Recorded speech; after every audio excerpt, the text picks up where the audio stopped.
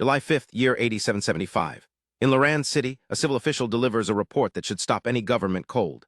Blood Nagas overran Ken town the previous evening. All 1,300 inhabitants are dead, and every victim's heart is missing. The attacker's trail leads toward an underworld passage 20 miles away. Guard Legion is assembling, backed by 3 Griffin Legion squadrons. The chief civil officer curses the underground creatures, then returns to procedure. 20 clerks will clean up Kend, a new mayor will be assigned, and Lorant's vagrants will be recruited to replace a population erased overnight. Another village destroyed by ogres will not be rebuilt until month's end. It has already fallen 3 times this year, so even desperate vagrants refuse to move there. Then a late resubmitted Pioneer Lord list reaches the desk. Among the added names, one arrests the officer's attention: Lear Els, the Els clan. That name belongs to Lear Els, the sole descendant of a fallen noble house. Far from the civil office, he makes his way through Loran City's 9th district, the slums where this body has lived for 3 years. His destination is not an estate, but a cramped home barely a dozen square meters in size. House is bare except for a broken low bed and 2 blackened covers. Even sitting hurts his frail body. Lear reaches beneath the bed and pulls out his food, 2 fist-sized black loaves, hard as stone and scarred by deep bite marks. Even dogs might refuse them. He can only laugh bitterly. Lear sets the bread aside and stares through the narrow window. Transmigration sounds simple until it happens to you. In his former life, he died saving someone from drowning. Now he has awakened in another man's body, in a civilization resembling medieval Europe, except extraordinary power is real, and even gods can answer defiance with annihilation. Sects preach divine love beneath those same powers. Dragons seize treasure and destroy towns. Demons and undead conduct bloody rites to evil gods. Underworld creatures repeatedly surface to slaughter humans while powerful races roam beyond the cities. War and racial strife never end. In this world, civilization has not tamed the wilderness. It survives inside it. Danger is only half the problem. Resources are scarce, production is primitive, class is rigid, and nobles and sects monopolize knowledge. The body Lear inherited belongs to a fallen noble with no awakened power, no family fortune, and no status left to protect him. Here, an ordinary person is livestock waiting for a stronger being's knife. At the doorway is Jem, a protective acquaintance who remembers Lear arriving in the slums 3 years ago with youth still fresh on his face. Jem has watched him grow and cannot accept seeing him march toward death. His fear has one name: Pioneer Lord. He can only hope Duke Lorand refuses the application. Baron Els died of an old illness 10 years ago. Griffin law erases a title if no heir takes it within 7 years, but Lear had not yet reached the kingdom's coming-of-age threshold when time ran out. The Els clan was expelled from the nobility. For a descendant to regain that rank, only one path remains: claim new land as a Pioneer Lord. That path has consumed generations. In roughly 22 centuries, the Griffin kingdom has pushed only 1,000 miles into the wilderness. The dead Pioneer Lords could form a mountain or build a city in the sea. So few survive that Jem's hope is not pessimism. It is arithmetic written in graves. Step by step, armored footsteps enter the alley. Jem swallows the rest of his sentence and turns. Lear looks through the crack of the door. A cold-faced soldier approaches in black armor, a soaring hawk emblazoned on his chest. Hawk-nosed and blue-eyed, he checks the house number, passes Jem without ceremony, and walks straight inside. Soldier presents the Pioneer Order. Duke Lorand has approved Lear Els. The title is now official, and so is the obligation behind it. Lear must join the other Pioneer Lords the following morning, receive the supplies allotted for expansion, and choose the territory he will attempt to claim in the wilderness. Jem's final hope disappears. Application was the former Lear's gamble. With the Els title gone, becoming a lord was his only road back. But before he could ever leave, his frail body failed him. One fatal fall ended his life, and opened it to the transmigrator now holding the order. Lear has inherited another man's body, dream, and consequences. There is no harmless refusal. Griffin law treats any volunteer who will not enter the wilderness, or invents an excuse to evade the order, as a deserter. The punishment is hanging. Nor can Lear simply vanish in a world where extraordinary powers can hunt down ordinary people. He draws a slow breath. Is merely staying alive truly this difficult? And blue light flickers inside Lear's mind. It gathers, sharpens, and becomes a panel dense with text. The message is impossible to mistake. Becoming a lord has automatically activated the intelligence system, and its intelligence can refresh. Lear shoots to his feet. A moment ago, the title was a death sentence. Now joy surges through him. He may have a way to live. Blue text continues unfolding inside Lear's mind. The intelligence system refreshes every 5 days, always producing 5 entries rated from 1 star to 6. Even bad luck has a limit. After 10 refreshes, at least 1 entry must reach 4 stars. Surprise and joy flood Lear's chest. There is hope, but Jem is still staring at him with open concern. Lear reins in his expression, thanks Uncle Jem, insists he is all right, and gently asks to be alone for a while. Jem does not pry. He offers his connections in the Adventurers Guild if Lear ever needs them, then presses 3 fingers to his brow and casts them toward the sky. May the goddess watch over you. He closes the door softly behind him. Lear adjusts quickly and focuses on the blue panel. He silently gives the refresh command. New text appears. Because this is the first refresh, its value receives an extra boost. At least one of the 5 entries is guaranteed to reach 5 stars. First entry names Dean, the officer who distributes Pioneer Night supplies. A gold coin bribe can unlock extra supplies. Useful, certainly, but to Lear, who lives beside 2 stone-hard loaves, even the price of corruption is presently beyond reach. Second lead points toward Windmill Town and Ogres. Those creatures are level 6, usually more than 3 meters tall, and vicious. Lear cannot even place Windmill Town on a map. Accurate or not, intelligence beyond his reach has little present value. The third entry is different. At the 13th stall of the 9th District Black Market, red leaf tree seedlings are being sold cheaply. They are not red leaf trees at all. They are seedlings of the rare magic plant called the magma fruit tree. Magma fruit can restore magic power and serves as a primary potion ingredient. A single fruit sells for 10 gold coins. An ordinary worker earns only 5 or 6 gold in an entire year. The price gap is astronomical. Lear decides he will buy those seedlings immediately, no matter what. Fourth entry offers a different kind of leverage. Farina Lorand, eldest daughter of the ruling clan, is searching for blue crystal grass. The system supplies what she lacks. The plant lies 200 kilometers northwest of Lorand City. This is not an ordinary commission. Lorand City is the northern province's greatest city, and the Lorand clan is its sole sovereign. Farina is its princess, the flower of the north, an imperial magic prodigy who became a level 16 grand mage at only 24. Request from someone that powerful could be worth far more than the plant itself. Lear now sees 2 practical paths, seize the mispriced seedlings nearby, then turn knowledge of the blue crystal grass into leverage with Lorand City's princess. His dead end is becoming a plan. And the 5th entry opens and every smaller calculation falls silent. The panel identifies goods connected to tomb raiders, and hidden among that opportunity is something called a divine fragment. The rating does not stop at 5 stars. It fills all 6. Lear stares at the maximum rated entry. Minutes ago, becoming a pioneer lord meant almost certain death. Now the system has given him cheap magic plants, leverage over a princess, and a path toward a divine fragment. The blue panel burns before him like an impossible promise. Lear forces himself to breathe. The first refresh was guaranteed to produce intelligence of at least 5 stars, but the final entry reached the absolute maximum, 6. A golden legend, and the most valuable opportunity he has ever seen. He cannot expect another miracle soon. From now on, refreshes are random.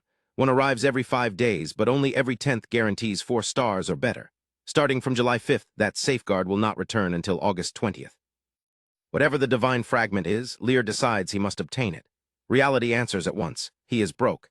He cannot afford the tomb raiders' goods, and without even a seed of magic, trying to rob them would be suicide. He changes the order of battle. First, he will turn the easier intelligence into money and resources. His gaze locks onto the 3rd entry, nearby, fast to exploit, and perfect for testing whether the system can truly be trusted. Lear moves at once. From behind a tightly fitted brick, he retrieves 3 silver coins, the original body's last savings. 1 copper coin buys a fist-sized loaf hard enough to serve as a weapon. These 3 coins mean 3 or 4 months of minimum rations. Getting rich now depends on those 3 coins. Lear shuts his door and heads straight into the 9th District Market. The surrounding slum holds more than 10,000 people. Poverty has not stopped trade, crowds, or the constant pressure to bargain. And he sees them. The target seedlings lie under foul-smelling mud, only a few fiery red leaves exposed. At this age, magma fruit and ordinary red leaf trees look identical. The seller has no idea what is sitting in his stock. Lear's shabby clothes earn a frown. He asks for several common varieties, and the seller dismissively quotes 20 seedlings per silver coin. Reassured by that indifference, Lear picks ordinary stock first, then quietly gathers all 12 2-star magma fruit seedlings. 40 seedlings cost him 2 coins. Lear does what everyone around him does. He haggles. His opening demand, 40 seedlings for 1 silver coin, makes the seller's mouth twitch. After a long exchange, the man grudgingly throws in 5 more seedlings and drives the shameless slum buyer away. Behind him, the seller spits and sneers that slum kids will haggle over anything. Lear keeps walking. The insult is useful proof that his disguise worked. The man sees only a shabby buyer fussing over trivial seedlings, not someone carrying 12 valuable magic plants. Lear carries his haul onward to Rose Manor. Roses climb everywhere, bright blooms opening through branches and faint water mist. Dew shines on the petals while bees move among them. One glance makes the estate's exceptional status and the distance between its world and his obvious. Guards stop him. This is Rose Manor. A shabby stranger cannot simply walk in. Lear raises the seedling so his hands remain visible, then makes the claim calculated to pass every barrier. He has found the blue crystal grass for which Her Highness Farina offered a bounty. Lear's claim draws a sterner answer. A tall knight in black armor, a blood-red cloak, and a silver helmet steps forward. His duty is to eliminate threats, and the muddy, shabby stranger before him looks nothing like a noble. He demands the blue crystal grass. Lear corrects the misunderstanding at once. These saplings are not blue crystal grass. He knows the grass's location. Raquel's gaze turns dangerous, but Lear does not retreat. No one, he points out, would come to Rose Manor and risk death with a lie that can be checked. And Lear gives Raquel a reason to cooperate. Pass on the message and Farina makes the judgment herself. If Lear is wrong, he bears responsibility. Raquel will merely have tried to help and might even be commended for his diligence. The knight's expression finally begins to soften. Nay cuts through the standoff. 7 pure white unicorns round the corner, drawing a carriage laden with flowers and wrapped in blooming roses. Its wheels ring over the cobblestones, and even the roadside plants seem to answer its passing. The entire guard line snaps to attention. The passenger is Farina Lorand, Princess of Lorand City. Her brilliant blue eyes and composed purity leave the soldiers reluctant even to stare. Beside her ceremonial arrival, Lear's patched clothes and muddy bundle look painfully humble, yet he holds the one fact she urgently needs. Her presence carries more than noble prestige. Noelle World has 2 great extraordinary paths. A knight condenses the seed of life, strengthening the body before branching into callings such as warrior, swordsman, or thief. A mage condenses the seed of magic and commands magic power. Mage ladder is exact. Levels 1 through 3 are apprentices. 4 through 6 are initial tier, 7 through 9 middle tier, 10 through 12 high tier. Levels 13 through 15 become upper position mages, 16 through 18 grand mages, and 19 through 21 crown mages. Every 3 levels demands a breakthrough, and most mages never pass middle tier. High tier alone can earn a Royal Academy professorship or command in the Mage Legion. A prepared grand mage can cast tier 4 war magic powerful enough to destroy half a city. Level 22 begins the supreme extraordinary mage realm. Farina is already level 16, the first level of Grand Mage, and she is only 24. The Griffin Empire records her as its youngest magical prodigy. Her eventual rise to extraordinary mage is treated as nearly certain. Lear's prospective customer is therefore both a princess and a strategic power. Farina's magic turns the roadside audience into a private conversation. Lear feels the strangeness of this extraordinary world immediately. A method this useful would make solving cases, or exposing an affair, ridiculously easy. Then his imagination reaches hotel eavesdropping, and he wisely abandons that line of thought. Looking straight into Farina's blue eyes, Lear says he learned where the blue crystal grass grows and came for the advertised reward. Farina pauses. Is money truly his reason? Lear answers plainly. He has inherited his family title, and within days he must become a pioneer lord. Farina does not need the rest explained. She needs blue crystal grass for a special magic potion, and the ingredient matters greatly to her. With startling directness, she asks what Lear wants in exchange. Lear privately judges that this powerful princess has probably never learned to bargain. Lear gives away the operative secret without haggling. Travel 200 kilometers northwest of Lorand City to a valley where the lilies bloom. Information has value only when realized, he reasons. Put the right knowledge in the hands of the person who needs it, and it can produce far more. Farina studies him with new curiosity. Why surrender the location first? Is he not afraid she will break the agreement? She is Lorand City's princess. If she refuses to pay, no one would believe a shabby pioneer lord's accusation over hers. The warning is calm, but the imbalance is real. Lear does not flinch.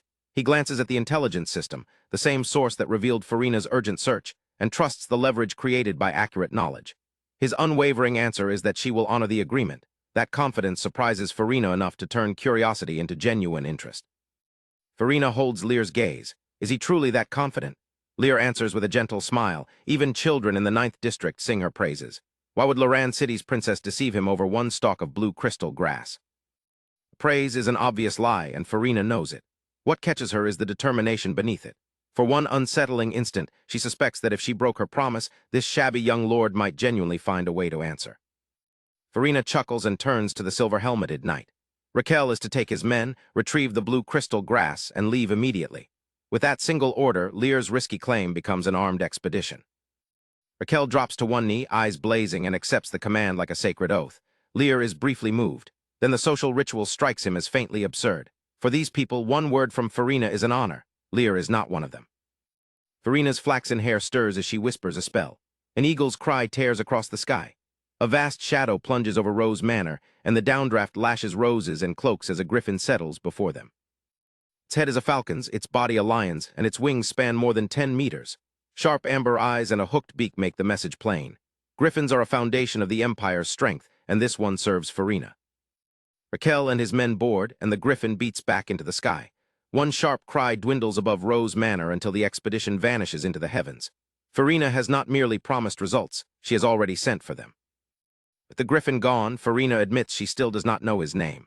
Lear places his right hand to his shoulder in a noble greeting, Lear Els. The surname is unfamiliar, but his pioneer title suggests old distinction. His patched clothes reveal what remains of it. Farina asks to buy the magma fruit saplings for new research. She warns him plainly, even under continuous cultivation, the shortest wait for fruit is 20 years. Lear almost winces. Such patience belongs to ancient families, not a penniless pioneer lord who needs capital tomorrow. Farina even invites him to verify her claim later and promises adequate payment. Lear needs no more persuasion. He trusts her and produces all 12 mud-covered magma fruit seedlings at once. The surrounding soldiers stare with naked envy, and even Farina pauses in surprise. Farina accepts the seedlings without caring about the mud. Her fair fingers close around the drooping roots, and life surges through them. Stems lift, leaves regain their vigor. In moments, the neglected plants are teeming with vitality. Farina reminds Lear that the next group of pioneer knights chooses territory tomorrow morning. Once he has chosen, she will provide supplies. Then she delivers the immediate reward, 100 gold coins. Lear opens the payment, checks it without embarrassment, and tucks it safely away. With his startup funds secured, Lear exchanges only the necessary courtesies and leaves quickly. Farina and her maid watch him disappear, then share an amused look. The eldest princess of Lear City stood before him, and apparently all he wanted was the gold. Outside, Lear reviews the trade without sentiment. The seedlings could have brought more than 30 gold elsewhere, and the blue crystal grass lead about 50. Yet the 100 gold already exceeds his planned return, while Farina's promised supplies are pure additional gain. Taking a little less than the theoretical maximum is not a loss. A wise gambler knows when to leave the table, and the smartest never gamble at all. Lear has no such luxury yet. For now, disciplined exits are part of surviving his compulsory frontier assignment. 2 one-star leads still lack useful channels, so Lear lets them go. His attention settles instead on the 5th golden entry, the 6-star Swamp Divine format. Its deadline is precise, the morning of July 8th. When dragons rise from all 4 seas, Lear intends to be there. July 8th, year 8775. Morning mist chills Lear City as Lear follows the 6-star lead into the 9th district's most dangerous ground. A black cloak swallows his shabby clothes and hides everything but his eyes. Ahead waits the black market. Once every 3 days, these ancient ruins stop being a ghost town. Underworld names, nobles, distant speculators, everyone has business that cannot survive daylight. Enormous wealth changes hands inside Lear City's poorest slum, while masked buyers pass silent sellers without exchanging a word. Stalls make the market's reputation believable. Unknown ores, beast fangs, swords, magical potions, even chained half-elves. Then Lear spots 20 high-level armor sets stamped with the Griffin Empire Royal Legion emblem. If those can be sold openly, grave goods will attract no notice at all. Lear reaches the place named by his intelligence and waits without advertising why. 3 men shoulder through the crowd, spread a dirty yellow cloth beside the ore cellar, and unload objects whose soil is still damp. Just like that, the empty space becomes stall 23. A small man in the middle looks almost comically plain. A 7-colored bamboo dragonfly sticks from his backpack, bright against the market's darkness. Then his hands bring out a scratched, yellowish crystal ball, and Lear's pupils snap tight. Lear forces the surge back down and asks, softly, whether he may handle the goods. The seller agrees, warning only that the old pieces should be treated gently. Lear answers with perfect courtesy and spends 10 full minutes examining everything before he reaches the crystal. It is fist-sized, cold as rock, and scarred by years underground, worthless to every eye around him. But Lear knows what sleeps inside. The Swamp Divine format, the core of a divine spirit, an object valuable enough to drive the entire world mad. He keeps inspecting. Singling out the crystal would announce its value, so Lear asks for everything. 10 gold coins enters the bargain. The deal closes at 20. It is conspicuously generous for a pile of buried junk and still an absurdly small price for a divine spirit's core. The 3 sellers accept the windfall without concern. Beside them, the old ore merchant looks genuinely wounded. If he had known this cloaked fool was so easy to cheat, he would have called Lear over first. Perfect. Lear's cover has convinced even a professional observer. Before leaving, Lear notices the bamboo dragonfly and asks whether the seller might part with it. The man removes it with a faint smile. His daughter made it for him that very morning, but if Lear wants it, it is his. Even in this cannibalistic world, everyone carries an untold hardship. Lear walks out with a calm face and a storm in his chest. The Swamp Divine format, the core of a divine spirit, a treasure that could make the world go mad, is finally his. Beneath the hood, one corner of his mouth rises, then spreads into a wild grin. 2 days, that is all it took to seize his ultimate trump card. Lear has barely left the 9th district when his intelligence system stirs. The 6-star mission is complete. Better still, he learns that finishing any intelligence rated 4 stars or higher can trigger related entries. 3 of them unfold at once. First entry gives him the activation method, drip blood onto the crystal ball, and the divine format will integrate fully into his soul. The price is 10 hours of helpless sleep. Lear had prepared for danger, but an exact warning finally steadies him. Second entry reaches into tomorrow morning. When Pioneer Lord territories are allocated, Lear should choose Mire Swamp. A portion of the authority of the swamp lies hidden there, and controlling it can greatly amplify the divine format. Third entry completes the strategy. Tomorrow afternoon, Dragonfang Trading Company will urgently unload 2 squadrons of brutal wetland lizardmen, level 6 initial tier fighters, far below market value. Once purchased, the divine format can subdue them completely and turn them into Lear's first territorial army. The entries carry no value rating, yet everyone is critical. If Lear's remaining funds cannot cover the army, perhaps he can seek a loan, or as he privately corrects himself, ask Farina for a little more. First comes survival. He tells a coachman, Central Square, Rose House. Rose House is Lear City's finest noble inn. A basic room costs 1 gold coin a day, a high-class suite costs 10. Lear once worked an entire year to earn barely 6. The comparison is absurd, but after selling the seedlings and blue crystal grass, he can finally enter without flinching. Stained glass, master-carved walls, living rose beds, and immaculate staff announce the inn's luxury. More important are the white angel statues flanking its entrance. Enchanted by sect priests, they can identify demons, vampires, and other evil beings. Lear has chosen his refuge well. A dwarf-built elevator carries Lear to the 10th floor. He orders the corridor staff not to disturb his rest, hangs the sign, and enters. Then come the final layers: lock the door, draw the curtains, check the silence. Only now does he remove his cloak and breathe freely. Room is sealed, the staff warned, and the crystal finally in Lear's hands. He follows the intelligence and gives it blood. The dull relic awakens with overwhelming energy, bright as an unceasing sun. As the divine format begins entering him, the promised sleep closes over his awareness. For 5 full hours, the crystal pours out energy, divine, magnificent, untouchable. At last, the radiance weakens. The crystal goes completely dark, slips from Lear's hand, and lands on the bed. The room becomes still. Unseen by anyone, Lear's soul begins an astounding transformation. Time loses meaning inside the locked room. Then every cell in Lear's body begins to change. Deep in his soul, the long agony of deprivation gives way to impossible fullness, like clean water after 10 days in a desert. At last, his eyes open. Power surges through him, unlike anything he has felt before. When Lear focuses inward, a deep blue whirlpool appears in his mind. Recognition strikes in an instant, a seed of magic. He has condensed it. He is no longer an ordinary mortal. Lear Els has become a mage. This is more than a new skill. Extraordinary power is the straightest road to the heights of this world, the road where the strongest can ruin cities, tear down mountains, and divide seas. Knights condense a seed of life in the heart. Mages gather a seed of magic in the mind. Different foundations, same escape from mortality. Lear looks deeper. At the very center of the magical whirlpool floats a broken light blue crystal. He knows it immediately, the swamp divine format. The dull outer crystal may lie extinguished on the bed, but the power hidden within it has entered his soul and taken its place inside his new magical foundation. The instant Lear senses the divine format, a panel opens in his mind. Lear Els, identity, Pioneer Lord, territory, none, level, apprentice mage, level 3. Magic power, 300. In a few clean lines, the impossible becomes measurable. He has awakened with real power, but he still has no land. Remaining entries define the road ahead. Potential, 2 stars, only 1% progressed with a level 9 cap.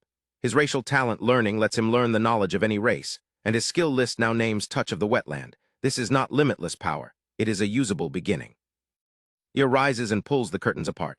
Sunset burns across half the sky, pouring over magnificent Lear City. His heartbeat lands hard and steady. A smile lifts, then grows openly unrestrained. He reaches toward the city and closes his hand. For the first time, it feels as though the whole world might truly fit inside his grasp. Next morning is July 9th. For most of Lear City, it is ordinary. For every noble ordered into the wilderness, it is the day their future takes shape. They will choose pioneer lands and receive their starting resources. Powerful families can dismiss those supplies. For a destitute lord like Lear, they can mean life or death. Duke's Mansion is more than a residence. It is Lear City's political hub, where over 1,000 civil servants process decisions capable of shaping the northern province. Inside one spacious hall, more than 100 pioneer lords already wait in restrained clusters. Lear enters without fanfare and quietly takes the measure of the room. Lear's robe is black, formal, and marked with a golden marigold, the crest of the Els clan. It is more than ceremony. When poverty stripped away everything else, this was the one inheritance his former self could not bear to sell. In a hall crowded with noble power, Lear wears the last surviving proof of where he came from. Two young heirs beside Lear can discuss only one subject. Farina, the Duke's eldest daughter, the flower of the Northern Territory, the Lorand Rose. One speaks of the honor of being knighted by her. The other insists that even one glance from a woman no suitor has one would be worth dying for. Their eyes shine with worship. Lear cannot share their devotion. Farina's identity and beauty are not what interest him. He has already dealt with the woman behind the titles, and his mind goes somewhere far more practical. What reward will Lorand City's celebrated princess offer? A goddess in everyone else's eyes should not give something meager. That possibility earns his attention. Murmuring thins, then vanishes. Lear turns toward the main entrance. Farina steps into the hall in an elegant white embroidered tassel dress and black lace gloves. Ash-blonde hair floats behind her as though freed from gravity, framing flawless features and deep blue eyes. Her presence is gentle as spring and powerful enough to silence more than 100 nobles. Pioneer lords finally remember themselves. Chests are struck and heads bow. Beside Lear, the two proud heirs blush and drop to one knee, nearly worshipping the path Farina walks. Lear can only marvel at their surrender. Then Farina passes through all that devotion, comes to the fallen El's heir, and offers him a simple greeting. Every gaze in the hall snaps to Lear. Every eye remains fixed on Lear after Farina's greeting. Yet neither of them gives the crowd much notice. Farina is accustomed to ruling every room she enters, and Lear's recent fusion with the divine format has left him with a deeper, steadier confidence. Farina steps onto the high platform and surveys the hall with deep blue, gem-like eyes. Her voice begins softly, then gathers force. The Griffin Empire rose from ruins more than 2,000 years ago, she reminds them, and every generation of their ancestors paid for its glory in blood. However ancient or fallen their houses have become, Farina refuses to let them forget those glorious days. Today they will reclaim honor in the wilderness. Success or failure, their willingness to bear that burden already makes them victors. They chose not to die in cowardice, but to bloom in splendor. And Farina names them heroes of the Griffin Empire and tells the people of Lorand City that she is proud of them. The words strike like a stimulant. Faces flush. Blood boils. For one bright moment, the pioneer lords seem ready to charge into the wilderness immediately. Ceremony turns practical. A vast territory map appears for the candidates. Farina explains that it is updated every year. Green circles mark lands already being developed, including claims still inside their 5-year limit. Those areas are unavailable. Everything else may be chosen. There are only 200 to 300 scattered green areas, and barely half carry town icons. Lorand City has sent pioneer lords outward for 1,000 years, yet only about 100 territories became stable.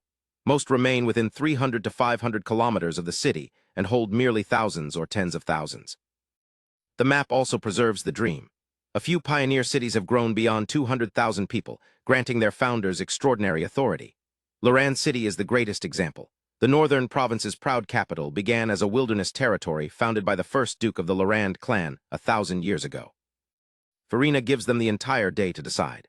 Before the anxious comparisons can even begin, one voice rises from the crowd. Lear has already made his choice. Every head turns in unison toward the thin young man in the black El's robe. Farina recognizes him at once, the same fallen El's heir who keeps defying expectation. She gives him the floor.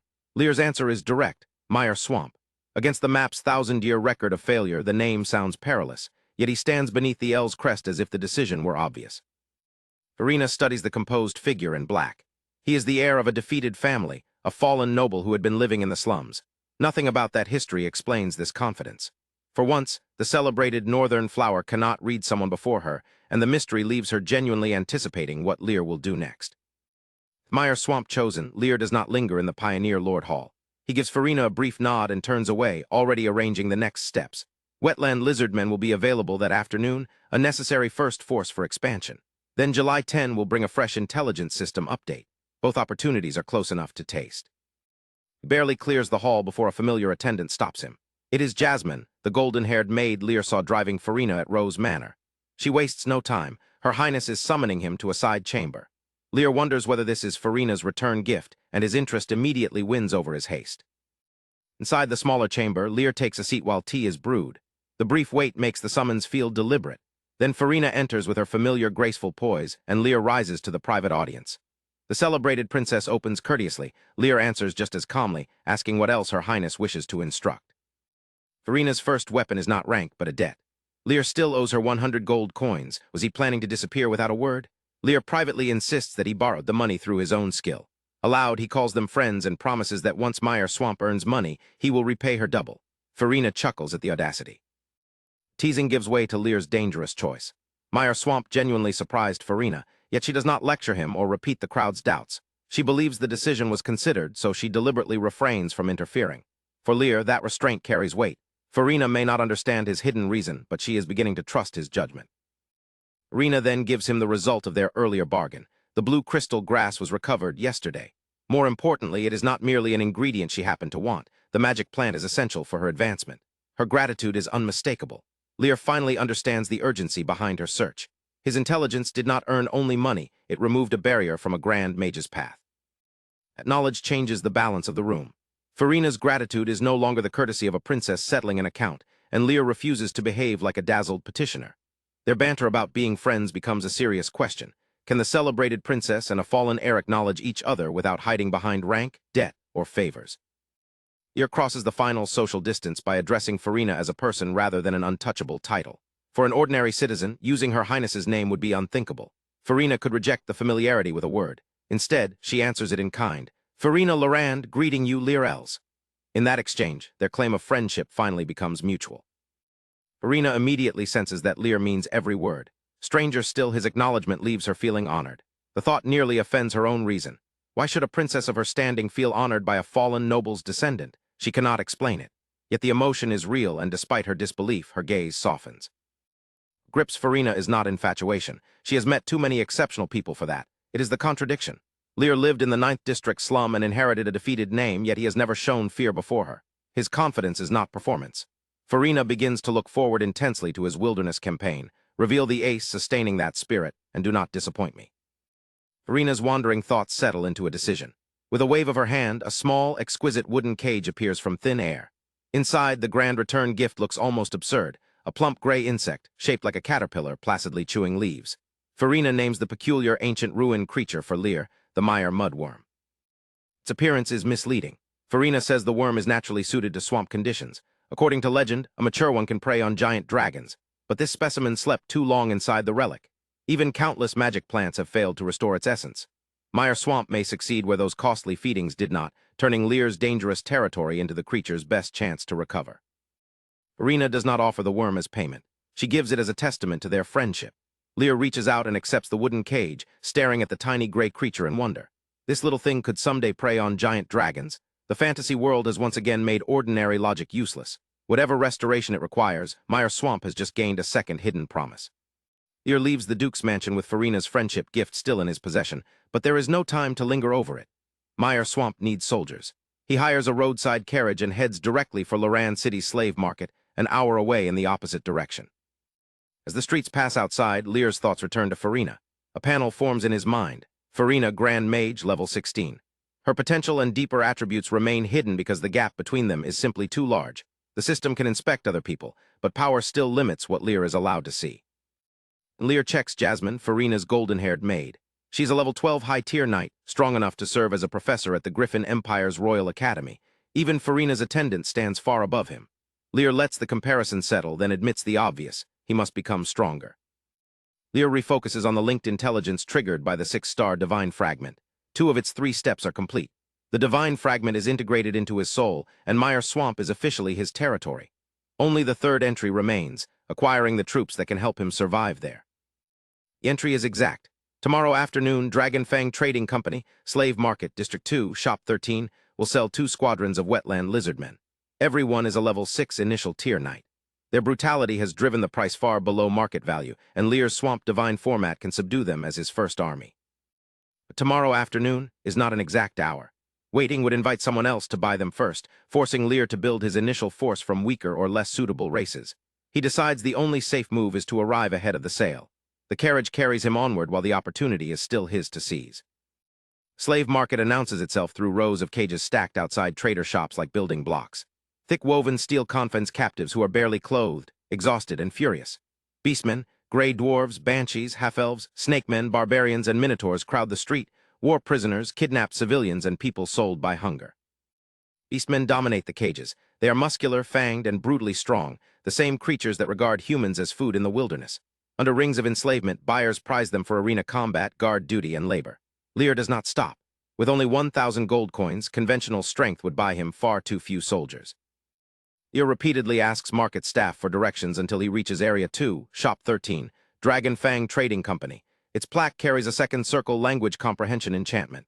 Anyone who looks at it understands the continental script, even without literacy, because the meaning enters the mind directly. Lear registers the marvel and steps inside. Inside, Lear explains that he needs swamp-adapted slaves for development. Chairman Mackin presents the practical stock available to him. Half fishmen cost 20 gold coins each. Mire dwarves, a swamp-suited dwarf variant, and level 3 apprentice knights cost the same. Mackin watches expectantly, but Lear's reaction is immediate. These choices are too ordinary. Stronger swamp slaves? Mackin considers the request, then says no. True swamps occupy only small parts of the wilderness, so their native races are difficult to capture and rare across the market. Lear's gaze tightens. He followed an exact address, yet the chairman claims the promised troops do not exist. For one uneasy moment, Lear wonders whether the intelligence was wrong. Before Lear can press further, a young staff member hurries in and whispers to Mackin. The Wetland lizardmen have rioted again. Mackin's eyebrows jump. He curses them, then asks whether the beast-fighting arena has finally agreed to take them. The answer is still no. Even the arena considers the creatures too fierce to manage. Lear asks how strong the Wetland lizardmen are. Mackin hesitates, then admits the truth. Everyone is level 6, an initial tier knight. They are also so ferocious that even rings of enslavement cannot suppress their viciousness. Mackin recommends safer development stock. Lear hears something else entirely, 2 squadrons nobody else can control. He asks to see them, and the troubled chairman leads him toward the back hall. Lear follows Chairman Mackin straight from the shop into Dragon Fang's back hall. It is larger than the front and surprisingly fresh, despite iron cages stacked 3 tiers high. At the center, 20 cages sit apart from the rest. Inside wait all 200 Wetland lizardmen. Up close, they look built for the swamp and for killing. Thick scales overlap like metal armor, mottled green and gray-brown for camouflage. They stand upright on taut, muscular limbs. Dagger-like fingers grip the bars, while amber eyes and rows of razor teeth promise violence. Ear focuses and the intelligence system opens over his vision. Level 6, initial tier knight. Potential, 1 star with a hard cap at level 6. That surprises him. His own potential is 2 stars. Until now, he did not know the system could quantify growth itself. Next entry explains why these creatures fit his territory so well. Amphibian life gives their lungs exceptional endurance. They can hold their breath for long periods and even breathe underwater for a short time. In Mire Swamp, that is not a novelty. It is battlefield mobility. The first skill is scale armor, a 1-star passive defense comparable to steel. The equipment line says they carry nothing, yet every one of them already wears protection over the entire body. Lear would not be buying unprepared laborers. He would be buying naturally armored soldiers. And comes the reason nobody wants them. Brutality activates whether they initiate an attack or receive one. Pain stops frightening them. Violence intensifies and they pursue an enemy without restraint. The panel calls them ferocious swamp life. Mackin sees uncontrollable beasts. Lear sees terrifying shock troops.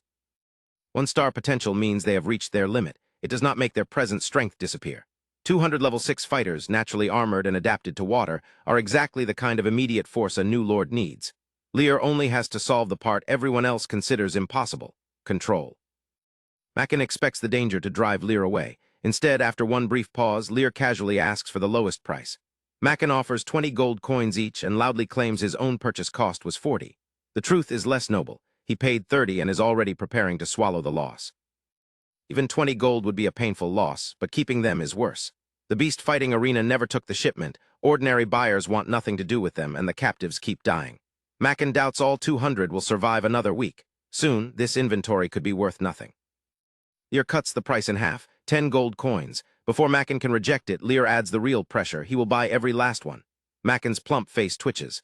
Lear looks almost uninterested, as if walking away would cost him nothing. The pose leaves Mackin bargaining against his own fear. Mackin grits his teeth and surrenders. He will sell. At 10 gold each, the 200 captives still return 2,000 gold coins. It is far below what he paid, but far better than watching the violent stock destroy itself after the arena connection vanished. There is one complication. Lear has spent heavily on development resources and has only 1,000 gold coins left. He asks Mackin to take that amount as a deposit, then grant him 3 days to deliver the remaining 1,000. The bargain is won, but the financing is not. Lear has a plan for the missing money. The intelligence system refreshes tomorrow, and a profitable lead could readily earn another 1,000. If it does not, there is always Farina. They have met twice, which practically makes them old friends. Surely borrowing 1,000 gold would not be unreasonable. Right. Mackin draws breath to respond. A piercing scream cuts him off. Two lizard men suddenly hurl themselves against a cage, heads and claws hammering the iron. They scratch, bite, and crash together with no regard for pain. The negotiation vanishes beneath the violence of the merchandise itself. And comes a single brutal bang. One lizard man's head explodes, and blood spatters through the cage as the smell rolls across the hall. Macken jumps. Lear stands before the army he has just bargained for, with its lethal flaw no longer an entry on a panel, but a corpse at his feet. Death is common in Lear's world. Even an ordinary man in the 9th District sometimes finds mutilated bodies in an alley, yet the lizard man's exploded head still makes Lear's heart jump. This is his first time standing this close to such brutality. Within one breath, he forces the shock down. The weak do not survive here, and the wilderness will show him worse. Lear looks to the still jumping Macken. 3 captives have already died in a startlingly short time. Macken's claim that more than 100 could perish in a week was not exaggeration. It may have been conservative. If Lear waits until next week, there may be almost nothing left to buy. He speaks softly. Chairman Macken, pleasant cooperation. Macken gives a bitter smile. He cannot guarantee these lizardmen even while they remain in his own cages, much less after Lear takes them. Lear accepts that without hesitation. He produces a pouch containing 1,000 gold coins. Macken's face eases as he weighs it. Then his eyes catch the rose emblem. His pupils contract. The calm youth before him suddenly demands far more caution. Macken passes the pouch to an attendant for verification and urgently calls for the Ring of Enslavement scepter. Once Lear receives it, Macken explains the latest design. Whoever holds the scepter controls the ring-bound slaves' lives and deaths. The rings draw their energy from the slaves themselves, so they never deplete while the wearer lives. Even thoughts of rebellion or stealing the scepter bring punishment. Macken asks where the slaves should go. Rose's house. The answer confirms his suspicion. He has heard that Farina took interest in the place 10 years ago. Lear offers no reaction, so Macken abandons the awkward probing and promises immediate delivery. But he warns that the other captives may resist and die on the road. They are ticking time bombs, and transport could light the fuse. Lear turns toward the cages. The smell of blood drives the lizardmen into sharper agitation. They screech curses through their shackles, amber eyes still savage despite the rings around them. Lear reaches inward. The divine format floats within his seat of magic, and its pressure threatens the soul. One function surfaces clearly. Divine Remnant, 1 star, capable of growth. Divine Remnant carries what ordinary enslavement lacks. The remnant authority of the swamp god. It can intimidate a target and stamp submission directly onto the soul. Once the mark takes hold, obedience is permanent. Better still, weakness lowers resistance, and these captives have been imprisoned, restrained, and driven into ruinous frenzy. Lear releases the pressure over them. Macken cannot see what passed through the cages. He can only stare at Lear and think of the pioneer resources granted by Farina. Unfathomable. Lear addresses the captives as if their obedience were already settled. Coordinate with the arrangements. I'll take you back to the wilderness. At that calm promise, every lizard man falls silent. Their agitation vanishes so completely they seem to have always been gentle. Lear tells Macken to send them to Rose's house now. Macken jolts back to himself and barks urgent orders. Soon 2 full squads of heavily armored knights enter the hall. Everyone is a level 9 middle-tier knight, an elite who, with equal equipment, could overwhelm more than 100 robust men lacking a seed of life. Dragon Fang is more than a shop. It has real force behind it. Knights open the iron cages and begin bringing the lizardmen out. Killing such creatures would be simple for this force. Escorting brutal swamp fighters who do not fear death is another matter. Yet today the expected struggle never comes. The captives follow without resistance. Watching their shackles complicate the movement, Macken asks Lear a question he would once have considered absurd. Can they remove them? Lear answers at once. You may. Even with permission, Macken tests the impossible carefully. Soldiers remove the shackles from only a few lizardmen first, ready for violence. None comes. Creatures the rings of enslavement could never truly tame obey every instruction without chains.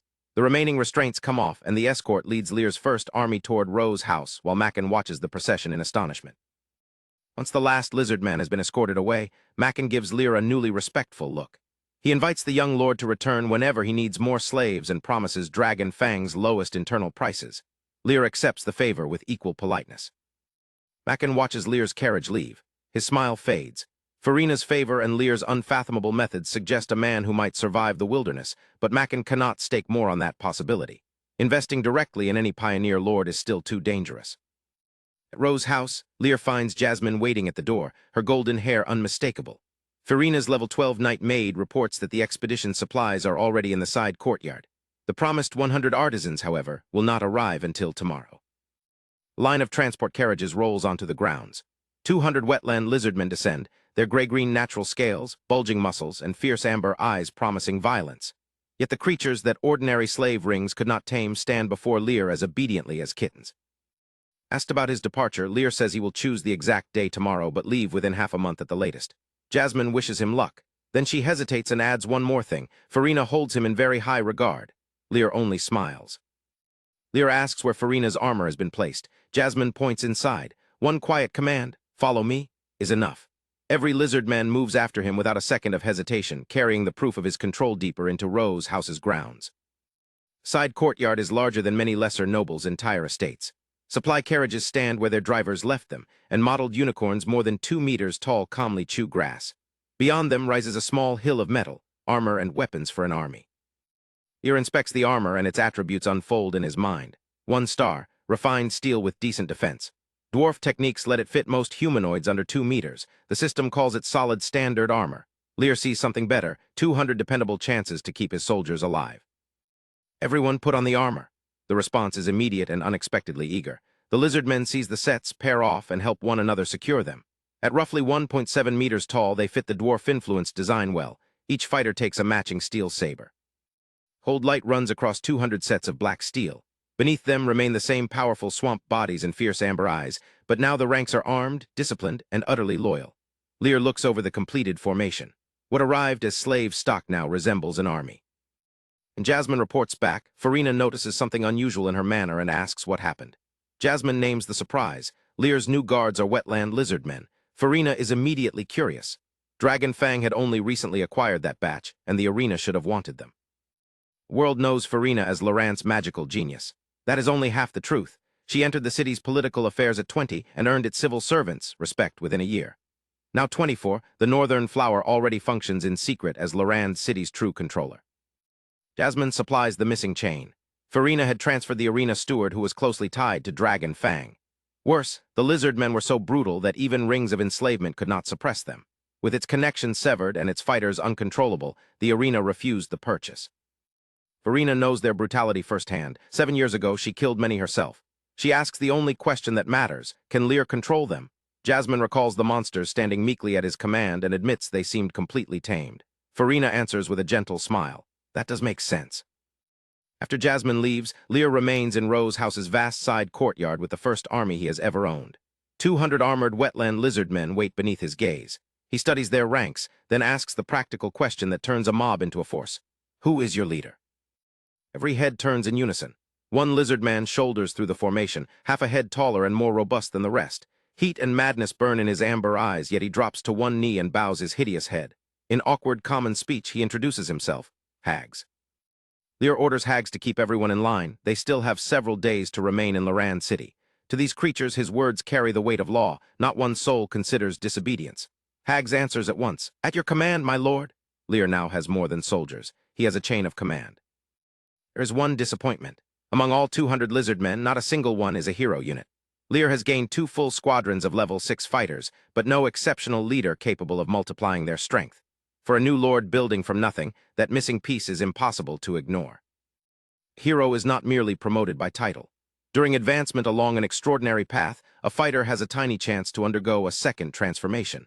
The greater their potential, the better the odds. The unmistakable sign is the awakening of a hero talent. That talent changes everything. With similar levels and equipment, one hero can overcome 3 or 4 ordinary squads, a leader among leaders. Yet the chance is reportedly only 1 in tens of thousands. Lear's regret is justified. Finding such a unit by chance would be close to a miracle. Later in his Rose house room, blue text forms inside Lear's mind. The intelligence system has completed its cooldown and asks whether he wants to refresh. His pulse lifts. He gives the silent command immediately, and 5 new entries unfold across the panel. Entry 1 is immediate, but distant from Lear's present objective. Tomorrow morning, a group of harpies will raid River Valley Town, 150 kilometers from Laurent City. The system rates the warning 1 star. Entry 2 concerns Farina Laurent. Her love of roses began in childhood, when bandits raided her carriage and she survived by hiding among rose bushes. In that danger, she awakened a unique talent, Master of Roses. The system calls the secret only 1 star, but it gives Lear a private glimpse behind the princess's public image. Third entry is worth 2 stars. At the black market entrance, the 24th ore stall holds an ordinary-looking stone with an ancient magical beast crystal core hidden inside. Most of its energy is gone, but what remains is still extraordinary. Unlike the first 2 reports, this is a prize Lear can take for himself. The core's true value is even more precise. Feed it to hags, the strongest lizard man, and it can evolve his bloodline. The other lizard men would not survive the transformative pain. Lear had just regretted owning no hero unit. Now the system has singled out his commander as the one soldier with a path beyond the rest. Entry 4 points to the slave market's 5th district, 19th shop, Grey Mist Trading Company. There, old dragon dung has been misidentified and left to lose most of its dragon's might. It sounds ridiculous beside an ancient crystal core, but the system gives it the same 2-star rating. Method is simple: soak the old dung in blood and its dragon's might will revive. Carried into the wilderness, that presence can keep other creatures from attacking all the way to Mire Swamp. Lear has found more than a cheap curiosity. He has found a shield for an entire caravan. 5th entry rises to 3 stars. 500 kilometers into the wilderness, numerous races will clash over a fractured relic in 20 days. Their riot will choke the route ahead. This is not merely another remote conflict. Its timing reaches directly into Lear's plans. Warning gives Lear a hard limit: depart before July 15th or the obstruction will delay him 7 months. That would be disastrous. The authority of the swamp will revive within half a year, and once it does, the sensation will draw others to Mire Swamp. This is power associated with divine spirits, the allure of ascension itself. Lear finishes the list with a trace of regret. No golden legend this time, the best result is only 3 stars. If every refresh handed him 6-star intelligence, he certainly would not complain. But the thought passes. He calms himself and studies what these supposedly modest entries can actually buy him. Plan settles into place. Strengthen hags, secure the resource that can guard the caravan, finish preparing and leave before July 15th. Above all, reach Mire Swamp before the authority revives and seize it. Lear lies back, pondering how to turn each piece of intelligence into lasting heritage until calculation finally gives way to sleep. July 10th, before sunrise, Lear is already back at Lear City's slave market. Morning mist and heavy humidity hold down the usual stench, improving his mood as he follows the familiar streets toward the 5th district. Grey Mist Trading Company is far smaller than Dragonfang. It holds no slave cages. Instead, its walls display shackles, dozens of chains, collars, gags, and spiked whips. Even its oddest shelf, piles of dried dung, belongs to the same ugly trade. The owner approaches in a luxurious gem-inlaid robe, all sharp voice, beak-like face, and pretension. Lear frowns, then looks past the conspicuous fresh stock. At the shelf's neglected bottom, he finds dung far drier than the rest, with dust clinging to it. Lear pulses his senses through the old heap, and the difference answers him.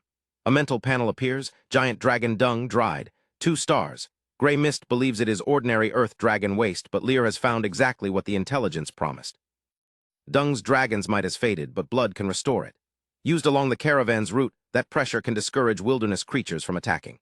It may be an embarrassing treasure to explain, yet for reaching Mire Swamp alive, it is almost tailor-made. The owner claims ordinary dung cells for 1 gold coin a pound and offers the 10 to 20 pound heap for 10 gold. Lear answers with 20 silver. It has sat untouched for 3 months, he points out, and its weak effect may keep fading.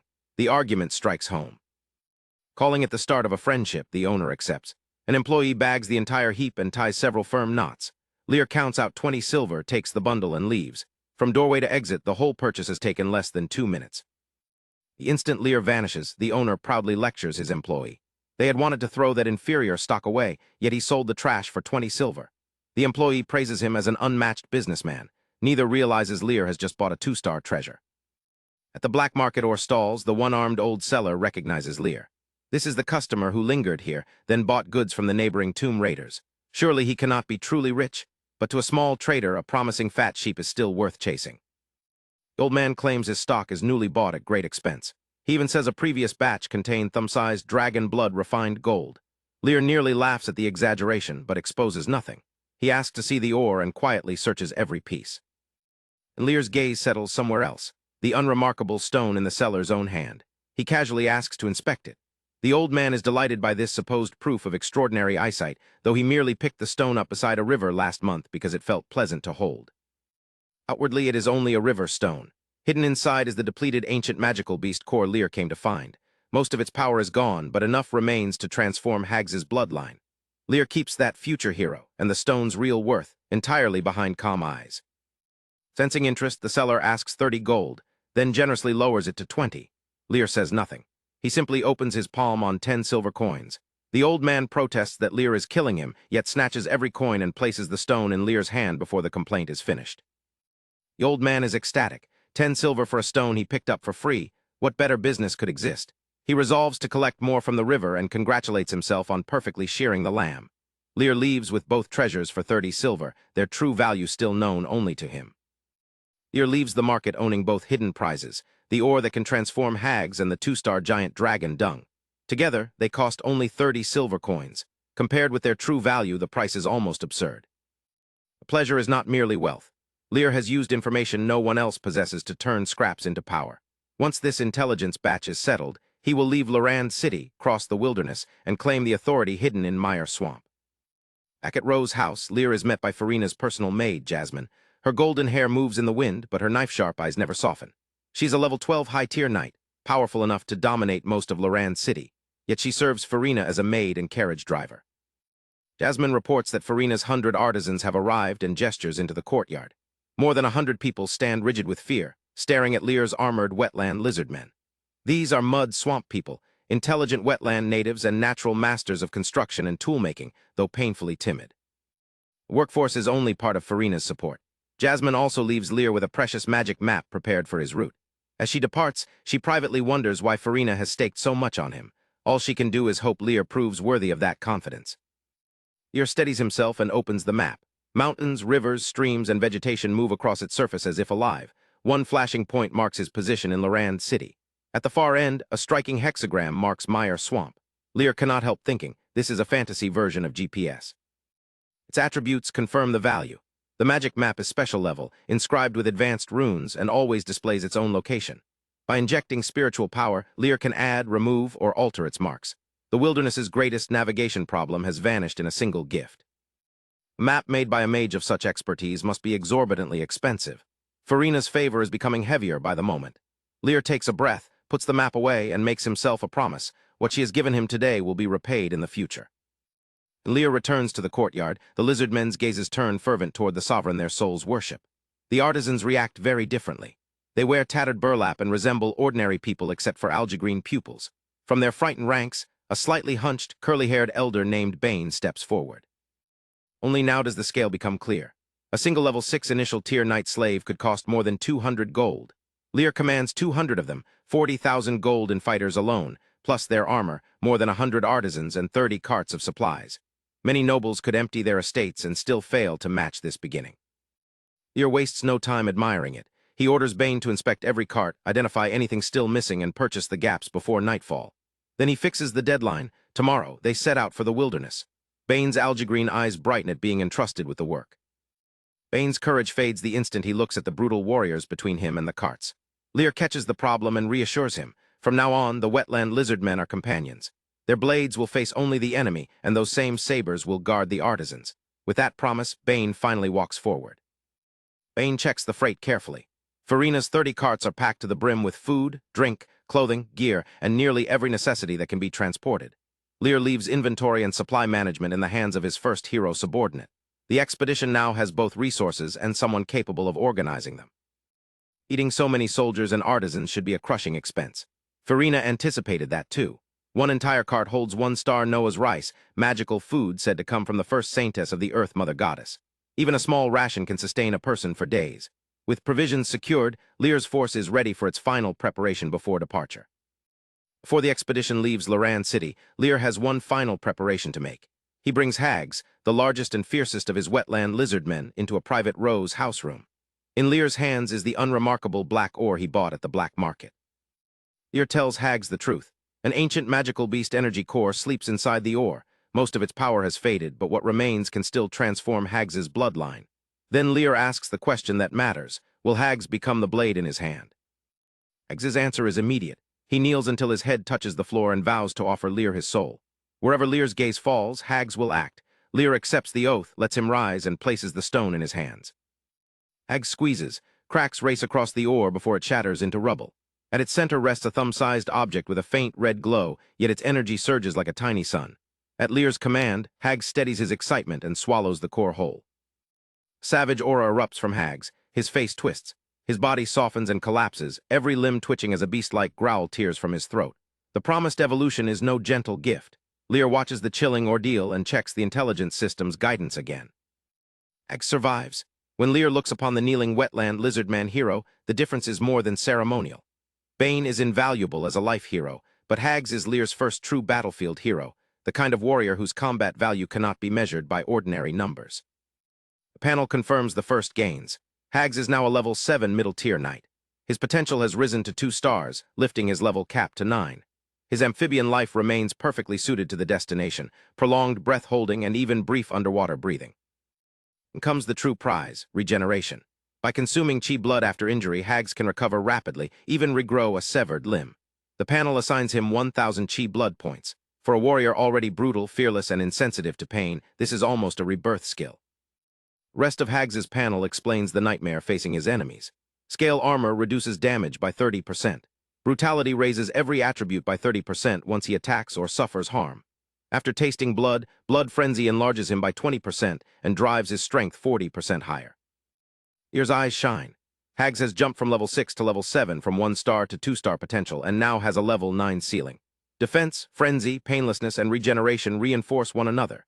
This increase is not simple addition, and with future intelligence, Hags might someday become a top-tier hero. Hags returns to the Rose House courtyard. The other Wetland lizardmen sense his changed aura. Confusion becomes uproar, then scorching devotion. A hero created in mere hours. They wonder if their sovereign was sent by the gods to save them. Bane is equally stunned. His own hero path demanded terrible hardship. Lear has apparently granted what others struggle a lifetime to earn, and suddenly his young lord seems far more mysterious. Morning, July 12th. After one final night at Rose House, Lear Els assembles his army, checks the supplies, and settles the inn's bill.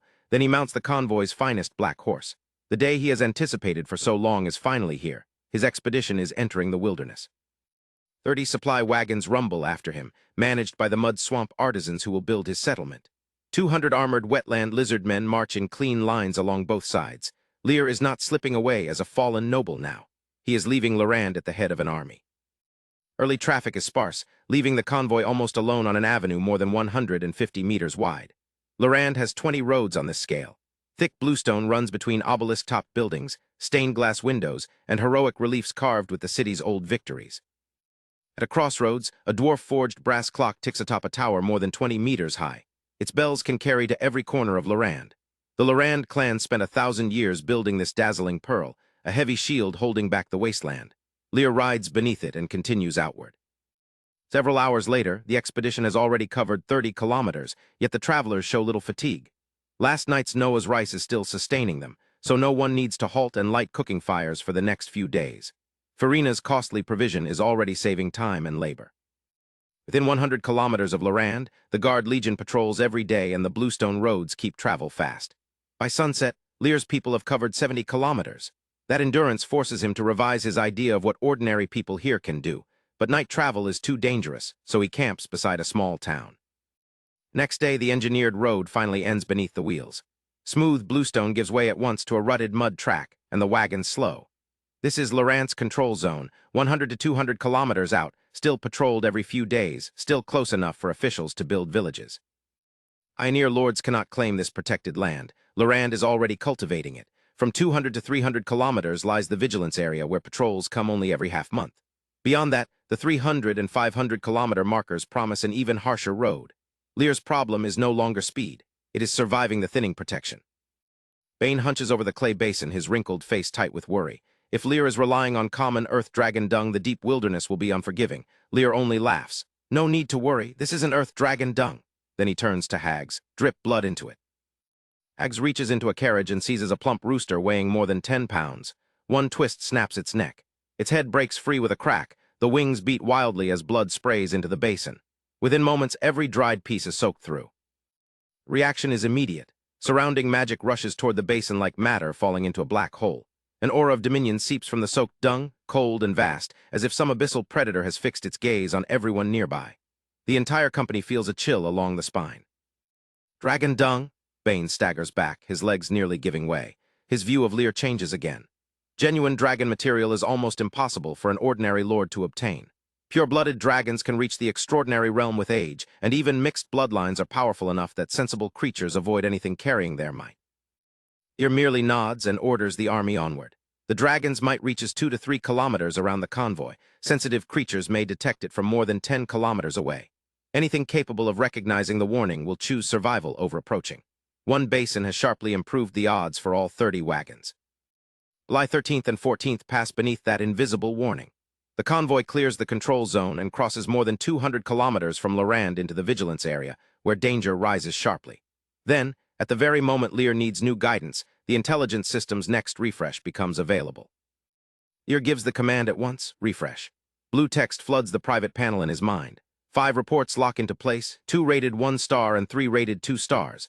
None is overwhelming by itself, but together they map the expedition's next dangers, one political opening, and an unexpected chance to help Farina. Entry 1 points 20 kilometers ahead to Red Leaf Forest, 3 squads of Earth goblins led by nothing stronger than level 5. They are larger and more frenzied than ordinary goblins, but Lear measures the numbers against 200 armored lizard men. Even a successful ambush should do little damage. This threat is useful. Second report is stranger. Lear's chief civil officer was an old comrade of Lear's father, and their bond was strong. The original body's memories contain nothing about it. Lear does not confuse ignorance with uselessness. On his next return to Lear City, he will visit. A connection like this should not be wasted. Entry 3 concerns Farina. 1 day ago, she secretly broke through to level 17, becoming the youngest Grand Mage in the Griffin Empire's history to reach that height. Now she is collecting more kinds of roses for her next advancement. Lear commits the need to memory. If the wilderness offers rare roses, he now knows their value. Fourth entry is a dated survival order. At noon on July 17th, scavenging ravens will cross the road and attract a level 13 thunderstorm bird. Lear's army cannot gamble against that. The solution is precise. Use 3 times the usual dragon dung, drive off the ravens, and deny the stronger monster a reason to approach. Fifth entry proves the same protection can become a beacon. At dusk on July 19th, barbarian wilderness blood bandits will pass through wetland reeds. Lear must hide the dragon dung and keep the convoy still for 3 hours. He stores both dates and both procedures. Survival will depend on changing tactics at exactly the right time. At the predicted forest, Lear gives his armored warriors the prospect they have been waiting for, battle. Their excitement is immediate. He does not expose the expedition's lifeline for a minor enemy. 100 lizardmen remain with the convoy. Lear enters Red Leaf Forest with hags and the other 100. Lear knows why he came in person. In his modern life, slaughter was distant. The fallen noble whose body he inherited had seen corpses in slum sewers, but not the battlefield. A pioneer lord cannot remain sheltered from the world he commands. Blood will define the wilderness for years. He must adapt. Let this battle be the beginning. Forest invigorates the wetland lizardmen. Madness glints in their amber eyes, their noses twitch, then every head turns toward the same direction. They have caught the goblin's scent. Lear gives the battle to the commander built for it. Hags will lead. Lear will watch, judge, and intervene only if his support is needed. Lear has only 2 skills. Divine Remnant can subdue souls, not destroy bodies. Swamp Blessing covers 3 meters by 3, speeding recovery by up to 20% or 30% for swamp races. It is excellent insurance for these warriors, but it has no offensive force. For this fight, Steel and Hags' judgment must carry the attack. The Earth Goblins do not flee from 100 armored hunters. Their racial fearlessness drives them forward, roaring and swinging wooden clubs as if the lizardmen were prey. Hags takes the insult personally. To him, these insects are challenging a dragon. Fury surges through his posture, and he charges at the very front. Lead Goblin swings its club with both hands. Hags answers once. Steel shears straight through wood, leaving disbelief on the creature's face for the fraction of a second before the saber crashes into its shoulder and splits through half its body. Bone breaks. Blood bursts across the ground. The first exchange is an instant kill. One kill only releases part of Hags' fury. With Lear watching, he tears into the remaining goblins without even needing a knight hero's chi blood. The warriors behind him suddenly accelerate, not from fear, but because Hags may leave none for them. Clubs hammer their black armor with useless clangs. The lizard men answer with steel. There is no reversal. The Earth Goblins cannot stop Hags, cannot wound the armored warriors, and cannot escape the force closing around them. In less than 2 minutes, all 3 squads are overwhelmed. The forest falls quiet as abruptly as the battle began. Not one goblin survives Lear's first military engagement. Lear has watched from the rear without looking away. Now silence makes every detail harder to ignore. The stench of blood, severed limbs, entrails, crimson ground, and stained plants. The victory is effortless for his soldiers, but not for his nerves.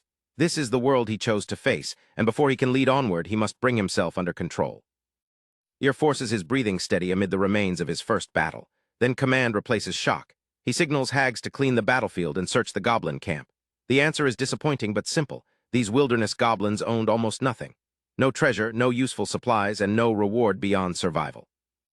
Once the convoy reforms, Lear refuses to let an easy victory make him careless. 2 squads of wetland lizardmen range ahead as scouts. The main force follows at a safer distance. Around them, the restored dragon's might presses into the wilderness, and ordinary creatures choose not to test it. On July 17th, Lear changes the routine.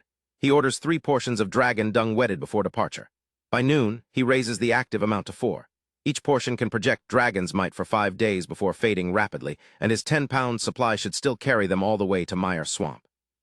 Stronger aura protects the caravan, but it does not comfort anyone inside it. Mud swamp people shiver and keep glancing at the clay container. Even the fierce lizard men grow agitated. Bane is the most restless of all. He cannot understand Lear's order, yet he is too afraid to question it. At noon, dreadful cries tear across the horizon. Scavenging ravens race through the sky while fierce thunderstorm birds hunt behind them. The chase is not aimed at Lear, but its aftermath could still crush the caravan. Then the ravens sense the concentrated dragon's might and bend their flight away from the column. Only now does Bane understand why Lear multiplied the dung. His fear does not vanish, it changes direction. He stares at his lord with open fervor. To anticipate a hidden danger like this is nearly a divine skill in the wilderness. Bane begins to believe Lear can see disaster before it arrives. Lear does not celebrate. As soon as the flock disappears, he orders the army to accelerate. They force more than 10 miles between themselves and the encounter before returning to normal speed. The roads fight every carriage, but the convoy's enormous draft animals keep hauling the supplies forward through terrain that would break ordinary horses. On the afternoon of July 19th, Lear gives another baffling order. The lizard men remove the dragon dung, and the convoy stops early inside tall grass. Then Lear demands complete silence. Even the horses' mouths are bound. Confusion turns to tension as hundreds of travelers lower their breathing and wait for a danger they cannot see. At dusk, the ground begins to tremble. The vibration is slight, yet its source passes only 2 or 3 kilometers away. A large mounted force of wilderness blood bandits sweeping across another route. With no dragon's might advertising the camp, Lear's people remain unseen and let the threat pass without a fight. That escape becomes a pattern. During the next 2.5 weeks, Lear abruptly orders faster marches, sudden rests, or concealment in forests and grasslands. Each command seems strange until another danger passes without ever finding them. The expedition survives not through spectacular battles, but through a chain of encounters that never happen. To Bane, coincidence is no longer an answer. Lear must possess a heightened sense of crisis, perhaps even foresight. His devotion rises into frenzy, and the others follow. Mud swamp people and wetland lizardmen alike have watched Lear guide them safely through a world where following the strong is often the only way to live. On the afternoon of August 4th, the expedition stops once more. It has been 22 days since they left on July 12th, traveling by day and resting by night. Lear opens the magic map. The hexagram marking Mire Swamp flickers close to their position. After more than 1,000 miles, only 30 kilometers remain. Lear's exhaustion gives way to excitement. Mire Swamp is not merely a destination. It is where cultivation, construction, and his real authority can begin. He orders everyone to pick up the pace. They will reach their territory before sunset. The news races through the column, and the entire expedition moves faster without needing a second command. Sun sinks, but the heat still clings to the road. Then a cool, damp breeze reaches the column. Lear looks up, suddenly refreshed. Water vapor rises ahead, and a curved 7-colored rainbow hangs against a sunset blazing like fire. Beyond that humid horizon lies Mire Swamp, the territory where everything he has planned can finally begin. Before sunset fades, the whole expedition reaches Mire Swamp. After more than half a month and over 1,000 miles of wilderness, discipline finally breaks into joy. The mud swamp people dance, the armored lizard men struggle to contain themselves, and voices rise in praise and disbelief.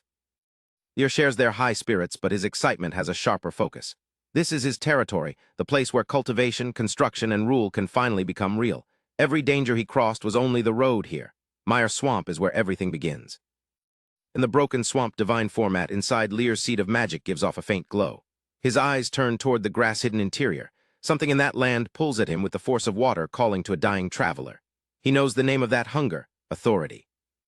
Bane calls to him, almost breathless with excitement. The air is saturated with moisture. The old hero believes a giant water vein must run through the swamp. His people's last home died when its vein dried up. Displaced and desperate, they were captured by slavers. Here, water could make survival permanent. Lear answers with cautious hope. They will rest here tonight and explore in the morning. He still has to choose the exact settlement site and decide how this territory should develop. More importantly, it is August 4th. At midnight, the intelligence system will refresh again. As the night settles, Hags puts the lizard men's feelings into his awkward common tongue. Following Lear is the honor of their lives. He has given them purpose, someone to serve, something to defend, and a future worth fighting for. The blunt sincerity moves Lear more than he expects. Lear reaches out and pats Hags on the shoulder. From now on, he says, this will be their home. Hags tries to answer, fails, and finally only nods. Nothing more is needed. Warmth returns to the lizard man, and Lear himself feels a little less like a stranger in this world. At midnight, August 4th becomes August 5th. The interface in Lear's mind changes. The cooldown is complete. Excitement flashes across his face. He orders an immediate refresh, and 5 new pieces of intelligence appear in succession. First 2-star entry gives Lear exactly what he needs. At Mire Swamp Center lies a flat area 2 kilometers across, the best place to establish his territory. A winding path on the right reaches it. At every fork, the rule is simple: go left. Second 2-star entry concerns the power that called to him. Activating the authority will cause a massive magical fluctuation. Worse, once Lear begins taking control, he must not leave Mire Swamp until the process is complete. Claiming his prize will also expose and confine him. Third 2-star entry points 10 kilometers southeast from the center. There grows starry sky vine, light enough for swamp construction, yet tougher than steel rope. For a territory arriving with skilled mud swamp artisans but no houses, the plant is an immediate building material. Fourth entry carries 3 stars. 30 kilometers north of the center live 500 rotting centaurs. Their average level is 8, their strongest reach 10, and everyone qualifies as a middle-tier knight. The number lands harder than the distance. Mire Swamp already contains an army. Your strongest fighter is Hags, a level 7 hero. Hero status makes him exceptional, but not capable of defeating 500 middle-tier enemies alone. A direct answer would require someone on Farina's level, 17. The 3-star rating is deserved, and for now the centaurs are a problem to approach, not charge. Fifth entry explains the centaurs' true value.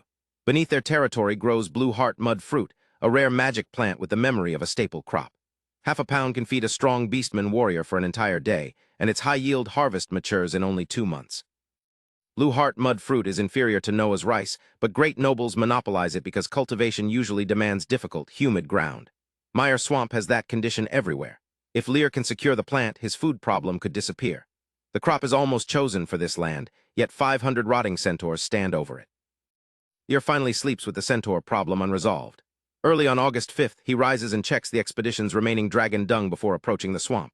Protection is finite, and the interior ahead is no pastoral refuge.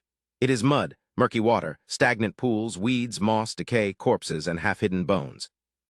The route fixed in his mind, Lear begins the advance. Hags and a lizardman vanguard move ahead while the main force and convoy follow the winding path. Their target is the 2-kilometer flatland at the center. At every fork, they will turn left and discover what already lives between them and their new home. Lear's convoy follows the winding path deeper into Mire Swamp. The morning mist thins, but towering trees and high grass close around them, reducing sight to a few hundred meters. Murky ponds smell faintly of rot, and unseen fish disturb the water. Venomous mosquitoes and snakes should make every step dangerous, yet the activated dragon dung drives them away. 20 minutes into the journey, a prolonged howl rolls down the path. Lear recognizes Hags at once. Enemy attack. His pupils tighten, but his response is immediate. He halts the convoy, assigns 5 lizardman squads to guard the people and supplies, then orders every remaining warrior forward. After 2 turns, the swamp opens into a flooded lowland.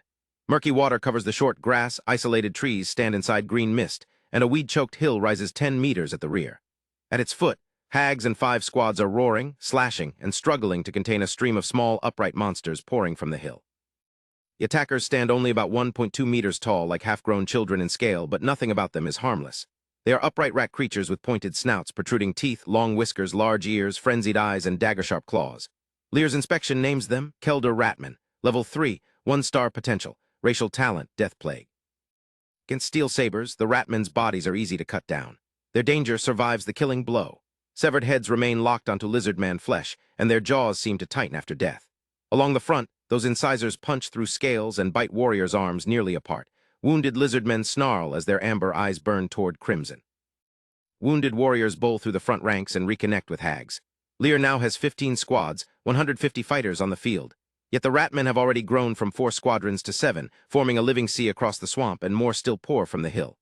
Their bodies are fragile, but each death buys another puncture, another ruined arm, another chance to spread plague. From the center of the formation, Lear finally feels the swamp's viciousness. He reaches for the divine remnant's power, seeking the clean advantage of submission, but the Ratman's frenzy leaves no opening. They cannot be subdued in this state. Lear takes one breath and his expression turns dangerous. If they will not submit, he decides, then every one of them will die. Kill. Magic surges through Lear. Pale blue light crosses the battlefield and falls over the most badly wounded warriors. This is Swamp Blessing, a 1-star skill that can still grow, spreading life-infused energy across a 3x3 meter area. Torn flesh closes at visible speed. Arms that were nearly bitten through recover enough to grip steel again. Ratman's entire method depends on wounds remaining costly. Lear has just broken that exchange. Restored lizardmen lock together around hags and drive forward, their level 6 strength, black armor, and steel sabers tearing through creatures with almost no defense. The ratmen keep sacrificing themselves, but the expected result never comes. Assault after assault collapses beneath the blades. After another wave is severed by steel, a shrill ratman signal sounds from the hill. 5 or 6 surviving squadrons turn at once and retreat like a receding tide, vanishing into the weeds and darkness behind them. They leave a battlefield carpeted with mangled bodies. 150 lizardmen have killed 3,692 Kelder ratmen. Smell of blood overwhelms even the swamp's rot, and the wetland's original color disappears beneath it. Lear stands among the scattered remains and slowly exhales. Once such a sight would have shaken him. Now his heart does not tremble. Repeated conflict is changing him. Iron, command, and slaughter are forging the kind of lord the wilderness permits to survive. Before Lear can issue another order, the intelligence system flashes in his mind.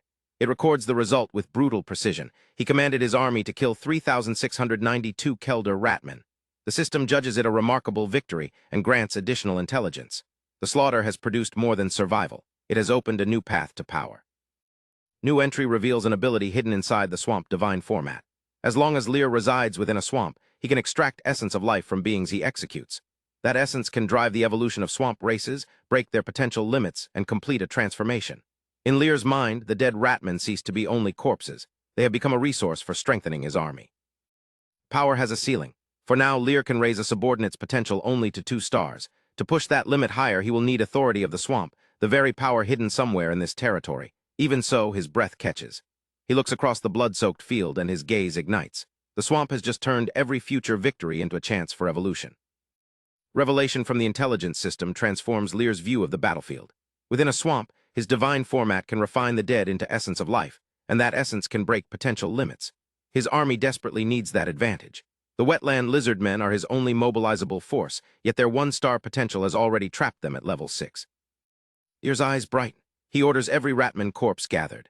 The wetland lizardmen disengage and obey at once, hauling bodies from grass and crimson mud. Before the work is complete, Hags approaches in blood-soaked black armor. In one hand, he drags a barely living Kelder ratman, the last enemy available for questioning. Lear asks where the attackers came from. The ratman answers with a bloody grin instead of fear. A great queen, he rasps, will feed them to the rat pups. He declares this territory the property of the Kakarot clan and calls Lear a surface dweller courting death. Even half dead, he speaks as though the defeated swarm still holds the advantage. Hags's grip tightens. He snarls that lowly mongrels dare to covet his master's land. The captive only grows sharper, proclaiming the Kakarot clan rulers of the Dark Mountains and warning that Lear has no idea what he has provoked. 2 phrases remain with Lear: Dark Mountains and Surface Dweller. The battle is over, but the threat behind it is not understood.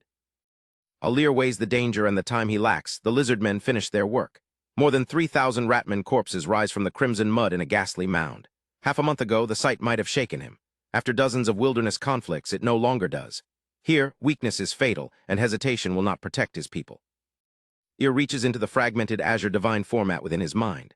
Spiritual power enters it. Magic power surges around him like flame. He extends his right hand, and pale blue fire spreads over the corpses. Crimson essences lift from body after body, joining above the mound until thousands of stolen remnants of life gather into one suspended river. At Lear's thought, the crimson river divides and flows into the surrounding wetland lizardmen. The warriors feel the change from within. Muscles thicken. Bones grow more solid. Tendons become more resilient. Their aura surge as bodies long trapped at their racial limit begin responding to a power none of them could have reached alone. The lizardmen, there is only one explanation. Their sovereign has bestowed power upon them. Their amber eyes burn with new frenzy and devotion. Behind them, the cost is equally clear. The emptied corpse mound shrivels like ancient mummies, collapses into brittle fragments, and disappears beneath the crimson muddy water. Lear checks one warrior's panel. A new status confirms the change. Lear gives the signal to move along the leftmost path. After half a month of correct warnings, victories, and displays of divine power, his prestige is absolute. Nobody questions the direction. Some mud swamp people have begun calling him a divine son who can hear the divine spirit's will. With the blood-activated dragon dung driving away ordinary dangers, the convoy gains speed. By noon, the expedition has covered 20 kilometers. Then Lear raises a hand and the entire column stops. His voice turns grave: destroy the dragon dung and get down. Bane does not ask why. He pours clean water into the ceramic basin. The blood-stained dung dims as it is submerged, and the borrowed dragon's might vanishes from the swamp. For one puzzled moment, nothing happens. Then a low roar rolls across the swamp like thunder. Every face turns upward. An enormous shadow sweeps over the hidden column, and a creature with a wingspan beyond 20 meters glides into view. It is a two-legged flying dragon, an ancient beast silhouette large enough to reduce the convoy beneath it to specks. Its thick hind legs trail beneath a sinister dragon head. Rugged gray skin covers it like the bark of a 1,000-year-old tree, yet its body is not the most frightening part. The creature radiates the pressure of an upper-position bloodline. It settles over the swamp like a mountain, making resistance feel meaningless before the dragon has made a single attack. Lear forces his attention through the soul-deep pressure and calls up the creature's attributes. 2 lines are enough to stop him cold. Two-legged flying dragon, level 16, potential 4 stars. A 4-star life should reach its limit at level 15. This dragon has crossed that boundary. The impossible result above him is living proof that potential limits can be broken. Dragon continues across Mire Swamp, leaving the expedition beneath the fading weight of its passage. Lear does not mistake survival for strength. One distant glance was enough to pierce his soul, and a direct confrontation would have been ruinous. But the encounter also leaves him with a measure of what evolution can achieve, and of how urgently his own forces must grow. Flying Dragon is gone, but nobody mistakes its departure for safety. Lear Els pushes the convoy's vigilance to its limit. 5 teams of wetland lizardmen spread through Mire Swamp ahead of the wagons, using the wetlands as naturally as roads, while the blood-marked column follows behind. Bane reads Lear's frown and supplies the missing answer. That flying dragon carries an exceptionally pure bloodline and the might of an adult giant dragon. Every lesser creature nearby has hidden or fled. The clear road is borrowed safety, however. Within half a day, the swamp will begin filling again. Lear asks why Bane knows the species so well. The older hero looks into an old wound. His people once obtained a baby flying dragon and hoped to raise it, but its appetite for resources exceeded everything they could provide. They possessed a treasure, yet lacked the strength to keep it. Lear rests a hand on Bane's shoulder. The future, he promises, will have everything. Then sentiment becomes an order. The convoy accelerates, racing to exploit the old dragon's fading pressure before Mire Swamp's hidden predators return and close the road around them. Route finally ends at a wall of living timber. 12 giant trees tower more than 15 meters above Lear's force. His intelligence system identifies level 9 swamp treants. Rooted in the earth, each gains 50% more defense and continuously draws power from the ground to recover. Remaining entries explain the danger. Root binding can paralyze enemies. Branch whip adds 40% damage. The treants possess extraordinary standing power, and their only fatal flaw is also their defining strength. Until level 10, these level 9 giants cannot move from the earth sustaining them. Ags asks only for the command to attack. Treants or dragon, he would lead the charge. Lear refuses. These enemies stand only 3 levels above ordinary wetland lizardmen, yet possess more than twice their combat power. Winning blade against branch would cost soldiers Lear has no reason to spend. Lear advances, then stops at 50 meters. The treant's roots dominate only the nearest 30. Inside that boundary, branches thicker than steering wheels could crush an armored lizard man. Outside it, 12 terrifying defenders are 12 stationary targets. Lear has found the exact line where their strength can no longer reach him. Branches rustle, leaves rain down, exposing ugly faces in thick, moss-covered gray trunks. The 12 voices roll like distant thunder. Outsider, leave. Lear understands despite never learning their words. Ancient treant language bypasses speech and places meaning directly inside the listener's spirit. He answers by demanding submission. Rooted ground erupts inside the treant's domain, but the violence ends 30 meters from Lear. He does not flinch. Spiritual power pours into the ethereal blue swamp divine format. An invisible pressure, even heavier than the flying dragon's might, crosses the untouched gap and closes directly around 12 souls. Pressure conditions their souls toward servitude.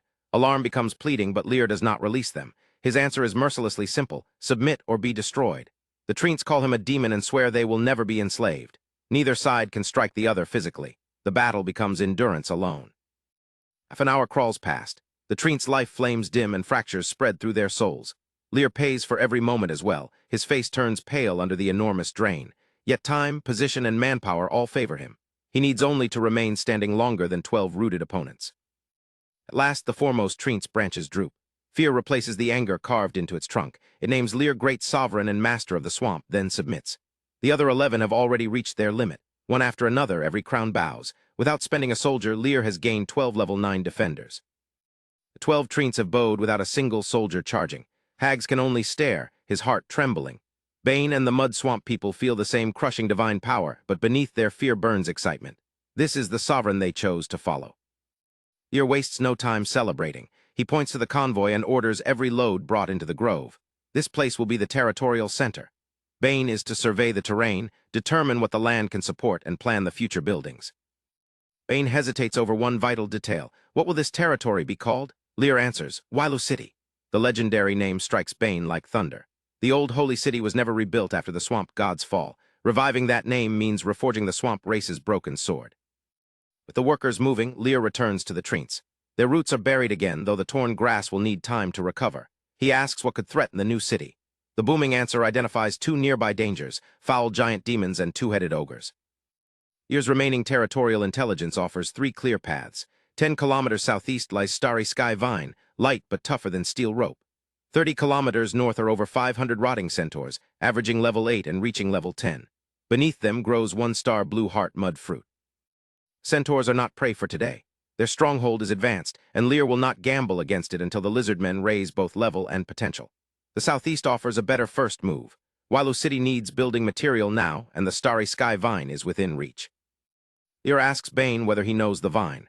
Bane recalls that legendary Mire city built with it because it could thrive in swamps and endure like steel. He has heard little of it since that city's destruction, but if Lear can obtain it, Bane promises he can use it. Lear divides the army instead of stripping his new home bare. 5 squads remain beside the 12 treants to guard the carts and workers. Hags takes the rest. With Wailu City's core protected, Lear leads the mobile force southeast toward the legendary vine. The march is interrupted by an ambush. More than 4 squads of half-fishmen surge into view. They are level 5 but only 1-star creatures, carrying bone spears coated in slowing mucus and gaining 30% speed in wetlands. Lear's displeasure hardens into contempt. Kill.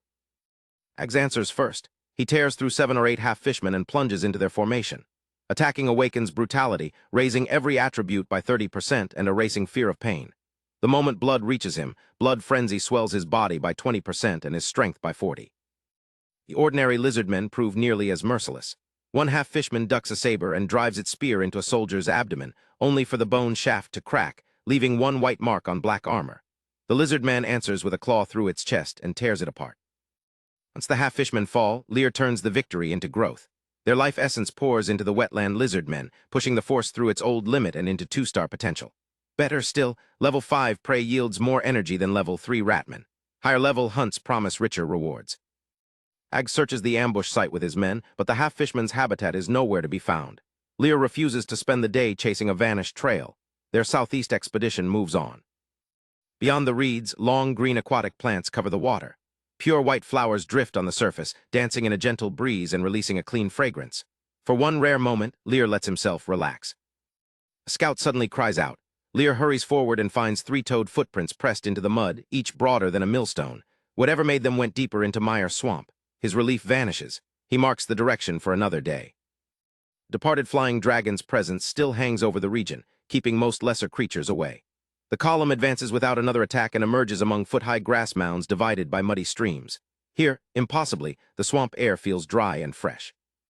At the heart of the mounds, the legendary Starry Sky Vine glimmers. A fist-sized, chubby creature patrols it on tiny wings.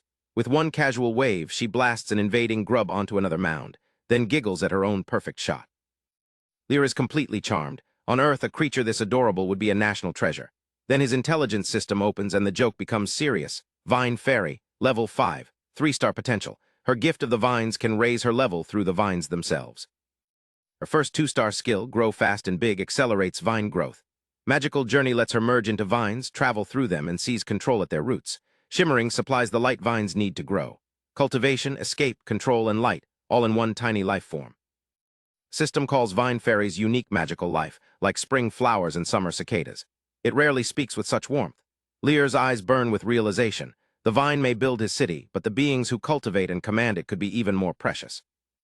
And the fairy senses something wrong. She cries out, turns into a point of light, and vanishes inside the vine. Only scattered starlight remains. Lear recognizes the trick at once. Magical Journey, demonstrated exactly as the system described. Scouts draw near. At once, the Starry Sky Vine erupts into motion. Branches thrash like an octopus, driven by the hidden fairy, and lash toward the armored lizardmen. The adorable guardian has become the will of an entire living fortress. Lear answers with Divine Remnant, the authority of the swamp divine format already fused into his soul. The change is immediate. Hostility gives way to delighted cries of Father God.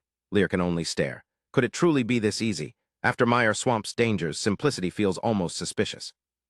With the vine's attack over, one chubby vine fairy darts straight to Lear and nuzzles his face like a clingy kitten. The swamp divine format glows within his mind. For the first time, he can feel their emotions directly: joy, excitement, and an almost overwhelming delight at finding Father God. Information quietly enters Lear's mind. The swamp god created vine fairies with a portion of the creator god's power so they could manage the swamp. When that god fell, their kind withered until only a few remained. Other divine-linked swamp creatures once existed too, some extinct, others simply lost. The aura cannot be faked. Its imprint lives in the fairies' souls and bloodlines. Smiling, Lear pinches one chubby cheek and tells them to bring the starry sky vine home. The fairy cheers, turns into points of light, and merges with the habitat. Then the entire 20-meter vine uproots itself. Moving habitat has barely joined the column when Lear discovers another prize, and a much greater danger. His inspection identifies a Mire giant horned deer hero, level 12, 4-star potential, and king of the swamp's horned deer. Lear's apprehension is edged with hunger. A hero like this would be explosive under his command. Its basic profile already answers the question. Mudwalker lets it sprint freely through mire with 60% more speed. Illusory body makes physical attacks useless and reduces magical damage by 70%. Add 12,000 chi blood and a 30% rise to every attribute, and even catching it would be a nightmare. And come the attacks. 3-star charge adds 60% speed and 80% collision force. Earth trample can stun every living thing within 15 meters. Worst of all, its 3-star magic horn can turn a target into mud, shield itself or an ally, or drive a penetrating light spear through enemies 50 meters away. Fervor yields to arithmetic. Lear has 200 wetland lizardmen and 12 swamp treants, yet they still cannot handle this hero. Divine Remnant would not solve the gap. Cast against such a creature, it would only provoke its wrath. Lear quietly withdraws his gaze. Not now. He orders the column to move faster. Once the impressive column disappears from the deer's sight, Lear records the area on his magic map. The Mire giant horned deer is a future prize, not a lost chance. Beside it remains another unresolved lead, the enormous 3-toed tracks from earlier. Mire Swamp still holds far more than he can safely explore today. Nothing else interrupts the return. At sunset, Lear reaches Wilo City with the enormous walking vine in tow. Bane's algae-green eyes light up when he hears that legendary vine fairies truly exist, though he cannot pick out their tiny forms inside the octopus-like mass. He immediately proposes settling it temporarily in the territory's north. Lear approves. Bane will arrange the settlement and finish the territory plan as quickly as possible. Then Lear addresses the hidden fairies and their vine. This is their home now, and Wilo City will rise under their hands. Bane strikes his chest and vows that together they will resurrect the lost glory of the swamp. But Bane's excitement falters at the numbers. One starry sky vine cannot supply an entire territory. At its present size, there is material for core structures and perhaps only a couple of houses. The fairies hear him. Spiritual voices burst from inside the vine, suddenly panicked that Father God might be disappointed. They insist they can make it grow faster. Intrigued, Lear questions them in detail. The answer is almost absurd. The vine is not small because it grows slowly. The fairies simply could not be bothered to cultivate it before. If Father God needs building material, they can push its growth to 1 full meter every day. Wilo City's shortage has just become a renewable resource. Fairies' promise of rapid growth is impressive, but their first conquest in Wilo City is everyone's affection. With Lear nearby, shy little heads peek from the starry sky vine.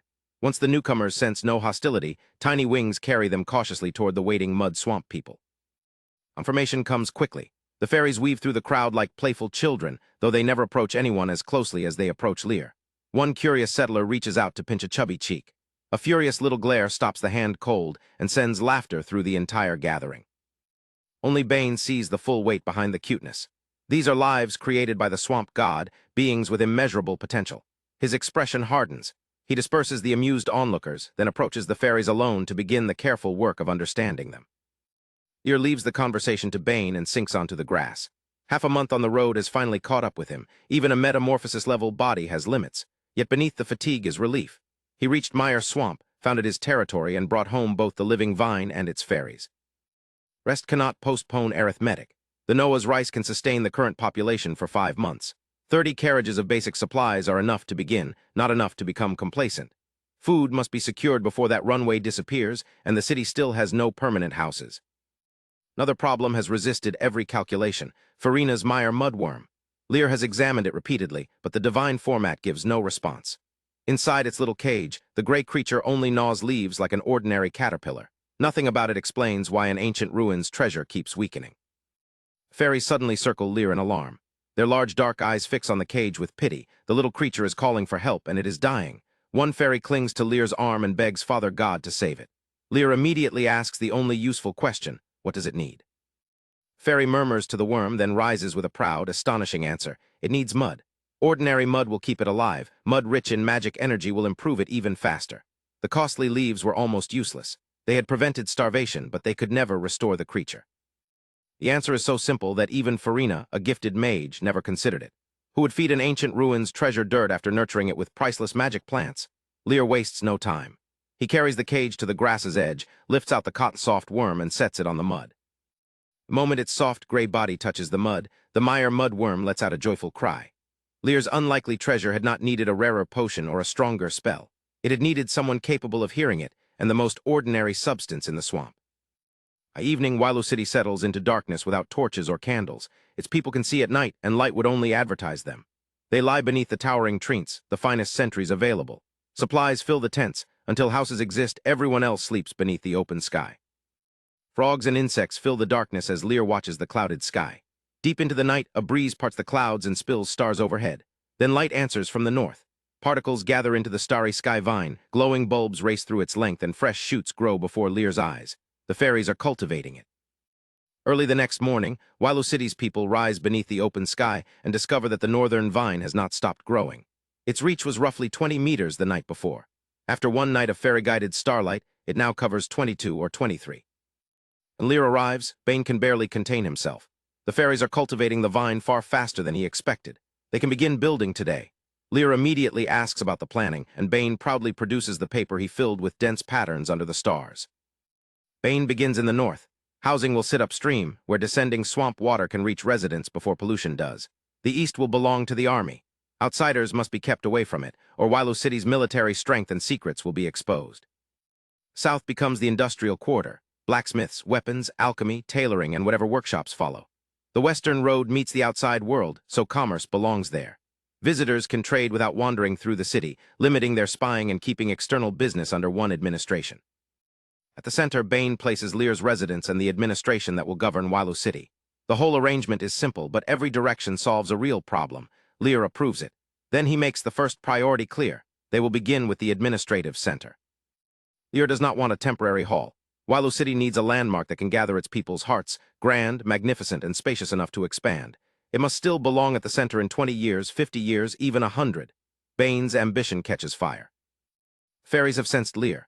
One after another, they bounce from the vine, flutter around him, and rub their chubby rosy cheeks against their father god. Bane watches in envy. When he tried touching those same cheeks yesterday, the adorable little creatures furiously drove him off. Lear asks the fairies to cooperate with Bane and establish the first building. Every tiny chest puffs out. One promises speed. Another promises unmatched strength. A third, unwilling to be left behind, can only insist, "Me too." Lear laughs, praises them all, and sends them happily to work. Bane recruits 20 mud swamp people, unfolds a working blueprint, and carefully assigns their tasks. Then he guides the fairies from point to point, planting starry sky vines wherever the design demands. Once work begins, his caution vanishes. Serious and focused, the timid elder looks every inch an artisan hero. Under the fairies' cultivation, the new vines grow with absurd speed. At this rate, a magnificent structure may stand before the month ends. Better still, it will never be dead architecture. If enemies invade, the fairies can command the living building itself to resist them. For Lear, the answer is almost unreasonable in its perfection. By sunset, Bane's blueprint has become a living framework. The vine fairies have planted 60 points across a 200-meter diameter, and every new starry sky vine already stands as tall as a person, carrying 20 or 30 tender branches. It only makes the fairies busier. Glowing like tiny bulbs, they dart among vines that shimmer beneath the stars. Wherever one passes, starlight gathers faster and branches planted that morning visibly surge. Bane stares at the impossible convenience, thrilled that his wildest designs might actually work. At dawn, the vines stand over 2 meters tall. Their branches have multiplied to 40 or 50, with new growth thickening from a pinky to a thumb. When Lear wakes on August 7th, a structure more than 200 meters across is already taking shape. Living building is comfortable, beautiful, and nothing like cold concrete. But Lear will not spend the day admiring it.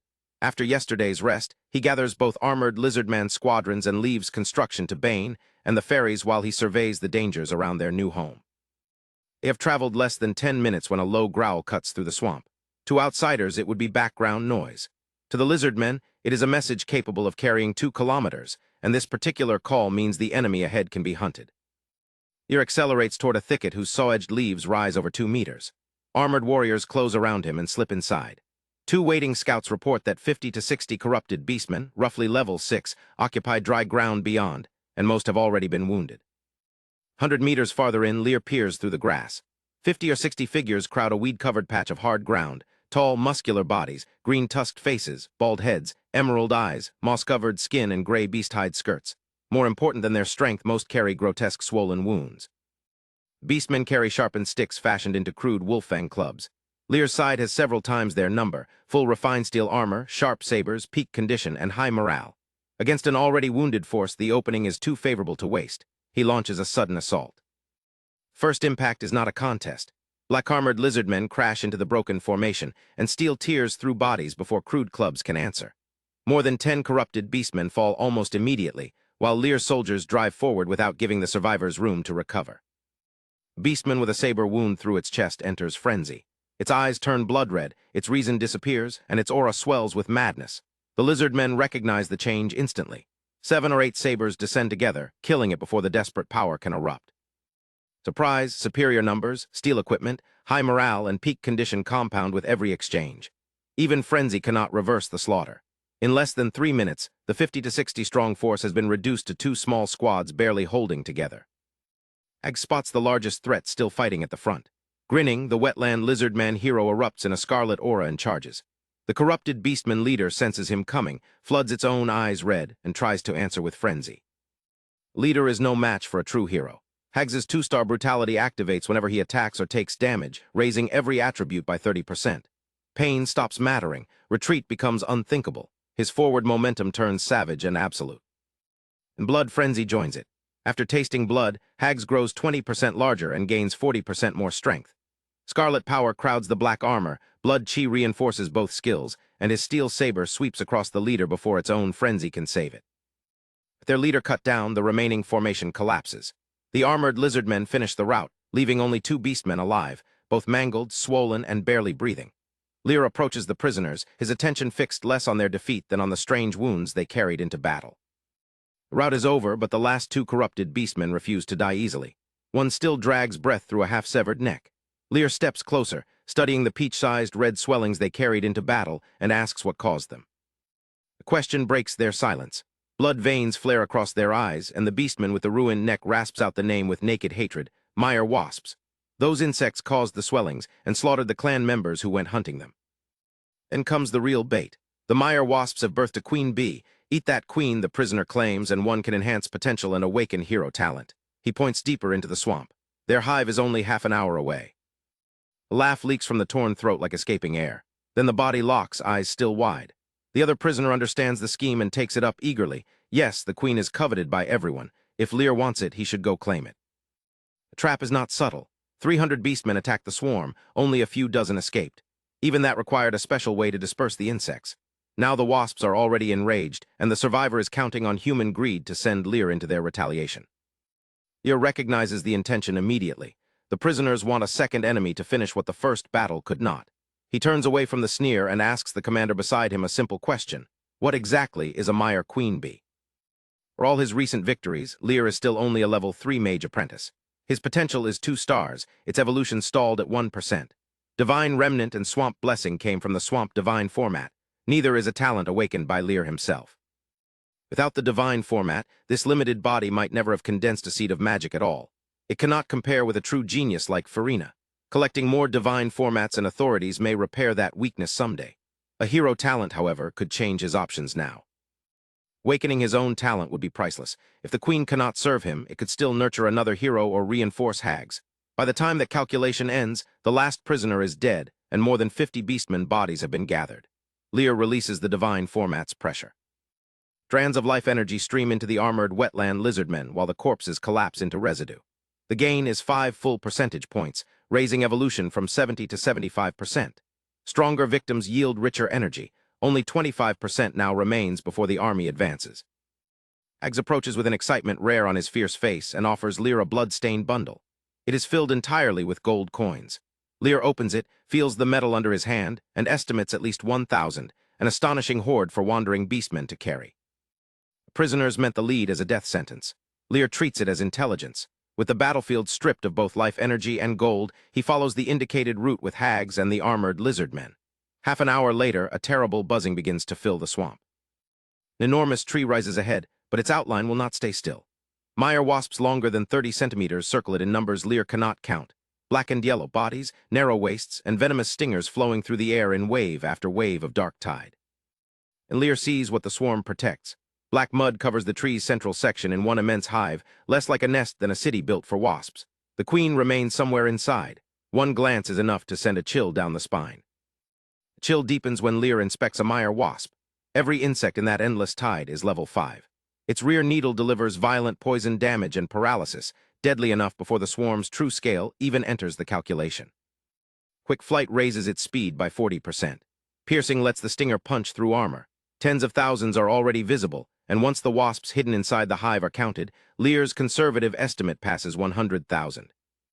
Commanded by a queen, this is not a collection of weak monsters. It is a death storm capable of blotting out the sun. Lear can only wonder what gave the corrupted beastmen the courage to covet it. Lear observes a little longer, never moving closer. Then he signals a retreat. Only after the hive is safely behind them does he open the magic map, mark the stronghold, and promise himself he will return with greater strength. The treant's directions are too vague. Hours of searching reveal no foul giant demon. Instead, Lear's troops run into 2 squadrons of half-fishmen. The victory is modest, but it pushes the wetland lizardmen's evolution progress from 75 to 83%. Back at Wailu City, the day's small military gain cannot hide a larger problem. Stored provisions can sustain a small population for now, but every new resident multiplies the transport burden. If this place is to become a city, it must grow its own food. Bane already has an answer. 5 kilometers downstream to the south lies a broad accumulation of fertile silt. Fed by marsh mud and water from upstream, he believes it can produce a rich harvest with only minor development. Lear orders reclamation to begin tomorrow under wetland lizardman guard. At the first sign of danger, everyone must retreat. The workers, he tells Bane, are the territory's most important asset. For a man who remembers slavery, that concern lands harder than praise. The expedition has enough swamp wheat seed to begin. It is a crop made for this terrain. Outside the swamp, its special qualities disappear and its yield falls by half. Here, however, it gives the planned fields a real chance to succeed. Bane's second report is grimmer. The swamp has endless water, but bacteria make it unsafe to drink directly. Boiling has reduced diarrhea and illness, yet the foul taste remains. Farmland can wait, he insists. Clean water cannot. On August 8th and 9th, Lear ranges around Wailu City, hunting while he searches. The foul giant demon remains absent. So does any clean spring or usable water source. Every empty route makes Bane's warning heavier. 15 kilometers east of Wailu City, Lear finds more than 70 two-headed ogres. Their average level is 10. Each stands about 2.5 meters tall, packed with muscle beneath beast skins, with 2 hideous heads and a stout tree for a weapon. This is no wandering war band. Roughly 10 crude wooden huts mark a settled clan. Nearby, a fenced patch of grassland conceals something Lear cannot identify through the thick growth. He records the mystery, but refuses to pay for a closer look with lives. Attacking now would demand a ruinous price. Lear's strength is insufficient, and the conclusion stings. Settled ogres will keep exploring, claiming land, and pushing outward. Wailu City lies only 15 kilometers away. Discovery is not a possibility, it is a matter of time. Yet the ogres are not Lear's only crisis. 2 days of searching have found no clean water. The stored reserve ran out on the night of August 8th. Only half a barrel remains in his tent. Everyone else must settle, filter, and boil the swamp itself. On the evening of August 9th, Lear returns from locating the 2-headed ogre settlement and walks into a crisis already consuming Wailu City. Mud swamp workers draw foul sludge into barrels. Their lips are dry, their faces sallow, yet even thirst cannot make them welcome what waits inside. Workers settle and filter the mud, then boil it. Beside them, steam rises from a larger pot, condenses against an iron vessel filled with cold water, and drips into a wooden basin. The distillate smells better. The problem is scale. One smoking hot rig cannot sustain hundreds of people. Bane hurries over and salutes. Lear gives the only order available: set up 2 more pots and do not let clean water production stop. Bane has already sent workers for firewood. Lear approves, but neither man mistakes the measure for a solution. They still need a real source. His head aching, Lear leaves Bane to the arrangements and watches the vine fairies cultivate the starry sky vine. The living building changes every day, offering one bright promise amid the shortages. Sunset gives way to moonlight. The exhausted workers sleep, and armored lizardmen keep watch beyond the camp. Lear cannot sleep. He returns to the central vines and waits in silence until August 10th begins. At midnight, blue text unfolds inside his mind.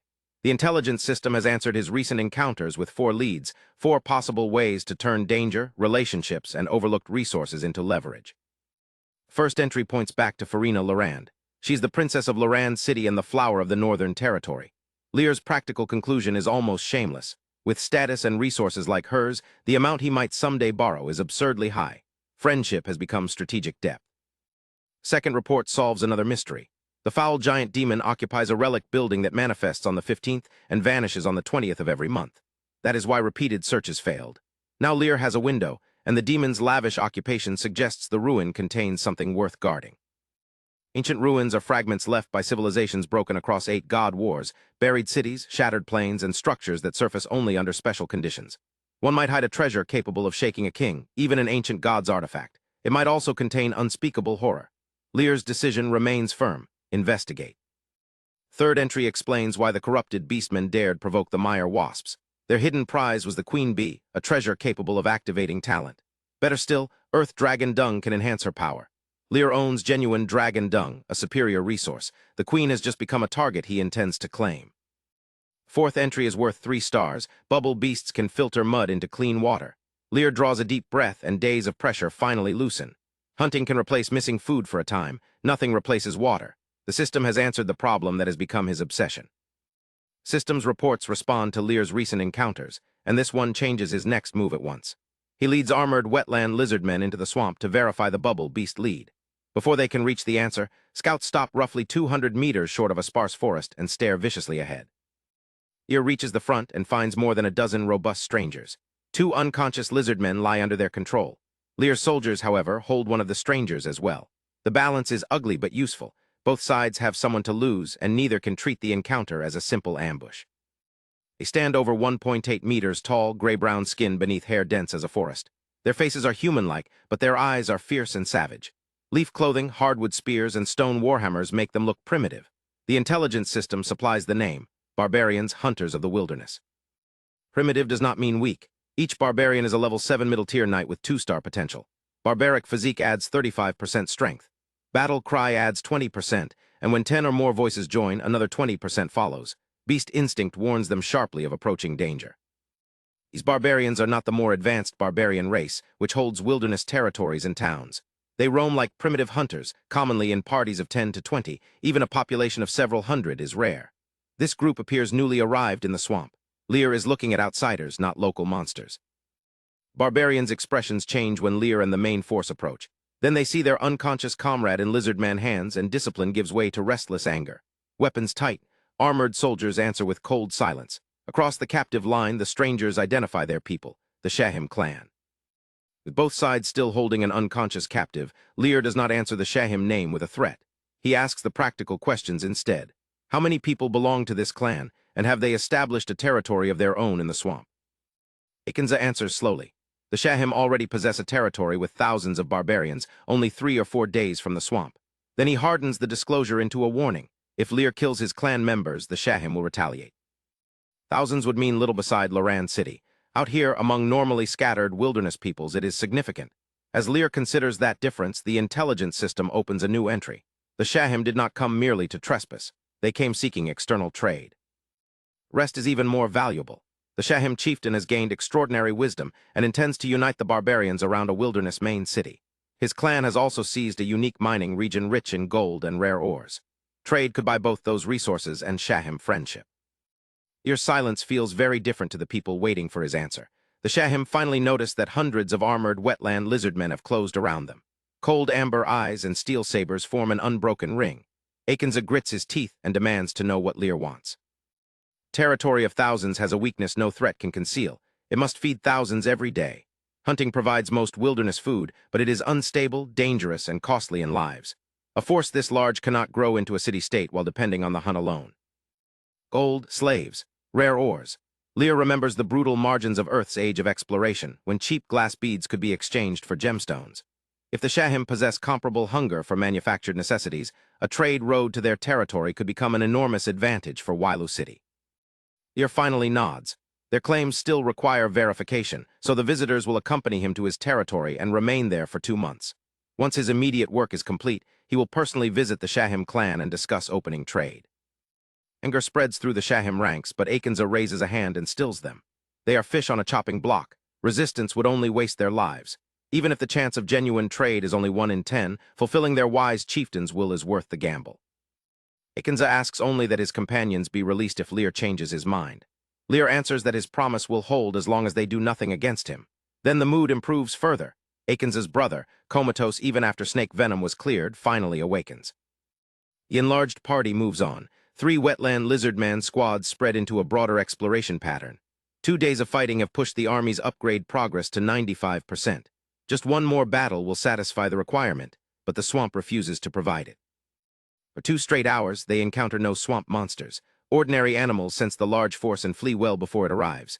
The lizardmen catch only a few swamp wild boars for dinner. Resigned, Lear widens the search again and marches for another half hour. At last, the forward lizardmen send back the words Lear has been waiting for. They found it. Ahead, a small hill rises more than 30 meters above the swamp and stretches for hundreds of meters. Dense, vigorous vines cover its entire surface. At the vine roots, the impossible becomes visible. The swamp water is crystal clear. Dark green fish glide beneath the surface, including more than a dozen giants over 2 meters long, then hide among the roots. 100 meters away, the same water is still muddy and foul. Lear smiles. He found it. Before the vine-covered hill, Awakens can only stare. Clear water laps around the roots and fish crowd the shallows. To the Shahim leader, it is an almost painful abundance. If his tribe possessed a place like this, its shortages of food and water would finally ease. Lear does not linger over Awakens' reaction. He gestures to the armored ranks behind him. Fist-sized vine fairies flutter out from among the wetland lizardmen, green vine-woven wings beating as they greet him, Father God. Lear points to the hill. The bubble beasts are underneath. Find them. Fairies reach the vines and dissolve into motes of light. The motes sink into the tangled growth. A heartbeat later, the hill wakes. Thick branches writhe like octopus arms, whipping the air with a rising chorus of whooshes as the entire slope comes alive. Lear heightens his senses. More than 20 unfamiliar life auras have appeared inside the hill. This should be their home ground, yet the fairies control every root and branch. The hidden creatures are driven from pocket to pocket until all their auras gather in one place. The heavy thick vines tear upward from the hill. They hang like great ropes, and tied along them are 26 drowsy creatures. Each stands about a meter tall, with a round, chubby body, a plump mouth, and small fleshy wings. These are the bubble beasts. The captives wake. Then, without a struggle, their attitude changes completely. Clear little voices rise together, all aimed at Lear. Master. The watching barbarians cannot even process the reversal. A confrontation has somehow become a welcome before anyone lands a blow. Lear had prepared for a fierce fight and possible casualties. Instead, 3-star intelligence crucial to Wailu City's survival has surrendered in seconds. He almost wonders whether something is wrong. Still, he orders the fairies to release them. One round little creature immediately jogs over and hugs his leg. Soon every voice is repeating Master with the relentless warmth of a preschool class. Lear finally raises his voice. Enough, quiet down. The chorus subsides only slightly. He asks whether they own anything else worth bringing. They do not. But the words new home set them cheering all over again. Lear assigns the wetland lizardmen to protect the bubble beasts and hurry them back to Wailu City. More than 20 children talking at once soon become unbearable. Even the vine fairies drift closer to inspect the newcomers, while the bubble beasts stare back with huge black eyes and an odd sense of familiarity. Strange procession reaches Wailu City, armored guards, visiting barbarians, fluttering fairies, and 26 chubby new residents. Lear makes the immediate arrangements without relaxing his caution. The Shahim party may become valuable trading partners, but their claims are still being verified. Out of the visitors' hearing, Lear gives Hags a second instruction. Watch the Shahim party in secret. The agreement can continue, but Lear will not gamble Wailu City's safety on goodwill alone. Only after that precaution is in place does he summon the settlement's busy logistics hero, Bane. Bane's algae green eyes brighten at the puffball-like creatures. Lear names them bubble beasts. Their bubbles can filter mud and sand into clean water. Bane's excitement is immediate. The settlement's swamp water stays fishy and foul after repeated boiling, and distillation produces painfully little. Lear makes the consequence explicit. From now on, these creatures will be Wailu City's water source, and unlike a well or spring, they can move wherever the settlement needs them. Bane can scarcely believe it. He has not drunk since morning rather than endure water that tastes like a dead mouse again. At the swamp bank, Lear gives a simple order: filter the muddy water into clean water. All 26 charge forward at once. One demands to go first. Another yelps that its foot was stepped on. A third complains about being bumped. In seconds, the vital demonstration becomes a playground argument. Bane looks to Lear for an explanation. Lear only shrugs. Yes, they are exactly what they seem to be. 26 chattering children with a miraculous talent. Bane laughs. If they can provide clean water, he will care for them like a grandfather. At last, they form a circle. One little creature begins to blow. Little creature's first breath becomes a bubble 3 meters across. Then the other 25 join in. Clear spheres swell above Wailu City's muddy bank, and all 26 bubble beasts begin filtering with frantic, delighted energy. In an instant, the bubbles are already 1/3 full of clear water. Lear's surprise sharpens into calculation. At this rate, a single bubble beast could satisfy the entire settlement's present demand. He has brought home far more capacity than the crisis requires. Once half full, the spheres sink. Beneath the surface, they touch, connect, and become one immense oval boundary. Mud is forced outside while filtration accelerates within, carving a clear channel 5 meters deep, more than 10 wide and 50 meters long. And the bubbles vanish into the water. Even magical perception finds no boundary. Lear crouches beside the impossible contrast and reaches in. His hand passes through without resistance, meeting only a slight coolness while the surrounding mud remains perfectly excluded. Lear cups the water and drinks. It is sweet, cool, and refreshing, more like a mountain spring than anything drawn from Mire swamp. Bane drinks after him. Relief breaks across the older hero's wrinkled face. The problem tormenting Wailu City is finally over. Lear refuses to leave a miracle unmanaged. He formally turns the 26 creatures into Wailu City's water company and begins discussing duty rotations. Civic administration lasts only seconds before the little beasts crowd forward, each pleading to become the company's chief executive. Asked who led them before, every bubble beast looks toward the same companion. Lear appoints that steady little creature permanent director, free to schedule 1-day or 3-day rotations. Shyly, it reveals its self-chosen name, Bobo. Lear praises the name and entrusts the others to him. One question still bothers Lear. Their former Clearwater territory was far larger than drinking needs required. Bobo answers as if the reason were obvious. Fish are their food, fish raised in clean water taste better, and that enormous clear pool was their fish farm. Lear immediately asks where Wailu City should build its own fish farm. Bobo studies the settlement and points north, toward the starry sky vine. The higher ground lets water flow downward, and their purified supply could spread across the entire breeding area. Aquaculture brings Lear back to the 5th intelligence entry. 10 kilometers south, a muddy pond holds dragon blood red fish, a 3-star value resource with extremely delicious meat and no bones or thorns. With Bobo's methods, those fish could become Wailu City's first valuable stock. Elsewhere in the settlement, the visiting Shahim barbarians cannot look away from Wailu City's construction. Vine fairies guide living starry sky vine strands into one another, and the growing framework gradually takes on the unmistakable shape of a massive building. Akenza watches for more than an hour, calculating with growing disbelief. At this speed, magnificent structures could cover ground that is still blank today. Lear's claim was not empty. Trade within 2 months might truly be possible. To Akenza, the human lord becomes profoundly unfathomable. Next morning, August 11th, Lear begins with his usual construction inspection. The administrative hall is massive, yet the vine fairies have already brought it to 1/3 completion. Perhaps 10 more days will finish its first form, and the living structure can keep expanding afterward. After washing, Lear acts on the fish plan immediately.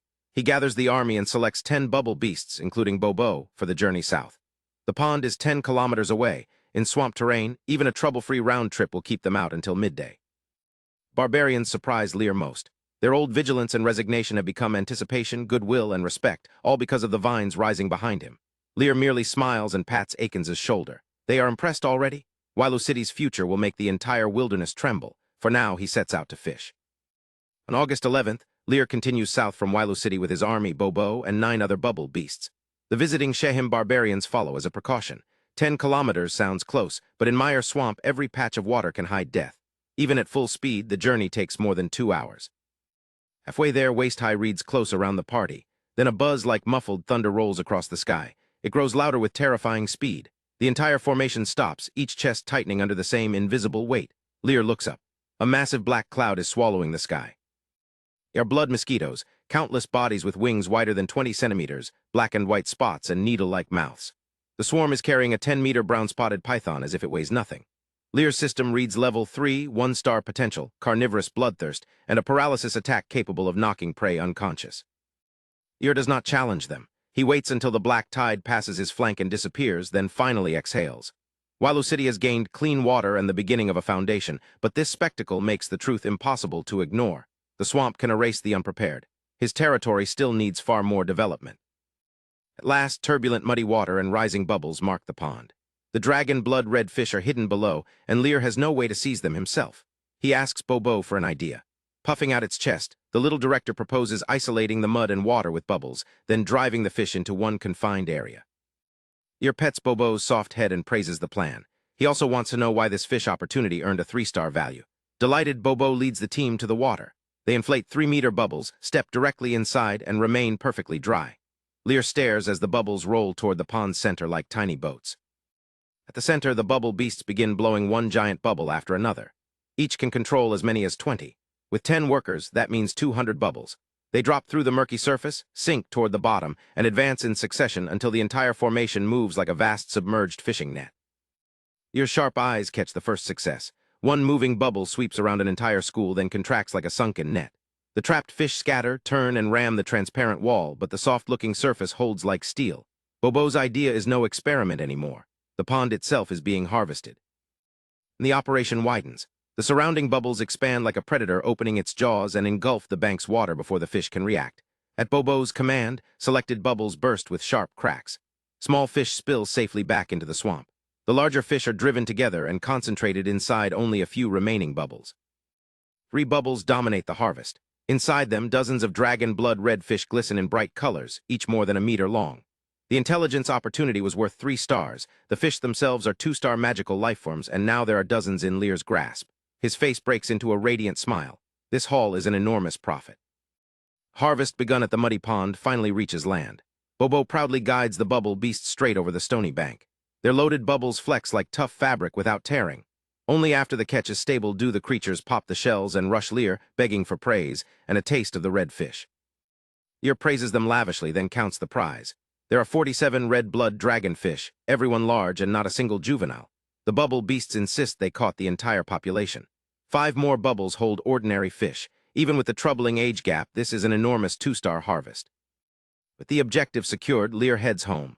The blood mosquito tide was the journey's one terrifying interruption, but no further disaster follows. 8 bubbles, each 3 meters wide and heavy with fish, drift beside the column as if weightless. Lear sees far more than a catch. These creatures are living transport, waterworks, and weapons. One weakness spoils that perfect assessment. There are too few bubble beasts. Lear turns to Bobo and asks plainly how new ones are born.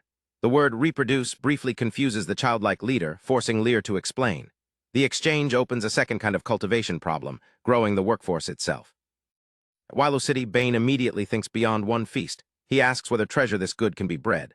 Lear agrees, but the missing juveniles bother him. 47 adults and no young may signal a difficult life cycle. He assigns Bane to watch the stock closely, and the old hero accepts with infectious enthusiasm. Settlement moves at once. More than 10 mud swamp people clean the ordinary fish. Whatever cannot be eaten fresh becomes smoked fish or dried stores. From the treasure stock, they choose only 3 enormous fat specimens, each nearly 1.5 meters long, and entrust them to their best cooks. An hour later, a strange fragrance rolls across Wilo City. Workers turn toward the temporary kitchen. Swallows echo through the camp. The bubble beasts stare without blinking, drool nearly soaking their round bellies. When the cooks finally emerge carrying 3 huge pots, every eye follows them. Largest pot goes to Lear. One rewards the bubble beasts who caught the fish, and one goes to the wetland lizardmen who guarded the expedition. The mud swamp people receive a generous ordinary fish feast, but the magical treasure remains too scarce to share more widely. For now, every portion has a purpose. At a wooden table, Lear faces a vast pot of clear broth stew. The fragrance alone makes him salivate, despite all the delicacies he tasted in his former life. Then he takes the first bite. Tender, rich, and almost impossibly satisfying, the fish makes its rumored value feel conservative. Pleasure is not merely taste. The fish's power strengthens Lear's upper limit, turning a luxury into an advancement resource.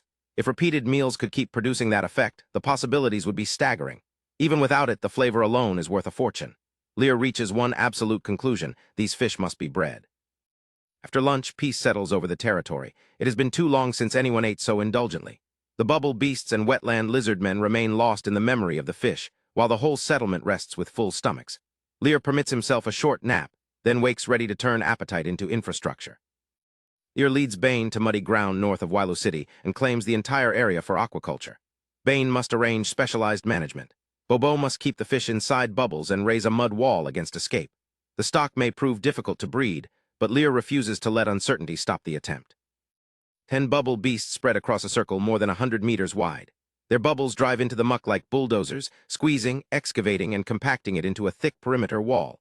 At the center, they merge another giant bubble around the surviving red-blood dragonfish. Mud outside, bubble inside, 2 locks on Wilo City's first fish farm. With the bubble beasts recruited and the dragon blood red fish secured, Lear reviews the 3 unfinished entries on his private blue panel. The easiest is a patch of as many as 12 rows varieties, 5 kilometers southwest. That can be handled by sending people to dig them up. Northern Relic is different. A foul giant demon occupies it, but the structure appears only on the 15th, so Lear must wait. The final entry offers an immediate preparation. Dried black dragon broadleaf grass mixed with blood creates smoke that knocks Mire Wasps unconscious for 10 minutes.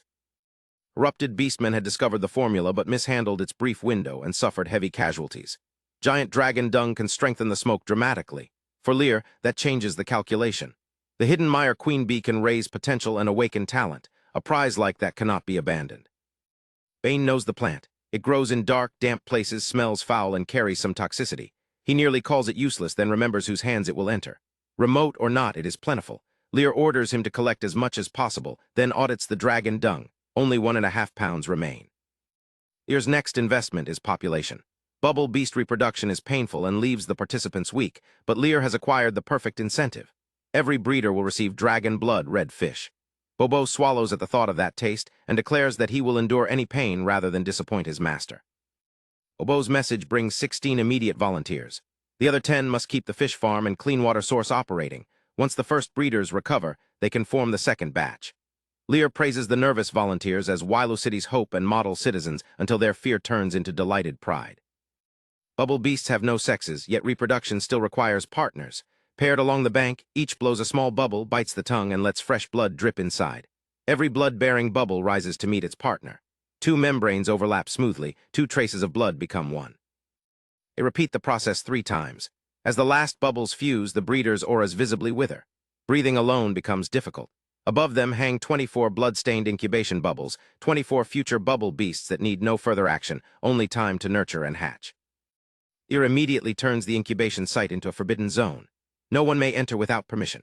1 squad of Wetland lizardmen takes guard around the 24 bubbles, black armor and steel sabers forming a hard perimeter around Wilo City's most fragile new lives. Lear next visits the vine fairies. A week of cultivation has raised the central starry sky vines to 8 or 9 meters. Guided by the mud swamp people, the living strands merge and interweave across a broad area, the first recognizable form of Wilo City's City Hall. In roughly 10 more days, the grand living building should fully emerge. Lear asks how vine fairies reproduce. The little fairy turns scarlet with embarrassment. Every fairy can lay her own baby without a partner, but the child must be fostered inside a vine. The vine supplies all their energy, so neither mother nor offspring depends on ordinary food. To Lear, it is wonderfully convenient. When Lear asks whether she can do it now, the fairy becomes even redder. She flies to his side, hugs his arm, and sways it with a pleading cry of Father God. Lear's resolve melts, but he keeps asking until she reveals the limit. Each vine fairy can produce only 1 baby a year. The vines are ready and the first births can begin. Shy little vine fairy circles once, then becomes a streak of light and merges into the northern starry sky vines. Lear feels life gathering through the living structure, not 1 child, but 34 distinct clusters. The first vine fairy generation of Wilo City has begun. Mothers fly back out looking relieved, their rosy faces too embarrassed to meet Lear's eyes. He means to let them rest, but they immediately hurry back to cultivating the vines, and their command of magic is already stronger. Their children need 6 months. The bubble beast offspring need only 2. Next day, August 12, Lear prepares another hunting force. Before leaving, he orders Bane to send mud swamp people after black dragon broadleaf grass. They lack the lizardmen's combat strength, but a lifetime of foraging and avoiding danger gives them a chance, even without an escort. Lear's column continues north. The foul giant demon's relic will not manifest until the 15th, so he uses the intervening days to clear threats around the future battlefield. There is another incentive. His wetland lizardmen stand only 1 final step from their next enhancement. The creatures ahead are swamp toads, level 8 wildlife with 2-star venom spray. Their green venom corrodes flesh, their tongues strike at range, and the pus sacs across their poison-covered bodies burst when ruptured. Lear frowns. These monsters could fuel the promotion, but they are built to punish attackers. Lear tells hags they will not force the engagement. Even Swamp Blessing cannot justify gambling away soldiers this valuable. He orders the army back 300 meters and chooses a slower method. Draw out a few toads at a time, destroy them, and repeat. New ground is ideal, an oval clearing 30 meters across, ringed by reeds taller than a man. Lear hides the warriors downwind and orders them to suppress their scent. Hags must lure no more than 2 squads. If the whole colony follows, he is to circle away and escape. Hags answers, "As you wish," grips his steel saber and leaves alone. Lear opens a narrow viewing gap at the rear while two squads guard him. 7 or 8 minutes pass. Then a low growl rolls through the reeds, Hags' warning. Lear raises one hand and every hidden blade readies. First swamp toad enters the kill zone. Before it can understand the trap, a steel saber flashes. Its view spins, its head strikes the ground while its headless body still stands. Blood erupts from the neck and the severed frog head arcs overhead, the ambush's brutal opening signal. Wetland lizardmen surge from every side with ruthless grins. The toads hold the advantage in level and potential, but not here. They are surrounded, outnumbered, and facing full refined steel armor. Claws barely rise before sabers cut through flesh and bone, tongues shoot out only to meet sharpened steel. Rear toads finally spit green venom. It splashes like concentrated acid, slipping through armor gaps and eating into exposed skin. Not one warrior cries out. Injury awakens their one-star brutality. Pain falls away, fear disappears, and the poisoned lizardmen attack even more violently until the last resistance collapses. Silence returns to a clearing carpeted with blood and corpses. Lear immediately studies the wounded, then sends magic through them. Pale blue swamp blessing envelops the venom-burned warriors and repairs the damage. The first batch has cost no soldier his life, and their evolution progress now reads 96%. The method works. Lear repeats the proven ambush with greater composure. Hags raises his saber, provokes another group, retreats into the reed circle, and turns on the pursuers. Wave after wave falls cleanly. But after the fourth strike halves their numbers, the surviving swamp toads finally understand. No taunt will draw them out again. Hags returns with the bad news. Lear studies his warriors and sees their evolution at 99%. 15 squads need only one final push. The bodies of 2 enemy squads will do it, and one more star will double their combat power. With barely 100 toads left, the old numerical advantage is already gone. Lear calls Hags by name. His order is blunt: concentrate their strength, hunt down enough swamp toads, and bring him the bodies. Hags' amber eyes turn ferocious. He promises none will escape. Privately, the hero seethes that weakness has forced his sovereign to be cautious. If the enemy will not come out, they will flatten it. The army gathers under Lear's will. Hags appears before the swamp toads once more, but this time he does not turn back toward the trap. With a low roar, he charges their position alone. The lizardmen surge after their hero, carrying the battle out of Lear's carefully prepared clearing and straight into the enemy's home ground. Lizardman's claws tear across a toad's neck. Blood erupts from the severed artery, but the warrior never slows. He roars and drives toward a second target. The same savage commitment spreads down the line. These are not disposable pieces. They are Lear's warriors, willing to face death for him, and Lear refuses to let anyone trample them. Magic surges from Lear. Swamp blessing erupts among the lizardmen again and again, pale blue life energy landing wherever the fighting is worst. Their armor can blunt claws, tongues, and venom, but Lear's healing is the true shield. He tracks each collapsing front and pours his maximum effort into keeping every wounded warrior alive. Cost is real. Dozens carry minor wounds, and 17 or 18 are seriously injured. Yet not one lizard man dies. In exchange, their desperate assault destroys more than 3 enemy squads. Lear sees enough bodies on the ground and acts at once. The battle has produced the exact resource his army needs. Lear releases the swamp divine format within his seat of magic. A dark, mysterious, sacred aura covers the fallen toads. Their life energy streams into 15 lizardman squads, awakening something ancient in their blood. Bodies lengthen from 1.7 to 1.8 meters. Muscles swell, claws gleam like knives, and powerful tails whistle through the air. Result settles across the force. 2-star potential, level 7. A single added star has doubled their combat power. The toads had adapted to Lear's ambush, but they cannot adapt to an army transforming in front of them. The strengthened warriors surge back into battle, their heavier bodies and knife-edged claws tearing open the remaining formation.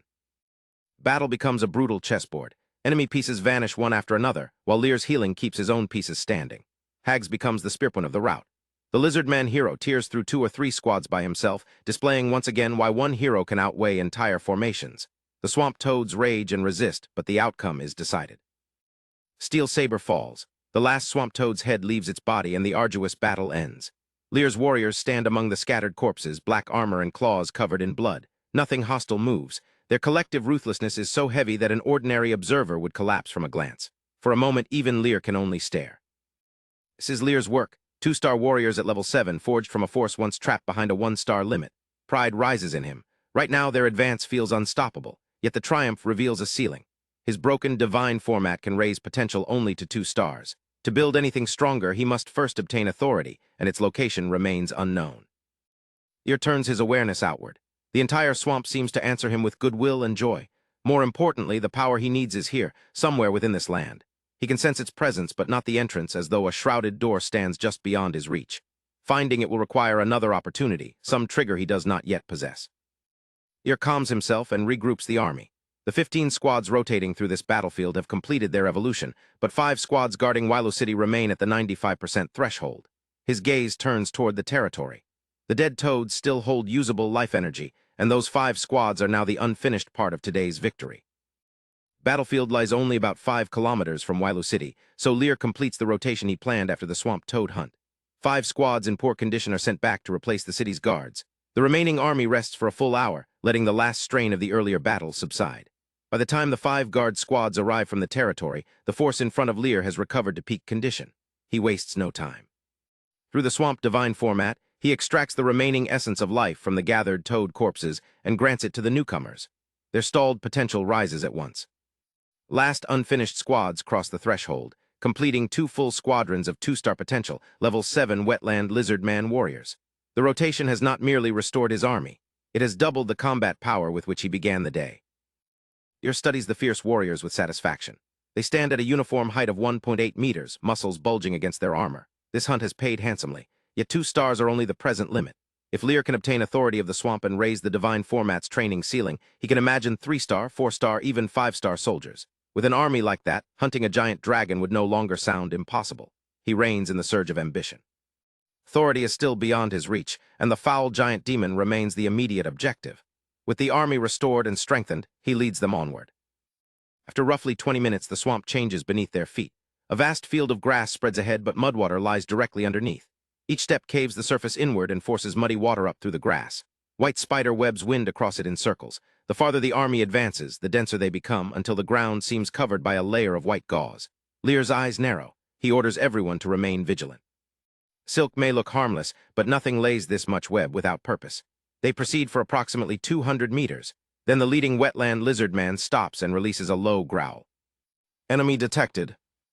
Territory belongs to red spot spiders, poisonous creatures that spread enormous quantities of silk around their home. The apparently harmless strands are bait, steering intruders into arranged traps. Worse, these are level 9 wild monsters. More than 100 occupy the field, and every step of the battlefield favors them. Lear studies the white maze instead of rushing forward. The method that defeated the swamp toads depended on drawing enemies into a formation of his choosing. Here, the spiders have already prepared the ground. Repeating the same tactic would only let them dictate the fight. His attention shifts to the webs themselves. With so much silk covering the grass, perhaps fire could turn their own territory against them. Before Lear can test his idea, Hags approaches. He did not expect to find so many red spot spiders in one place, where his people once lived. Encountering even one could take months. The reason they kept hunting anyway was the venom. Smeared onto a blade, it was terrifyingly effective. Lear immediately asks for the creature's weakness and the method Hags used to capture them. Hags answers cheerfully. Poisonous tumors on the spiders' heads constantly irritate their bodies, making their temperament extremely volatile. They secrete silk to disperse that venom. Their habitat must therefore contain a unique wild grass capable of suppressing the toxicity. Alive, the grass protects them. Burned into smoke, it becomes their ruin. The smoke ignites their tumors, and ruptured tumors leave the spiders critically injured and dying. Lear is fascinated by the causality. The antidote grows beside the poison. He gives one concise order: find the grass. Hags leads soldiers through the accessible edge of the habitat and gathers the required wild grass. Lear does not throw his warriors into the spider's web maze. He turns the colony's own ecological safeguard against it. The collected grass is burned, and its smoke spreads through the occupied ground. What once suppressed the spider's poison now triggers it. The poisonous tumors ignite and rupture. Across the colony, the level 9 monsters collapse into critical injury. Their prepared battlefield rendered useless before Lear has to risk a direct clash. Only when he is certain the situation is controlled does he signal the wetland lizardmen forward. Webbed feet step into the spider territory. The wetland lizardmen do not blunder through the silk. Experience guides them around the densest webbing and the arranged traps. Ahead, the red spot spiders lie weakened and wailing. Steel sabers rise and fall. One head after another is severed. The fallen creatures still attempt to resist, but their ruptured tumors have left them incapable of stopping Lear's soldiers. The armored warriors advance with savage momentum and no hesitation. An efficient killing machine operating inside an enemy field that moments ago should have favored the spiders. In little time, the entire encountered colony, hundreds of level 9 monsters, is slaughtered. The battle ends without the costly direct struggle their numbers had promised. Hags looks across the corpses with mixed emotion. In the swamp where his people once roamed, finding even one red spot spider was difficult. Here, an entire colony has fallen in a single operation. His excitement quickly returns as he points out the organ hidden in each spider's mouth. It stores the creature's most lethal venom, and poison taken from it can remain deadly on a weapon for 2 or 3 years. Lear smiles and gives the eager hero permission to harvest them. The wetland lizardmen work with practiced hands, retrieving one fist-sized white sack after another. Each is full, plump, and taut. Sacks are resilient as leather, and pressure at the top makes them seal themselves. Some soldiers immediately wet wild grass with the venom and smear it along their steel sabers. Others coat the claws on their pinky fingers. The venom dries quickly, leaving a faint blue trace. Venom's value on steel is already clear, but Lear examines the sack itself. Its peculiar construction feels too useful to dismiss as simple packaging. The system responds to his attention. Red spot spider poison sac, 1 star. Its trait reveals a second use. Feeding it to a highly poisonous creature can enhance that creature's toxicity. Lear's satisfaction deepens. The colony has yielded more than a long-lived weapon coating. Every harvested sac is also a compact enhancement resource. Round him, the wetland lizardmen continue extracting the white sacks from the dead spiders, while the system's revelation opens a new use for the harvest. Last poison sac comes free, and the wetland lizardmen finish the harvest begun after their victory. They drag the bristling red spot spider corpses into one place until a grisly mountain rises, every dead creature overturned with its belly exposed. The valuable white sacks are secure. The bodies remain, and Lear sees another use for them. Lear reviews his warriors' growth. Their potential, the size of the container, has reached the divine format's 2-star limit, but the water inside has not filled it. They are only level 7, while 2-star potential permits level 9. Authority is still needed to widen the container, yet ordinary strength can rise right now. Lear activates the swamp divine format. The spider mountain is refined completely into life energy, which surges into the wetland lizardmen. Their collective aura climbs another step. A new figure appears beside level 7, 35%. Lear is delighted. Raising a level consumes far less life energy than forcing potential upward. Hunt resumes, but the mystery refuses to yield. For 2 more hours, Lear and his force follow the direction of the enormous 3-toed prince without finding their owner. He suppresses his unease. Chasing an unseen giant blindly would waste the day, while the magic map still points to a threat with a fixed place and date. 20 kilometers north, the magic map brings Lear to a meadow roughly 100 meters across. Nothing has manifested yet. The occupied relic structure is due on the 15th. Still, foreknowledge makes subtle evidence legible. Activity marks are sparse around the rim and thickest at the center. Lear scouts the approaches and fixes the site in his plans. Lear returns. Wilo City is alive with work. Vine ferries weave through the starry sky vine. Mud swamp people grade the land. Crews labor at the northern fish grounds while the southern field workers are just coming home. The settlement is still unfinished, but every direction now carries evidence of organized growth. Bane approaches from the fish farm, sweating, with mud coating his feet. After saluting, he reports 4 smaller ponds, each holding an even share of dragon blood fish. Fodder, meat, worms, and other feed are ready, but the frightened fish refuse everything. Lear tells him to persist. Successful breeding could make this species Wilo City's inexhaustible gold mine. Lear next asks about the barbarians. Bane has divided them among field clearing, fish farm work, and land leveling, with watchers hidden among the crews. No one has made an unusual move. Trade with their territory may matter later, but Wilo City is not ready. For now, Lear keeps them in soft confinement and refuses to waste such powerful labor. Bane admits that even with the barbarians, Wilo City is desperately short of hands. More captured labor would accelerate everything, yet Lear's immediate concern is survival. The demon's structure will appear on the 15th and vanish again on the 20th. It lies too close to the city. If left alone, it will eventually find them. Lear resolves to destroy the danger within that 5-day window.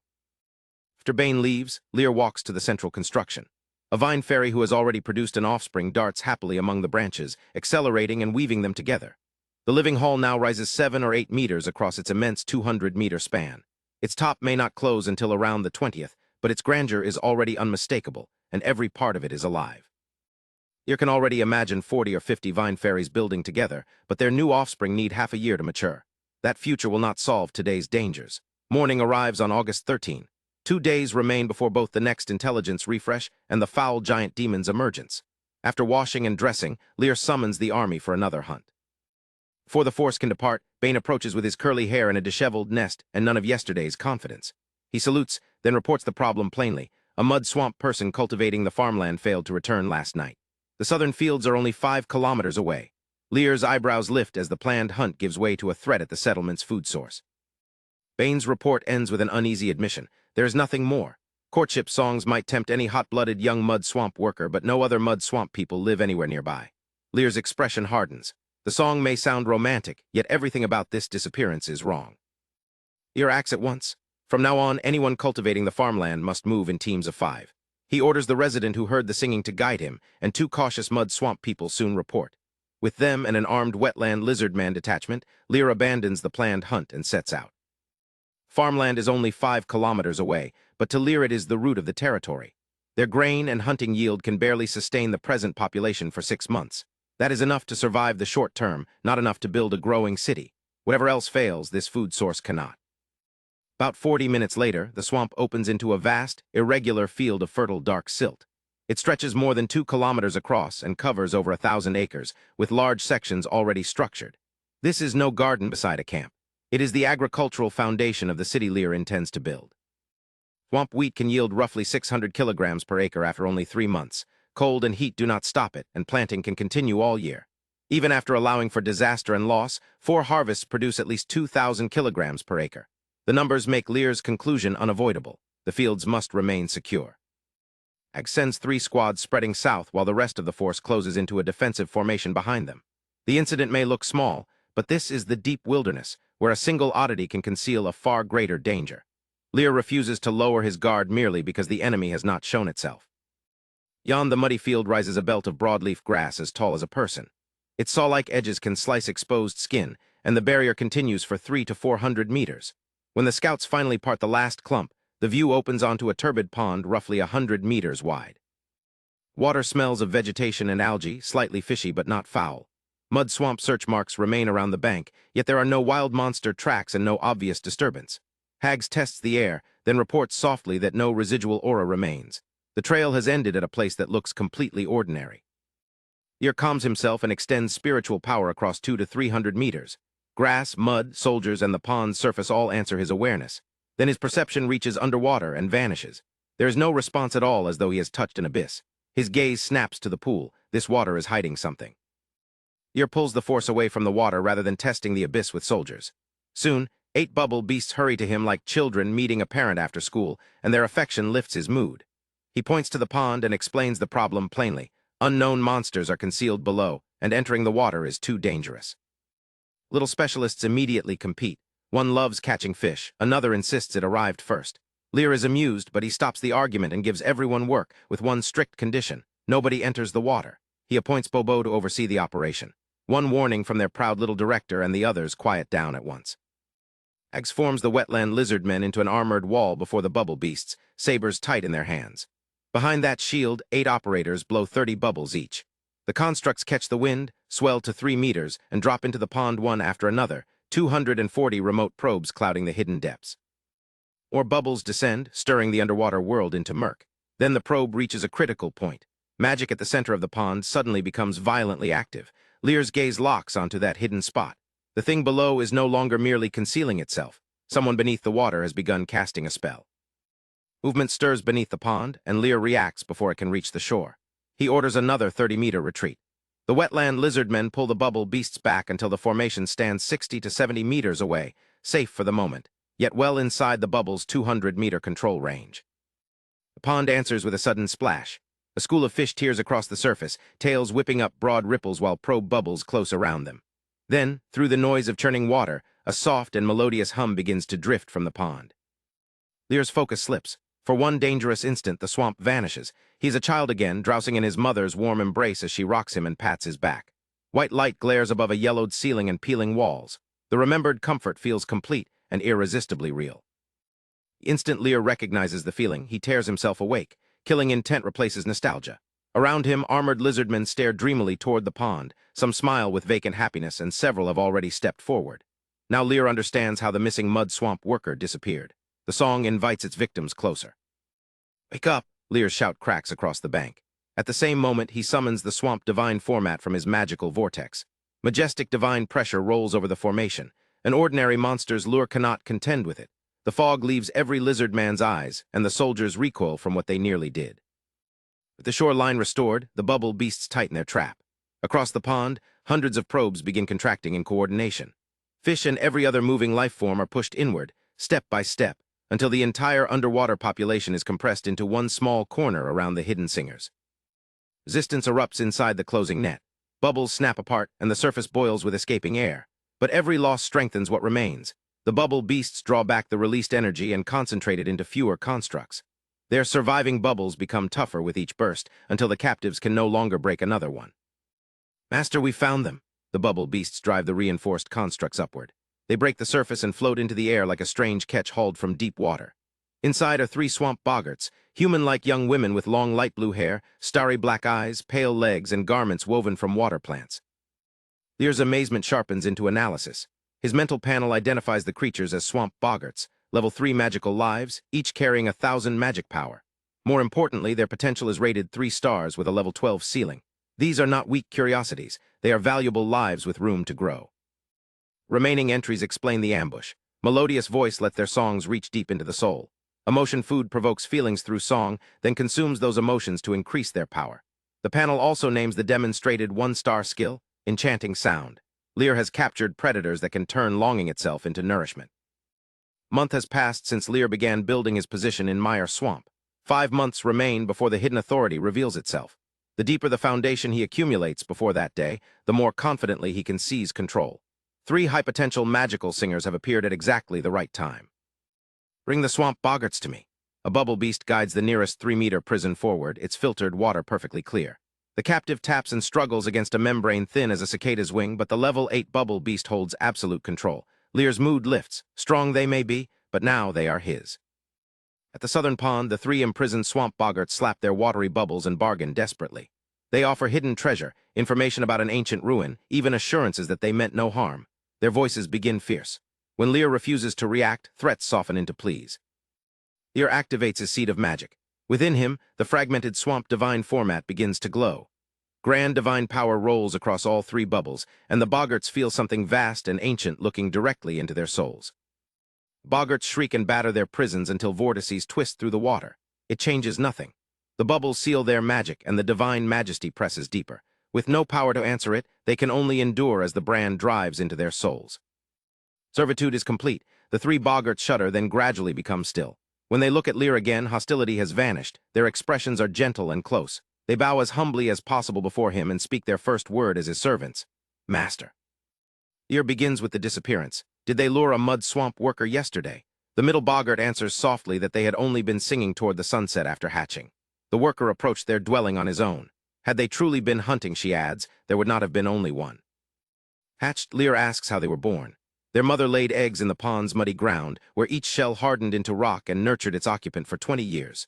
When the process ended, the boggarts emerged already adult and awakened the knowledge carried in their bloodline. Lear tests their earlier promises. The boggarts insist they did not deceive him. Their mother left them a treasure in the swamp. The ancient truant lead came separately. A half-fishman, drawn to their song the previous night, told them about it. Lear's interest sharpens. Lear points to the boggart on his left. Retrieve the treasure from the pool. As she turns toward the water, he addresses the middle boggart without wasting a moment. Tell me where that ruin is. One new servant dives while another remains before him to answer. Retrieving boggart rises from the pool, and not a single droplet clings to her. Lear wonders whether this is another racial talent. She steps forward boldly, holding a fist-sized snail shell in both hands. Master, this is the treasure our mother left us. Lear accepted the fist-sized keepsake. Though shaped like an ordinary snail shell, the treasure rested in his palm with scarcely any weight at all. Echo reverberation could carry the user's voice across a 3-kilometer radius. Voice of charm further strengthened any sound transmitted through the shell by 40%. It was a useful treasure, but one crafted for voices like theirs. Lear returned it, telling the boggarts that only in their hands could it truly shine. The boggarts did not need ordinary cultivation. Their songs provoked emotion, and those emotions became nourishment that increased their strength. Lear immediately saw an opportunity. Songs, dances, and dramas could fill Wailu City's empty cultural life, while feeding the boggarts all the emotion they required. Entertainment and magical growth could support each other. Nearby, the rescued worker slowly regained consciousness. He gave his name as Hanno, then saw more than 100 of his people watching and lowered his head in shame. His companions told him what had happened. Lear had personally led the search. Without the Lord and his army, Hanno would have died alone in the bushes. Lear did not permit shame to reduce the rescued man to the ground. He told Hanno to lift his head and face him, addressing the frightened worker with dignity. A moment of relief gave way to a new lead. Hags returned with an unconscious half-fishman secured for Lear, linking the pond incident to an enemy who could be questioned.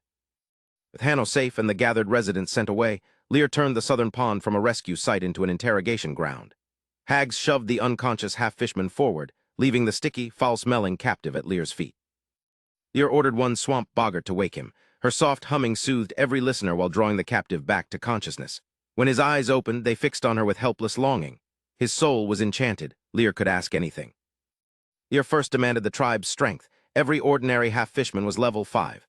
Their chieftain, however, had found a magic beast crystal near the ruins and used it to reach level 10. Lear immediately remembered Hags's transformation. This resource was valuable. Had the tribe opened the relic? No. The chieftain claimed guidance from the half-fishman Father God had led him only to the ruins' periphery where the crystal waited. That meant the main site remained untouched, and its deeper contents remained unknown. Lear challenged the claim. The half-fishman god had fallen 1,000,000 years ago. The captive's dullness vanished beneath sudden piety. Father God had never fallen, he insisted, only gone to sleep. Lear knew believers could be fanatical, but in this world, even a god's revival could not be dismissed. Boggarts had already shown how much potential their voices held. Now the captive added 3 useful leads: the half-fishman's gathering site to the south, the unopened ancient ruins, and intelligence on the Dark Naga. It was a modest harvest, but a profitable one.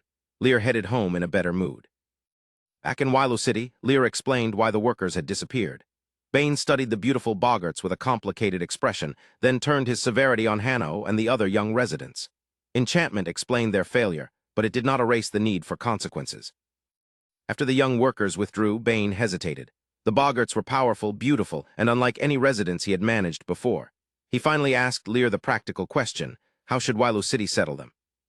Lear's answer reached beyond housing. A city could not satisfy its people with material survival alone. The elven capital was celebrated for songs heard every day. There was no reason Wilo City could not cultivate its own music, praise, and shared spirit. Boggarts would lead Wilo City's singing, praising, and chanting. In time, they might become a banner for the entire territory, and their voices offered uses beyond performance. Bane sensed the plan's importance without grasping every layer. Lear was content to proceed gradually. Hanno's humiliation had left behind a harder desire. He sought Bane's guidance on becoming a hero. Bane answered without pride. His own transformation had taken 10 years. For an ordinary mud-swamp person without exceptional talent, family, or backing, advancement demanded a do-or-die will. Bane told Hanno to go back. Those hardships were beyond him. In Bane's judgment, a will that had yielded to a boggart's temptation could never survive hero training. He turned and walked away, refusing to soften the lesson with false encouragement. Thud stopped him. Hanno had dropped to one knee, eyes unshakable. Lear had saved his life, and the boy wanted the strength to repay that grace. Only as a hero could he offer his master greater help. He was ready, even if the path demanded his life. Bane stared for a long time. Hanno looked like wild grass battered by fierce wind, weathered yet rooted too deeply to tear free. Then Bane turned away again without answering. The boy's heart jolted, but his resolve only burned hotter. If no one helped him, he would help himself. He would never stop here. After a short rest, Lear Els stepped from his tent into the glaring sun. Wilo City was growing, but the swamp around it felt tighter every day. Foul giant demons and 2-headed ogres were already confirmed. 30 kilometers north waited more than 500 level 9 decaying centaurs. Known enemies were only part of the pressure. Giant 3-toed tracks still had no owner.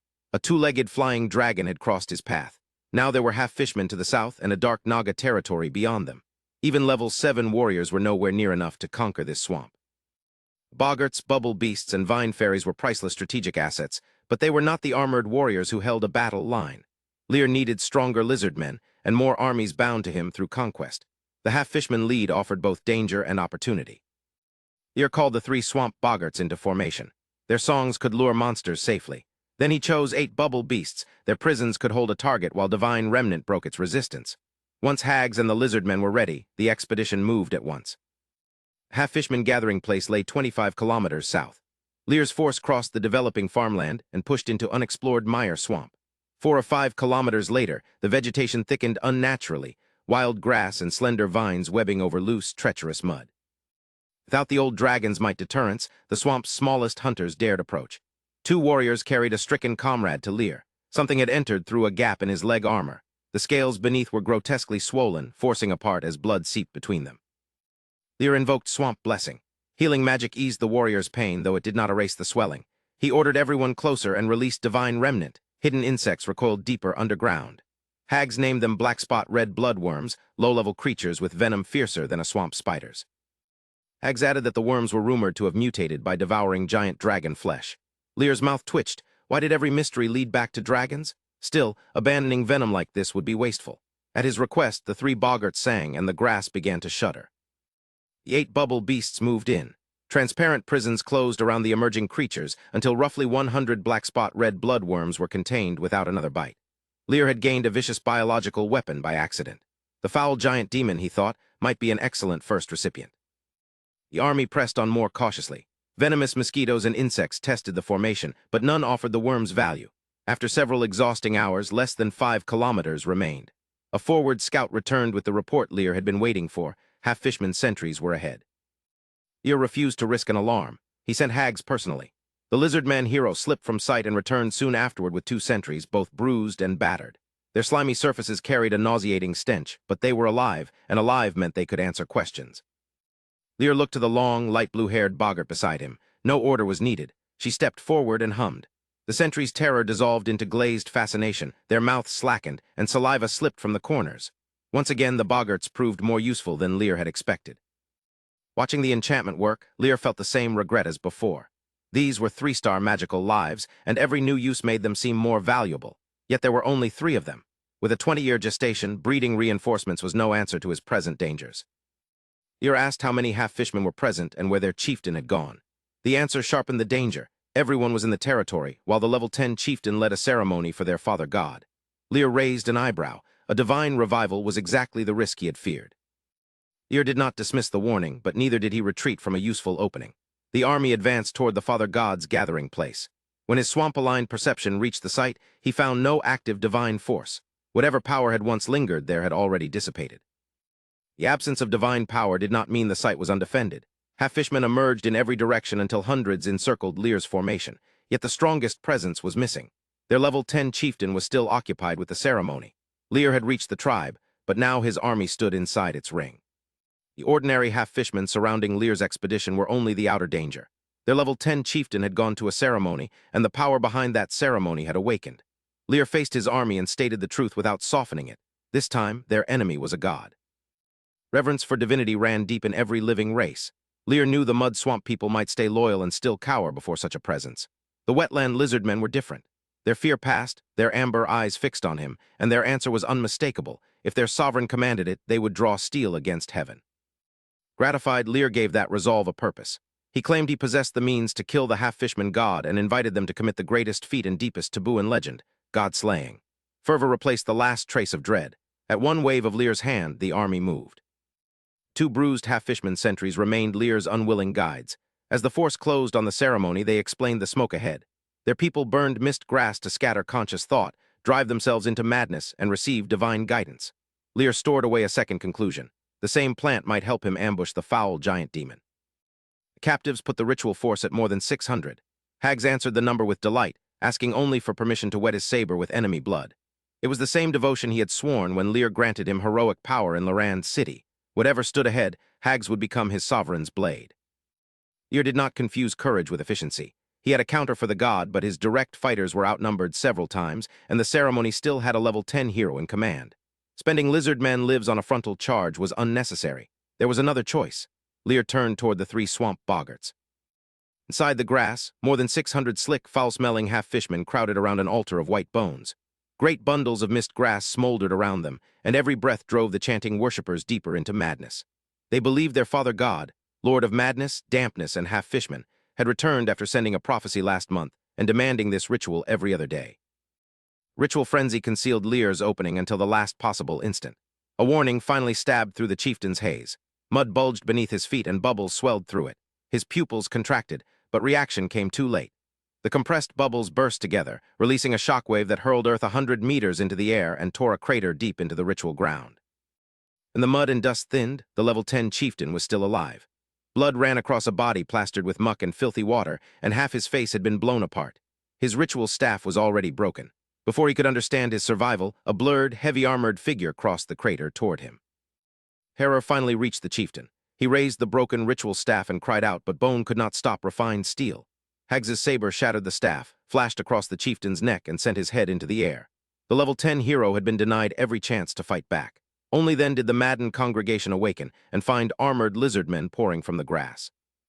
The chieftain's severed head had barely fallen when his death reached something far greater. To the half-fishman god, the loss of a favored subject was not defeat. It was mortal blasphemy, and divine wrath answered from the white bone altar. Change was immediate. Every half-fishman rose to temporary level 9. Every attribute surged by 80% for 1 full hour. Feeling their gods gaze upon them, they praised its glory and hurled themselves at Lear's lines. Axe did not yield a step. Chi blood flared around him as he ordered the line formed. 5 lizardman teams drove forward like unsheathed blades, meeting the half-fishman head-on in a collision of steel, bone, and flying blood. Divine frenzy made every exchange hideous. A bone spear caved in a warrior's shoulder armor. His return stroke opened the attacker's neck to the bone. The half-fishman still refused to fall. Pain only drove it into a more savage assault. Lear's bubble beasts answered like remote cannoneers. They compressed air inside their bubbles, guided the shining spheres over the melee, and dropped them into the enemy ranks. The explosions flipped half-fishmen and mounts alike, but the blood-covered survivors forced themselves forward again. And a soft, melodious song slipped through the slaughter. The half-fishman faltered for one precious heartbeat. Lear's warriors seized it, and a dozen heads flew. Yet the rest recovered almost at once. Prepared enemies at peak strength could suppress the boggart's enchantment. Lear fed swamp blessings into the frontline. He possessed only 300 magic points, and each casting cost 30, 10 uses under normal conditions. Here, however, the swamp restored nearly 200 points every minute. His home ground turned a limited reserve into relentless support.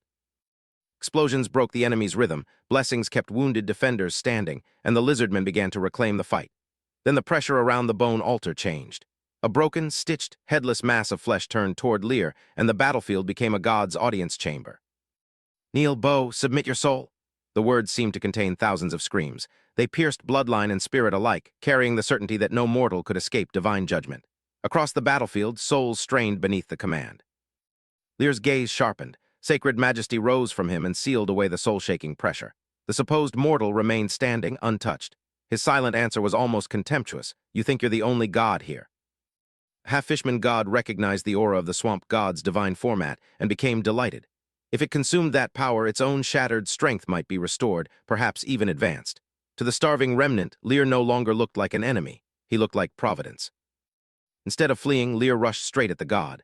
The remnant was briefly stunned, then ecstatic. It even drove the remaining 2 half-fishman squads out of his path, inviting its supposed prey closer. With every step, the divine power it craved felt stronger. God committed itself, and only then discovered Lear's real weapon. His greatest strength was never the warriors outside. It was the shattered swamp divine format hidden within his seat of magic. Lear could barely mobilize it without the authority, but divine essence still recognized divine essence. The dark soul finally sensed danger and tried to flee. Too late. The seed of magic spun wildly, divine power sealed every escape, and its vortex expanded into a starry black hole. The screaming remnant was dragged in and ground to dust. "God," Lear's answer was simple. "Sorry, so am I." The instant the half-fishman god's remnant shattered inside Lear, its stored power burst outward like a tsunami. Such tyrannical energy could have torn apart even a grand mage's mind. Lear stood at its center, but the swamp divine format pressed down with divine supremacy and swallowed the entire surge. For the first time, the broken divine format seemed full. The captured power poured through Lear's limbs and veins like molten force. Magic from the surrounding swamp rushed toward him as if into a black hole, forming a visible tide while his muscles, flesh, and bones hardened into something far more resilient. The entire swamp seemed to cheer for him. Lear climbed from level 3 to level 4, then 5, 6, and finally 7. Each step landed like another heartbeat through the mire. This was not a borrowed battlefield enhancement. The god's shattered power was becoming his own. At the peak of that ascent, Lear's head snapped toward one precise direction. His heart hammered. Something he craved more intensely than any ordinary treasure was calling him, the long-sleeping authority of the swamp. For one breath, it felt ready to awaken. And the remnant's energy ran dry. The call vanished before Lear could grasp it clearly. In the sudden calm, he pieced together what he had felt. The authority remained sealed, but that seal had weakened substantially. When it finally shattered, the authority would emerge. Lear forced down his excitement. He needed to plan ahead. What remained inside him still surged like lava. Lear extended his right hand and slowly closed his fingers, feeling the reality of his new strength. Around him, the magic tide settled. The swamp divine format also quieted, but it had not consumed everything. A few thin strands of special energy remained suspended nearby. With no pressure holding them apart, the strands fused into one larger stream. Lear focused on it, and the intelligence system opened a golden panel. Divinity. 6 stars, full golden. It was indelible power nurtured by a deity, the foundation that allowed divine beings to pursue immortality. The system's evaluation was blunt, extremely rare. Knowing about divinity in theory had not prepared Lear to see it. He had only planned to conquer a half-fishman territory rated 1 or 2 stars on the surface. Somehow, that modest target had paid out a 6-star treasure. His shock turned into delighted laughter. Half-fishmen, he decided, were his true friends. Lear reached for the divinity and was immediately repelled. Half-fishman divinity simply did not mesh with him. Before disappointment could settle, the intelligence system supplied another answer. The flesh butcher still carried the dead god's soul breath. That connection meant the stitched corpse could receive the incompatible treasure in Lear's place. Instructions went further. Infusing the divinity would start a transformation. The flesh butcher would then need a constant supply of flesh, but enough nourishment might produce something unique, a divine life. Lear stared at the 3-meter horror, headless, stitched from fragmented limbs, blood still flowing, and even his breathing trembled. That possibility ended any hesitation. Lear directed the incompatible divinity into the flesh butcher. The divine power entered the stitched body and was devoured. A fierce presence rolled across the ritual ground, putting every nearby wetland lizardman warrior on edge, then subsided as abruptly as it had appeared. The transformation had begun. The others saw only a terrifying corpse and a vanishing aura. Lear knew it had swallowed a god's unique power. If it matured into a divine life, it would become a perfect trump card for him. Yes, he would have to keep feeding it corpses, but who would refuse to nurture a life form with such limitless possibilities? This god-slaying had paid beyond measure. Lear called Bobo forward. The flesh butcher was already enslaved, he explained, and would one day fight for Wilo City as the bubble beast's companion. The frightened little beasts peered at it with fresh curiosity, though they could detect no difference. Bobo obeyed, blew a large bubble around the entire stitched body, and secured it for the journey home. Only then did Hags recover enough to approach. He had seen the half-fishman god's soul enter Lear, but not what happened within, and his unfinished question carried real worry. Lear answered softly. The remnant soul had been obliterated. Hags drew breath after breath, unable to contain the shock. Their master had slaughtered a god. Behind him, the swamp boggarts listened as though hearing a myth. The divine might had risen and vanished so quickly that none of them had truly understood until now. The half-fishman god's remnant soul destroyed and the stunned army still gathered around him, Lear turned his attention to the unfamiliar lifeforms lying nearby. They were Delta. Each had immensely sturdy legs, nearly twice the size of an ordinary human's, and broad webbed toes made for crossing swamp ground. Thick gray feathers covered the upper body like a falcon's plumage, yet above them sat an ordinary human head. They resembled legendary harpies and looked, at first glance, powerfully built. Intelligence systems stripped away that intimidating first impression. The Delta was only level 1. Its potential was half a star with a hard ceiling at level 3. Its racial talent was simple natural strength, while its 1-star skill, super strong endurance, greatly accelerated physical recovery. Then came the damning evaluation. Delta possessed strong physiques but were timid by nature. Even an ordinary farmer could drive one away with a pitchfork. Half a star, Lear had assumed 1 star was the lowest possible potential. The discovery gave him a new lower boundary for the system's rankings. Still, he did not dismiss the race outright. Natural power and accelerated recovery were useful traits. Their crippling cowardice merely made the combination strange, somewhat like the mud swamp people, whose weakness had not stopped them from becoming valuable to Wilo City. Lear ordered the wetland lizardmen to wake the captives and ask where they came from. One warrior stepped forward and slapped their faces twice. The Delta opened their eyes to dozens of heavily armored lizardmen warriors staring down at them. Terror overwhelmed them at once. One captive's pants darkened with a spreading wet patch. With shaking legs, they begged the kind and merciful Lord not to kill them, insisting they held no enmity and posed no threat. The lizardmen frowned. The warriors who believed even death should be met upright on the charge. Such pleading was contemptible. Answer brought a more serious warning. Not far away, the Delta said, stood a valley shrouded in darkness even during the day. Ruthless dark Nagas lived there under a powerful Naga hero. The Nagas had attempted to recruit the Delta before the Slime clan intervened and saved them. When Lear asked about enemy strength, the captives admitted they could not probe deeply. Darkness concealed the Nagas' true forms, and any living being that approached was supposedly devoured. Their hero was said to consume souls to maintain her beauty. Without the Slime clan, the Delta believed they would have been exterminated. Cyclopes had also become involved with the Dark Nagas, though the Delta did not know why. Lear wondered whether the Nagas could truly be as overwhelming as the captives claimed. Something in the situation was clearly hidden. Rather than trust frightened hearsay alone, he took out his magic map and poured in spiritual power. The Mire swamp expanded before them. Lear marked their glowing position in the direction of sunrise, then asked where the Nagas lived. Awed by the map, the Delta compared it with the sun and tentatively pointed. Lear estimated the valley at roughly 10 kilometers away. In the swamp, however, even 2 or 3 kilometers could lead into a different world, with isolated ecosystems capable of sustaining whole tribes. Further questioning yielded no deeper knowledge. Lear was left with an approximate location, several dangerous names, and a mystery that would demand caution. With the interrogation finished, Lear's soldiers cleared the ruined half-fishman battlefield.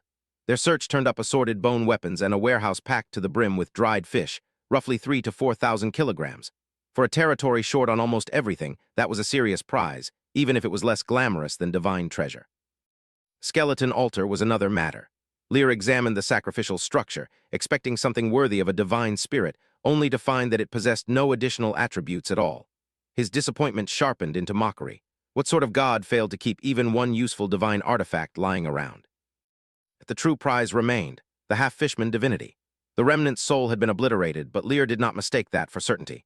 A being called a god should not be so easy to erase. More likely, its recent awakening had left it terribly weakened, and somewhere behind the victory, a surviving danger might still be waiting. Lear remained calm because time favored him too. The day when authority would manifest was drawing closer.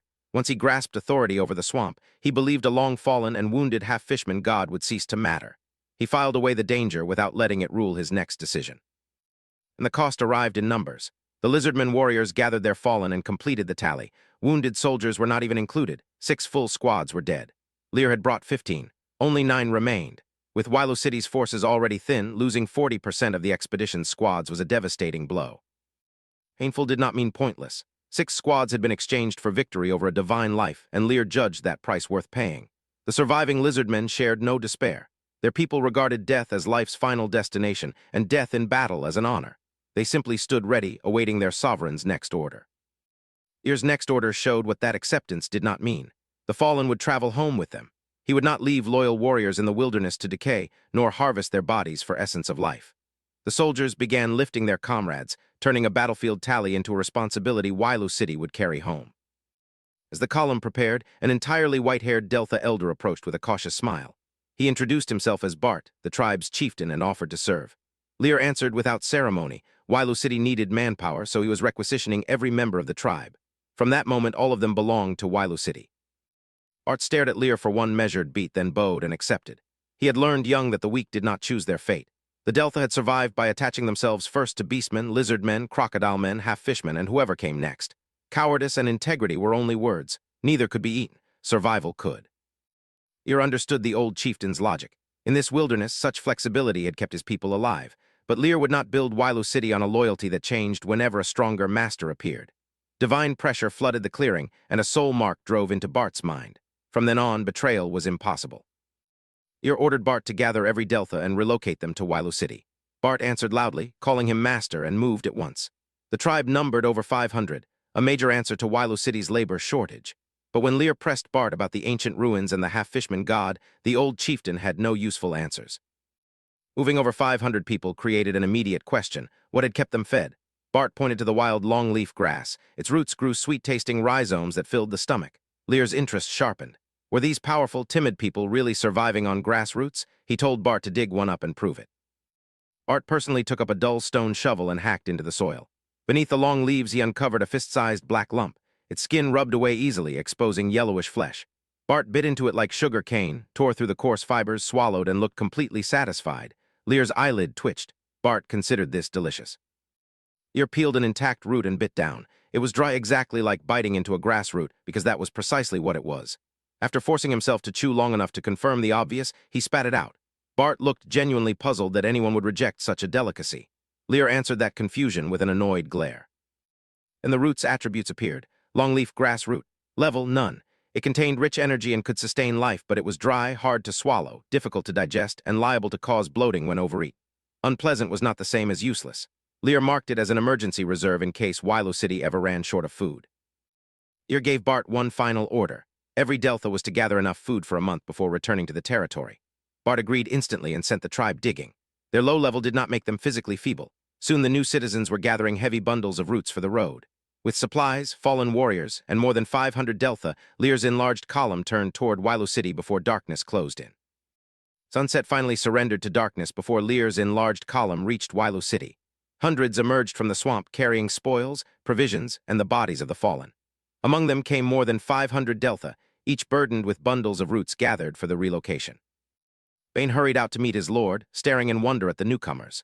Lear introduced the Delta without ceremony. They were now members of Wailu City, and Bane was to arrange their accommodations. When Lear raised 5 fingers and said there were over 500, Bane's face erupted with joy. For days, too few hands had stalled nearly every task in the young city. That bottleneck had vanished in a single evening. The Delta were known as timid, docile people, so Bane expected no resistance when assigning work and lodging. Laughing, he turned to begin immediately. Lear's next words killed the celebration. 6 squads of Wetland lizardmen warriors had fallen. Bane's grin froze. For a city whose military strength was still fragile, the loss was unprecedented. He could scarcely believe ordinary half-fishmen had inflicted it, but Lear shook his head. This battle had been different. The true enemy had been the long-fallen half-fishman god. It awakened and clashed directly with Lear. Wailu City's forces survived the divine confrontation, but Lear took no pleasure in that victory while 6 squads lay dead behind him. His gaze left Bane and settled on the fallen. Lear called the fallen what they were, heroes of Wailu City. Then he issued a lasting order. A tomb of the heroic spirits would be set aside, and from this day forward, every warrior who died for the city would be buried there. No loyal life would simply disappear into the swamp. Burial was only the beginning. Once City Hall stood, Lear would build a heroic spirit hall to preserve the names of everyone who sacrificed for Wailu City. Even if the death god did not take them, their souls would have a home, and generations of residents would remember them. Bane trembled. Imperial royalty built such halls, but usually only celebrated figures entered them. Lear was extending that honor to ordinary warriors. Bane understood the result. Service would become glorious, and Wailu City's future soldiers would fight with extraordinary ferocity. Hoarse with emotion, he went to carry out the order. Bane already handled nearly every civil matter in Wailu City, and Lear trusted his meticulous execution. The fallen were placed safely within the territory for burial the next morning. After discussion, they selected dry, level ground 3 kilometers east as the tomb of the heroic spirits, and Vine Ferries began preparing it. With the urgent arrangements underway, Lear continued through the nighttime territory. North of the center, the fish farm lay divided into several ponds, with a bubble beast standing guard against accidents. Inside, 2-star dragon blood redfish moved through the water like red spirits, their long whiskers trailing behind them. Their beauty concealed a stubborn problem. Over 2 days, the city had offered bread, bugs, organs, grass, wild fruit, and nearly every other available food. The fish had eaten none of it, until Lear discovered their diet reliable breeding would remain out of reach. This resource would require patience rather than force. Back at the center, the vine fairies were still channeling the power of the stars, accelerating the starry sky vines. Each little worker shone brightly enough to illuminate dozens of meters. Their glow mingled with the vine's twinkling light, turning the unfinished city hazy and beautiful. Lear watched without disturbing them. Curiosity drew Lear closer. Beneath the vine sat Hanno, the slightly thin mud swamp resident once ensnared by a swamp boggart's confusion. He studied a yellowed leather-bound book with the concentration of a worshipper before an altar. Only when Lear called his name did Hanno jerk upright and recognize his lord. Hanno pressed a hand to his chest, bowed, and wished Lear good night. Lear returned the greeting and asked why he was still reading so late. The answer exposed more than diligence. Hanno wanted to grow beyond his present limits and pursue the possibility of becoming a hero, even though others ridiculed that hope. Lear refused to let ridicule define Hanno's future. Mockery, he told him, often came from people venting their own inferiority. Unable to improve as Hanno did, they tried to drag him back into the same mediocrity. Their contempt was not evidence that his effort was foolish. It was another obstacle to overcome. Lear placed a firm hand on Hanno's shoulder, lending physical weight to his words. He believed in him. More than that, he looked forward to the day Hanno became a hero. Under that direct, unwavering confidence, Hanno's eyes reddened. Unable to answer properly, he gave Lear one fierce, determined nod. Early on August 14th, thin mist drifted through Wailu City before sunrise. No one began the usual morning work. Hundreds stood silently around 60 coffins woven from vines overnight, and through their gaps the fallen wetland lizardmen warriors seemed merely to be sleeping. The crowd stirred and parted. Lear walked through without looking aside, his young face gathering unmistakable majesty with every step. Residents bowed and pressed hands to their chests. To them, he was not merely Lear, but Wailu City's sovereign, the swamp's master, and their protector. Lear rested his right hand on a coffin and faced his people. These warriors, he declared, had died for Wailu City and for every resident within it. They were not nameless losses. They were heroes, and today they would be laid to rest as heroes. A resting place would be the tomb of the heroic spirits. Afterward, Lear would build a heroic spirit hall, inscribe their names, and preserve their deeds. Every future hero of Wailu City would be remembered, he promised, and revered by the generations that followed. At Lear's command, the surviving wetland lizardmen stepped forward and lifted the coffins onto their shoulders. Lear joined the burden rather than watching from ahead. The long formation moved east, beginning the 3-kilometer march to the tomb of the heroic spirits. Among the mourners, the dozen visiting Shahim barbarians exchanged complicated looks. They had territories of their own, yet Lear's treatment of ordinary fallen soldiers unsettled their assumptions. Without a homeland, joining this city, and even dying for it, might not be so unbearable after all. 3-kilometer march ended at rows of open graves. Lear ordered the heroes buried. The lizardmen lowered every coffin gently, and as the banshee's solemn song rose, Lear took a spade himself. Shovelful by shovelful, he began covering his fallen warriors with earth. When the last earth covered the graves, Lear set down the spade and bowed his head for 3 minutes. Hundreds followed as one. Only wind moved through grass and trees. Then Lear looked up and vowed that the sacrifice would never be wasted. Wilo City would rise. After the funeral, Wilo City's work resumed with new strength. The recent influx of labor changed the agricultural timetable dramatically. At the southern silt fields, the ground could now be prepared within 3 days, ready for the swamp wheat on which the city's future food supply depended. Lear refused to turn that momentum into another immediate battle. Yesterday's fighting had been too intense and the losses too severe. Keeping soldiers under constant strain would only damage them. He postponed hunting and gave the army a rare day to rest, recover, and loosen its nerves. Lear went north to the fish farm, where a vine fairy shaped a lounge chair for him. Reclining beside warm tea, he watched red fish glide through the water while the banshees hummed nearby. For the first time since entering the swamp, he felt genuinely relaxed. One frustration disturbed the idyllic scene. The dragon blood redfish were valuable 2-star magical creatures, yet their diet remained a mystery. They still refused to open their mouths for food. Until Lear solved that problem, this pleasant fish farm could not become the dependable resource he wanted. Round noon, as Lear considered returning for a nap, Bane arrived in open excitement. A large amount of black dragon broadleaf grass had been discovered. Lear sat up at once, demanding to know where it was and how much they had found. His quiet morning was over. Lear had wanted the Mire Queen Bee for a long time. It could improve a hero's potential, awaken a talent, or even grant an already awakened hero a second one. Slow grass collection had forced him to postpone the plan. Now Bane's discovery removed that obstacle. The opportunity had finally arrived. Lear was in an excellent mood. The rotting beastmen he had captured had tried to shift their disaster onto him by revealing the Mire Queen Bee. Instead, their confession had exposed both the danger and the prize hidden inside the colony. He had once wondered how a few dozen beastmen dared provoke hundreds of thousands of Mire wasps.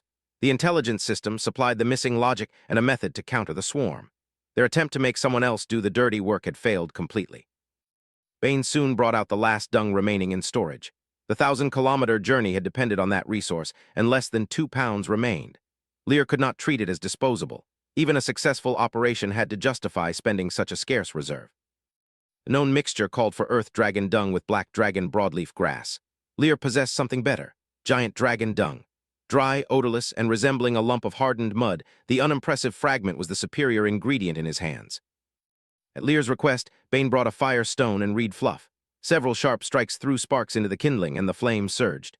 Bane laid a small amount of the freshly picked black dragon broadleaf grass over it. The moist grass caught surprisingly easily. Because the grass was so wet, it burned poorly, and that was exactly what Lear needed. A single handful released enough dense smoke to cloud the surrounding air and cut visibility. With the superior dung available to strengthen the effect, the battlefield method was ready. Once preparations were finished, Lear ended the promised half-day break and summoned his force. 9 teams of wetland lizardmen, 8 bubble beasts, and 3 swamp boggarts. The rested army formed up and departed immediately for the Mire wasp colony. Repeated battles had proven the formation's value. The boggarts could lure enemies, the lizardmen could absorb a frontal clash, and the bubble beasts could fight, ambush, imprison, or carry supplies. Lear had once assigned those little creatures to construction. Their bubbles were far too useful to leave behind. Cleared route took just over an hour. At 2:30 that afternoon, Lear halted hundreds of meters from the colony. A tree rooted deep in the swamp towered 70 to 80 meters overhead, its broad canopy entombed inside a nest of mud and wood chips, a small wasp city. The defenders were enlarged nightmares. Black and yellow, fist-sized bodies carried on 2 pairs of thin wings spanning more than 30 centimeters. Curved stingers gleamed like steel needles, and tiny teeth could gnaw bone. Worse than any individual weapon was their number, hundreds of thousands. Lear divided the weapon into 16 bubbles. 4 would burst at the target and flood the area at once. The remaining 12 would open narrow slits and keep releasing smoke.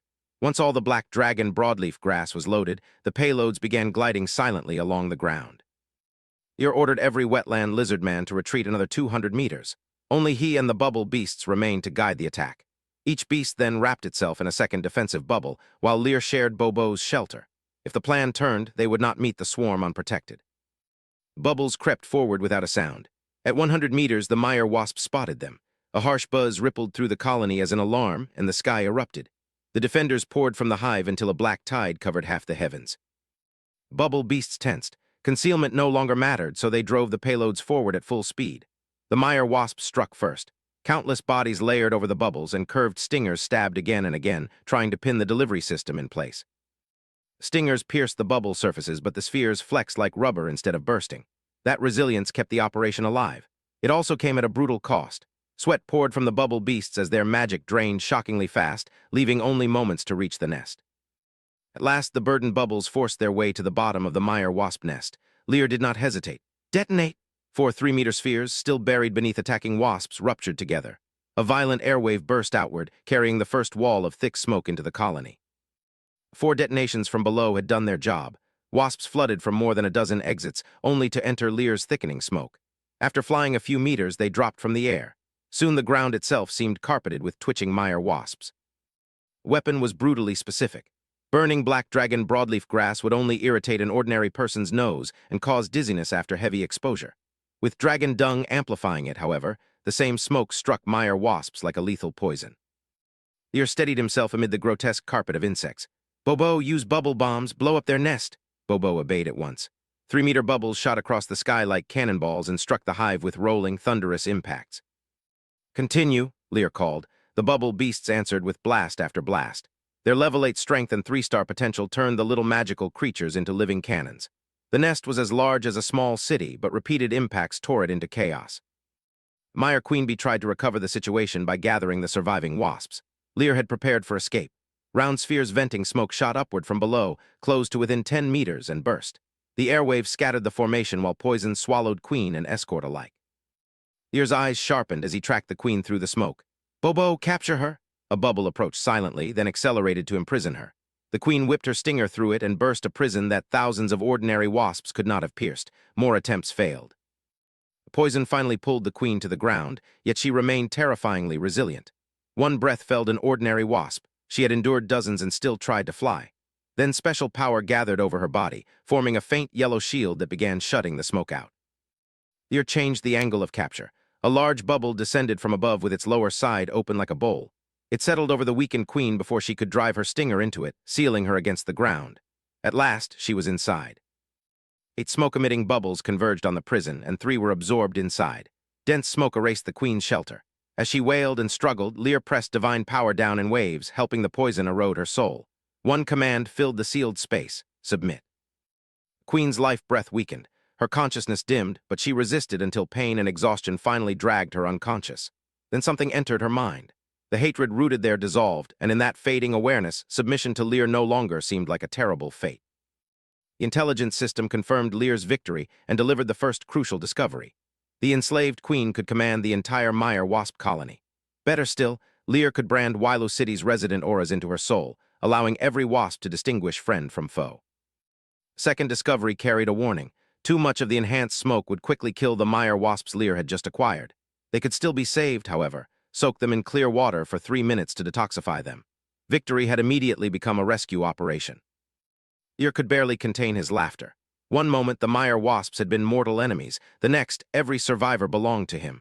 That made the poisoned insects his responsibility. Without wasting another breath, he ordered the nearby bubble beasts to begin the rescue. Bubble beasts first snuffed out the smoke still burning inside their bubbles. Then they huffed enormous new spheres into the air. The bubbles climbed, expanded, and burst with cracking booms. Rolling pressure waves tore through the battlefield and scattered the poisonous cloud. Lear seized the opening. His spiritual power entered the queen's soul, carrying the familiar auras of Wilo City's mud swamp people, wetland lizardmen, and deltas. If the imprint worked, the colony would no longer mistake any of them for prey. First test came immediately. Wasps that had escaped the worst smoke plunged toward the people below.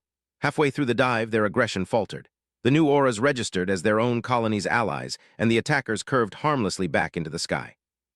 There was no time to celebrate. Lear sent the bubble beasts back for water and called the waiting wetland lizardmen forward.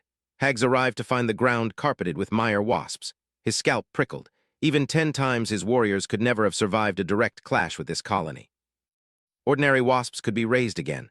The queen could not be replaced. Once water had drawn out the smoke, Lear drove the seed of magic and poured swamp blessing into her 20 more times. After 4 or 5 minutes, she convulsed, expelled smoke-laden bubbles, and life surged back through her.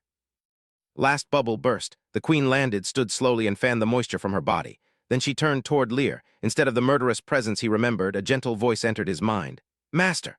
Lear smiled and ordered her never to let the colony attack Wilo City's people. She agreed at once. Only then did Lear look across the battlefield and see how many bodies lay scattered there. At his request, the queen raised her head and summoned every survivor. The rough count reached nearly 200,000. Lear had not merely captured one powerful creature. He had acquired an army. Lear drew a deep breath and asked whether the queen had a name. She hesitated before sending one word through their spiritual connection, Arcania. Lear repeated it, fixing it in memory. His new force had a commander, and that commander was a person capable of answering for herself. Lear finally asked about the power to enhance potential, the true reason he had hunted a Mire queen. Arcania confirmed it. When food was abundant, the colony converted surplus energy into propolis. Once that propolis dried, it became a blood-red crystal packed with enormous energy. There was one limitation. The developing crystal needed another month.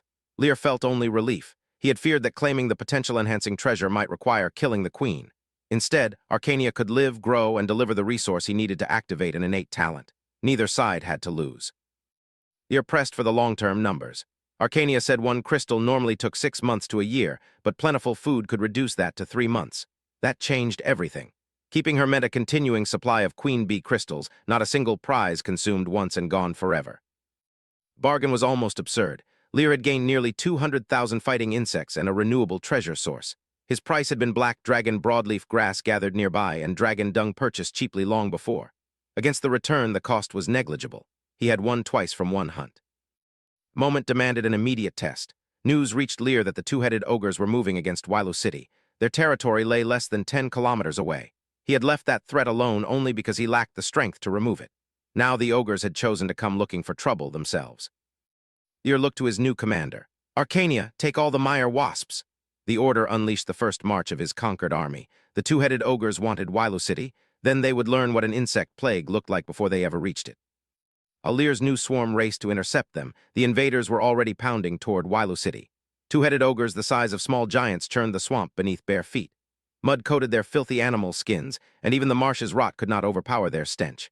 At their center strode an even larger chieftain, gripping a monstrous wolf-fang club. Scout assured his king that the lizardmen's territory lay just ahead.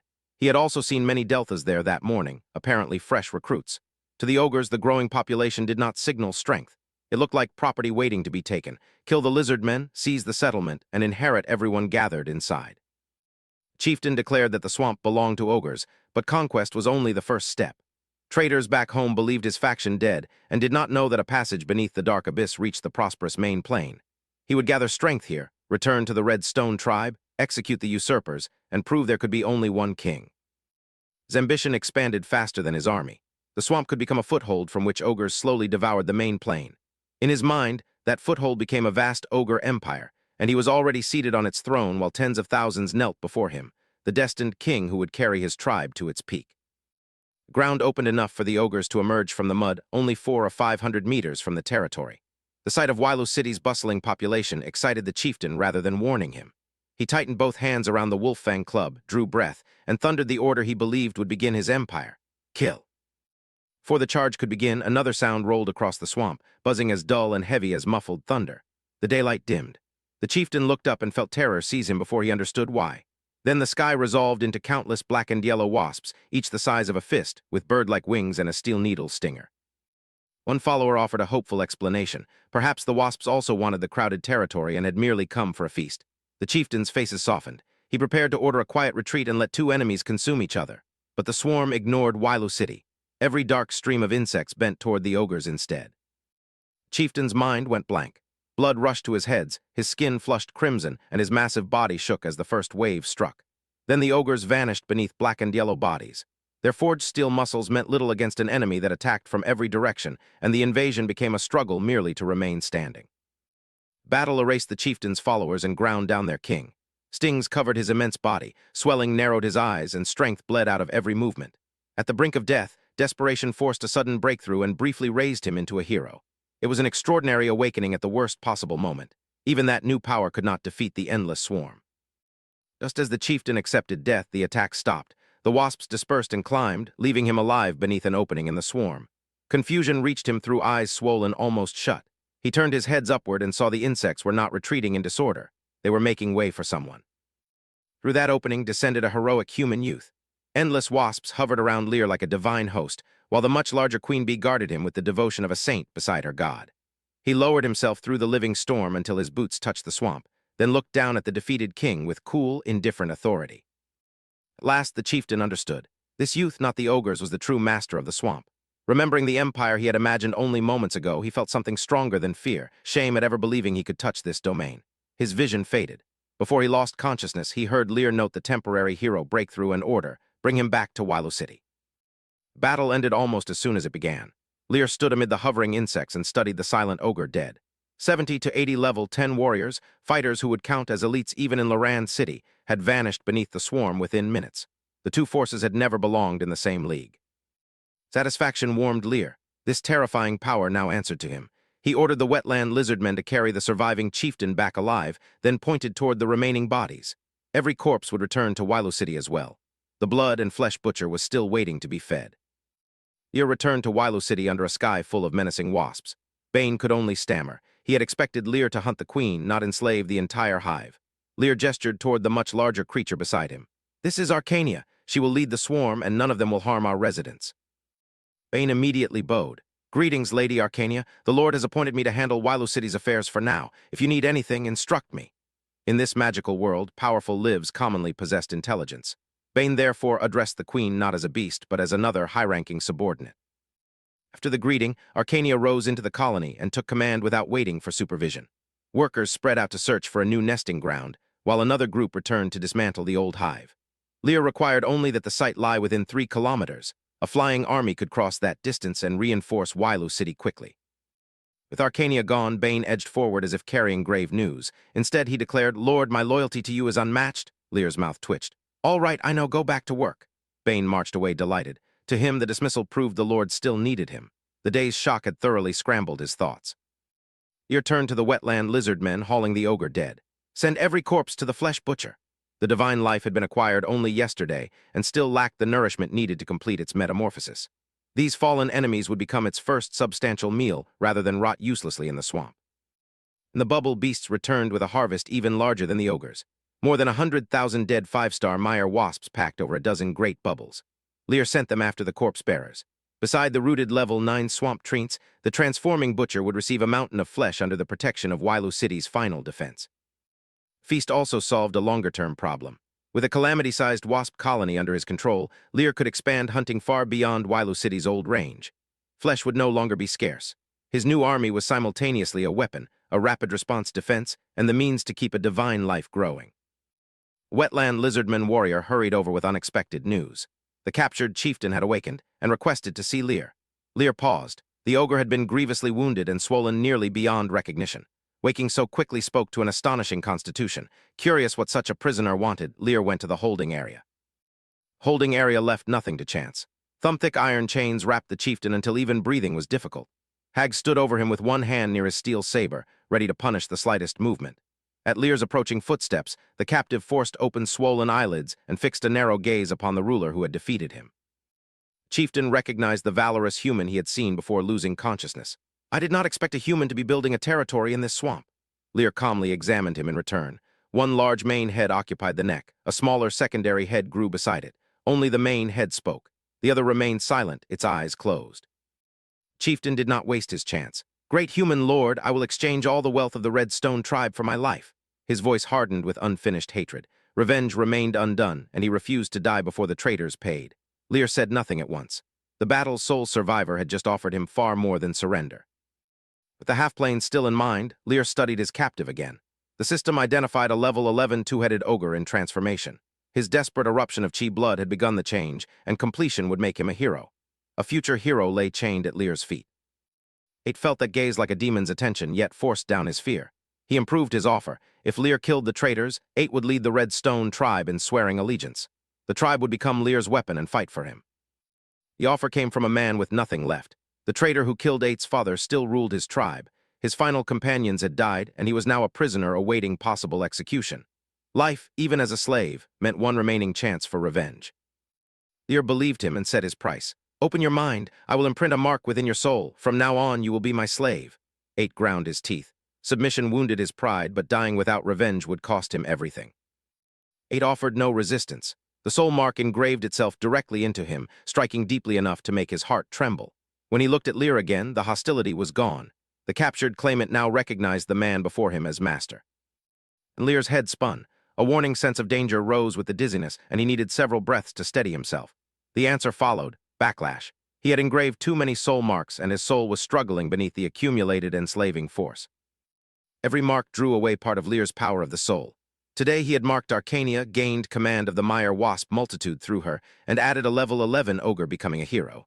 He had marked two beings, but one of them carried an army.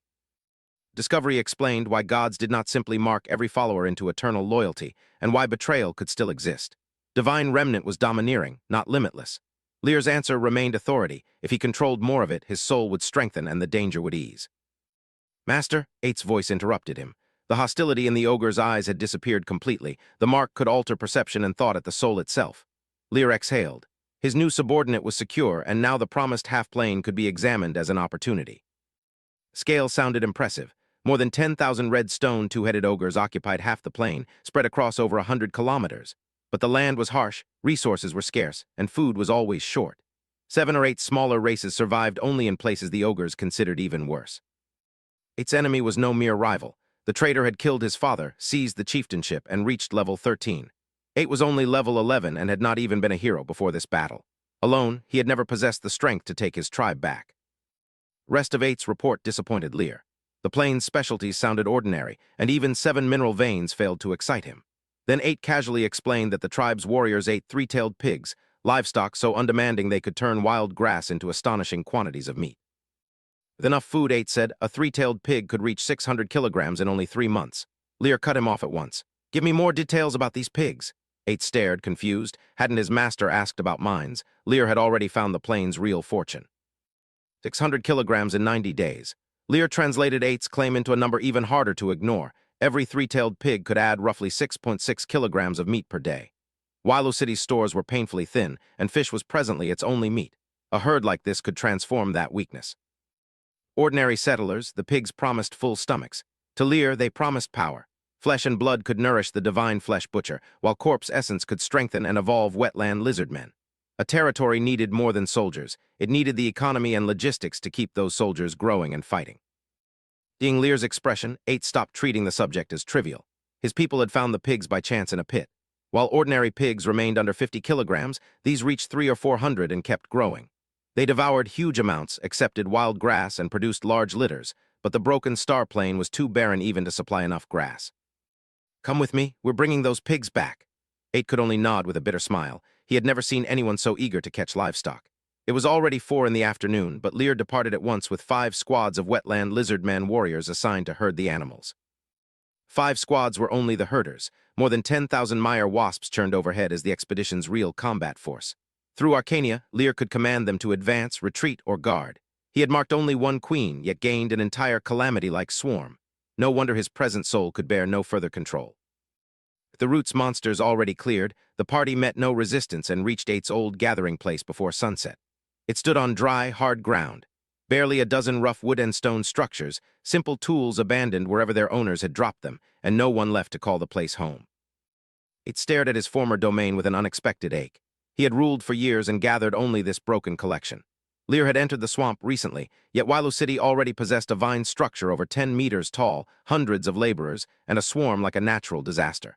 The comparison left 8 deeply ashamed. The expedition found its treasure in a foul-smelling pen, immense, round-bodied pigs, each with 3 tails.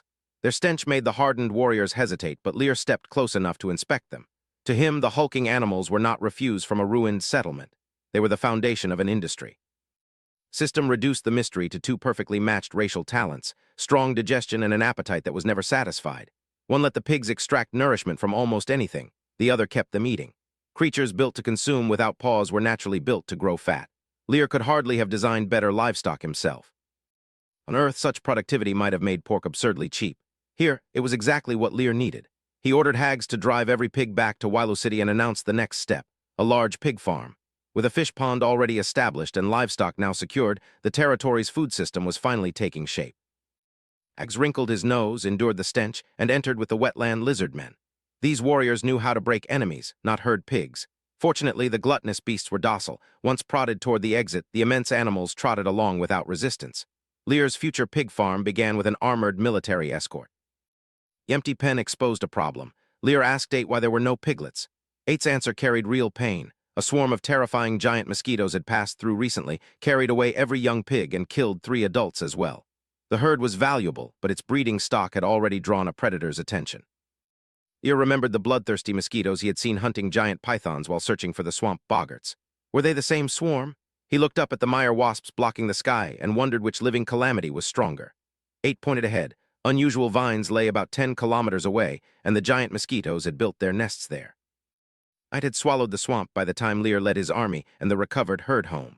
Vine fairies supplied the only light, their scattered glow revealing Wailu City's impossible centerpiece. A living city hall more than 200 meters across and already 12 meters tall. Ud Swamp and Delta residents had been resting together after work. Now they crowded around 20 adults, each heavier than 600 kilograms, marveling at the 3 tails and openly imagining dinner. Bane hurried over, nearly drooling. To him, Lear had brought home enough meat for a week. Lear laughed and stopped the feast before it began. These pigs were breeding stock. With enough feed, they reached 600 kilograms in only 3 months. Each could produce 3 litters a year with at least 10 piglets per litter.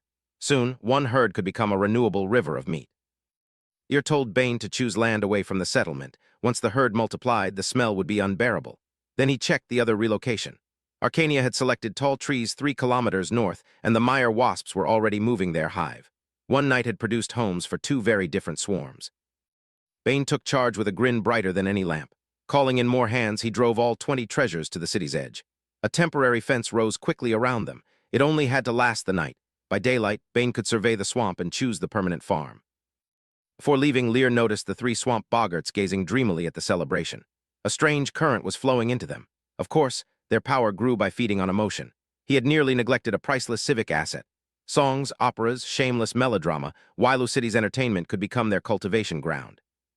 In his tent, Lear measured what had grown around him. The pig farm was beginning. The living city hall should close its roof in 3 to 5 days and finish by month's end. Then came residences, a tailor shop, and a blacksmith shop.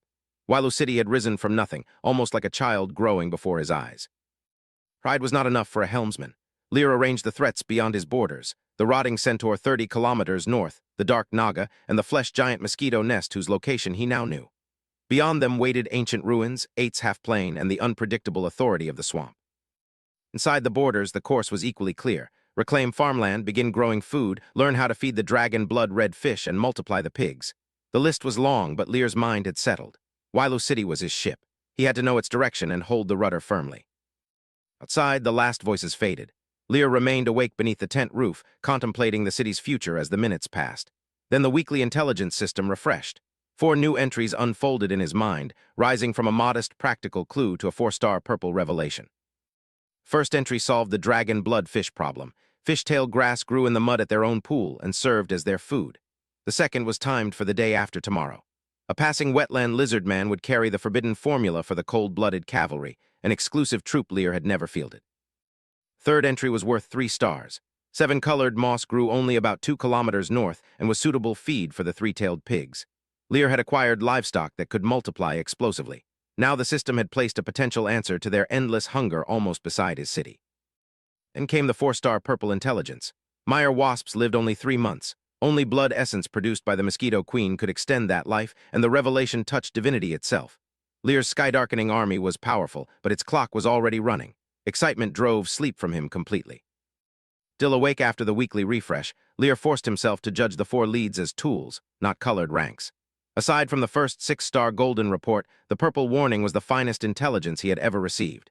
Yet every entry could transform Wailu City if he used it correctly. Dragon blood red fish had refused every food offered for days. That was no small nuisance. These 2-star magical creatures were rare delicacies, permanently strengthened stamina, and held enormous breeding value. The answer had been beneath them all along, fishtail grass hidden deep in the pool's mud. Second lead promised a forbidden formula. An unknown wetland lizardman would pass nearby the day after tomorrow carrying the training method for cold-blooded cavalry. Lear needed it. Mire wasps struck like assassins, but their low durability meant that even victory could consume too many of them. Third entry lay only 2 kilometers north. 7-colored moss could feed the 3-tailed pigs. Lear had acquired livestock capable of explosive growth and reproduction. Now the system had placed a scalable answer to their appetite almost on his doorstep. Lear returned to the 4-star purple warning. It touched divinity again, but its immediate meaning was brutally practical. Mire wasps lived only 3 months, and only blood essence from the mosquito queen could extend that life. With the swarm secured, Conquering the swamp felt possible, provided its clock did not run out first. Lear woke at dawn and summoned Bane.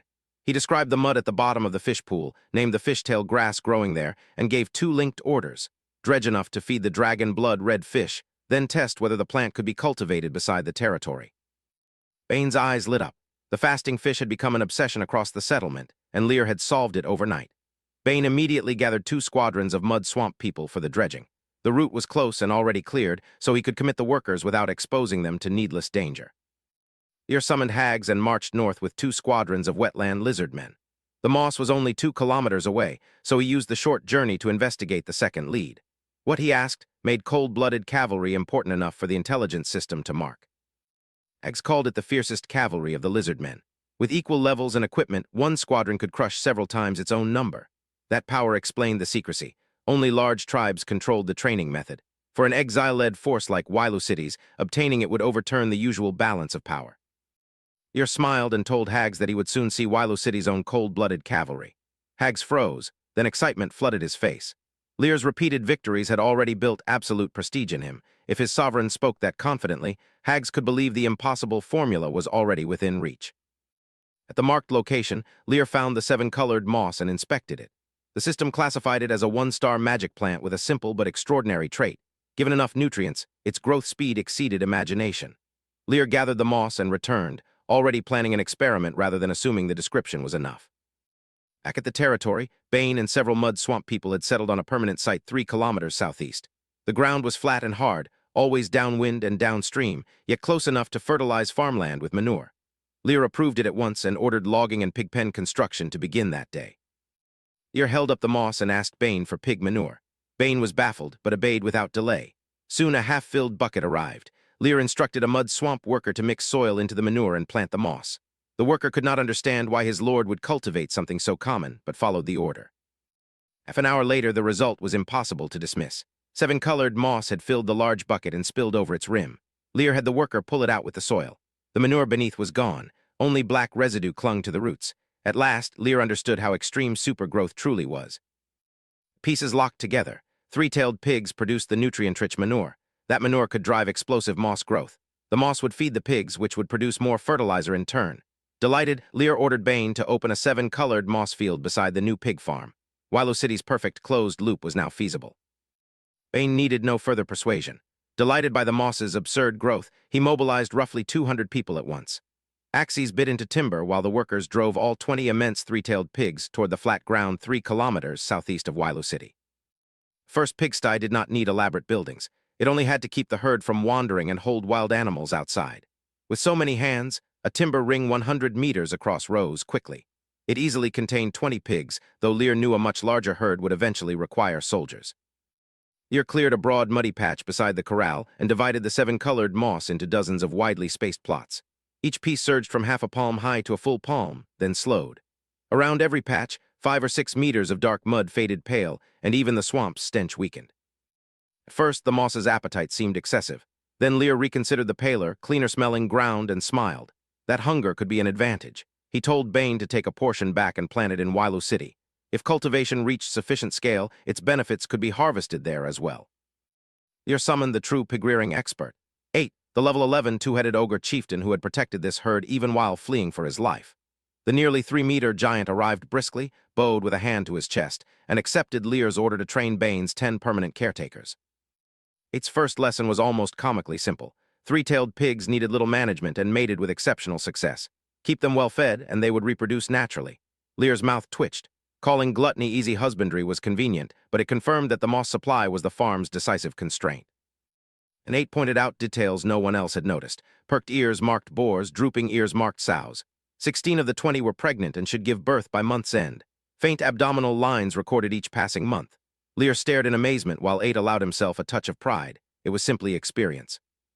Recovered fishtail grass produced an equally decisive result.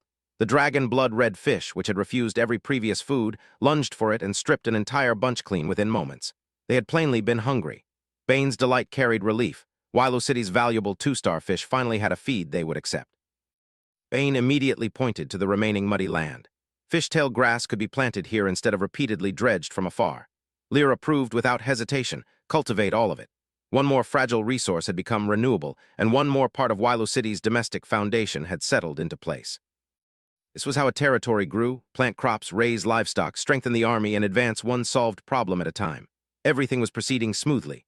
Lear looked up at the Mire Wasps overhead and called for Arcania, their queen. Domestic work was finished. The next task would involve blood. Ordinary Mire Wasps lived only 3 months, and Lear did not know how much of that span his swarm had already spent. If thousands expired without warning, a strategic treasure could collapse almost overnight. Only blood essence from the Mosquito Queen could extend their lives. Before pursuing anything else, Lear would secure that queen. Lear's summons did not go unanswered. Arcania swept in from the Mire Wasp's temporary habitat, her wings spanning more than half a meter. Black and yellow stripes covered her body, while thin, steel-hard wings and a 30-centimeter stinger made her look engineered for war. Strike from that stinger could pierce even a heavy armor warrior. Arcania's body was a natural war machine, and Lear commanded roughly 90,000 young Mire Wasps built for the same brutal purpose. For one bright moment, the scale of that power delighted him. And the lifespan problem returned. Lear drew a breath and asked Arcania for the truth. After a moment's thought, her spiritual power entered his mind. More than 30,000 first-batch wasps would perish by the end of this month. That was 1/3 of Lear's strength, and it was only the first deadline. Arcania continued. Every remaining ordinary wasp would reach the end by the close of next month. In 2 short waves, Lear could lose almost the entire army. This could not wait. Lear asked how long Arcania herself had. Her mental voice brightened with pride. She had been born only 3 months ago and still possessed nearly 3 years. Lear's mouth twitched. Having barely more than 2 years ahead did not seem like a triumph worth boasting about. Did Arcania know the flesh giant mosquitoes? She did. Although their territory lay nearly 20 kilometers from the wasps, both swarms needed enormous hunting ranges. Their paths had crossed repeatedly, and Arcania's indignation surged through the bond. Those damned mosquitoes had stolen their prey several times. Foul giant demon relic was due to emerge today, but Lear refused to be distracted. That opportunity could be handled after the swarm was stabilized. The Mosquito Queen could preserve an army already counting down to death. For now, nothing mattered more. Bane had already advanced one useful line of preparation. More than 20 kinds of poisonous herbs had been collected, he reported, and every one of them had gone to someone named Donia for research. He offered to call her over immediately. Lear had never heard the name. Who was Donia? Bane answered with a strained laugh, his adopted granddaughter, mischievous by nature and fascinated with alchemy. She was reasonably talented, too. Only yesterday she had successfully synthesized a particularly fierce alchemical poison. Bane soon returned holding the hand of a mud swamp girl barely 1.4 meters tall. Donia's youthful face made her look 13 or 14. She half hid behind her grandfather, clutching his hand while small green eyes peered curiously at Lear. Lear could not hide his odd reaction. This little girl had been allowed to study poisonous herbs, venomous creatures, and alchemy. Bane explained that she had lost her parents young, that he had raised her himself, and that her shyness was natural. At Bane's prompting, Donia stepped forward, blushing too fiercely to meet Lear's eyes. She placed a hand against her chest and whispered, "Good day, Lord." Her voice was so small that the beating wings of the Mire Wasp swallowed it whole. Lear returned the greeting without pressing her. Then he asked about the poisonous herb research Bane had entrusted to her. Had it produced anything useful? They intended to hunt a mosquito vastly larger than an ordinary one, Lear explained, and they needed Donia's help. Timid girl transformed at once. At the prospect of using poison against a monstrous mosquito, Donia perked up and slowly extended her right hand. Something dangerous moved from her concealment, the black spot red blood worm she handled for her research. Then she began explaining what her concoction could do. Donia completed the warning Lear had asked for. If ordinary people breathed in her concoction, reason would collapse. They would attack every living thing nearby until exhaustion stopped the heart and ruptured their blood vessels. Instead of recoiling from that outcome, Donia's eyes gleamed. She called it the most interesting potion she had ever researched, then looked to Lear with open, almost girlish joy. Key was the black spot red blood worms Lear had brought back. Their venom could stabilize other highly poisonous substances, allowing Donia to combine toxins that would otherwise resist a reliable mixture. Donia handed Lear the small gray bag and named her creation, black spot blood worm powder. Its safety condition was simple and tactically useful. The poison remained dormant until someone ignited it. Lear's expression became complicated. Donia spoke with innocent charm while a worm longer than 20 centimeters crawled across her hand. He could only wonder whether every girl from the mud swamp was this fierce. Behind them, Bane watched his adopted granddaughter with pride, worry, indulgence, and helplessness. When Lear moved to open the bag, Bane's face changed. He stepped in quickly and offered to test the poison himself. Donia quietly reassured them. She had added toxic herbs that suppressed the poison, so opening the bag would do nothing. Ignition was the trigger. Satisfied with that explanation, Lear waved Bane back and opened it himself. Inside lay finely ground poison marked by faint traces of blue liquid. No smell escaped. Lear focused, and the attribute panel appeared: black spot blood worm powder, alchemy poison, level 3 stars. Donia's own evaluation was just as promising. Her 2-star talent, extraordinary alchemy, gave her a chance to improve Tier 1 items whenever she immersed herself in research. The system called her potential untapped and warned that a flash of inspiration could create miracles. Lear was pleasantly surprised. Donia was still young and had enormous room to grow. One day, Wailu City might possess a top-tier alchemist. Unlike mages, alchemists relied on knowledge and the properties of materials themselves, making true talent in the profession exceptionally rare. With many hands assisting, Donia soon produced 2 full sacks of the 3-star poison. Making each batch was not the difficult part. The real achievement was her formula, where every proportion and every change in wetness or dryness could transform the result. Lear praised Donia without reservation. From now on, items like this would be her responsibility, and he wanted her to continue researching whatever might prove useful. Donia answered at once, her smile exceptionally bright. Lear only smirked at the frightened crowd. While Donia's poison had been produced, the army was already gathered. With 2 full sacks secured, he set out toward the flesh giant mosquito habitat, roughly 20 kilometers away. Lear's expedition did not march alone. A massive swarm of Mire Wasps darkened the sky above them, fierce enough to chill anyone who looked up. To Lear's companions, however, that same dreadful sight felt like protection. With such an army overhead, their confidence soared.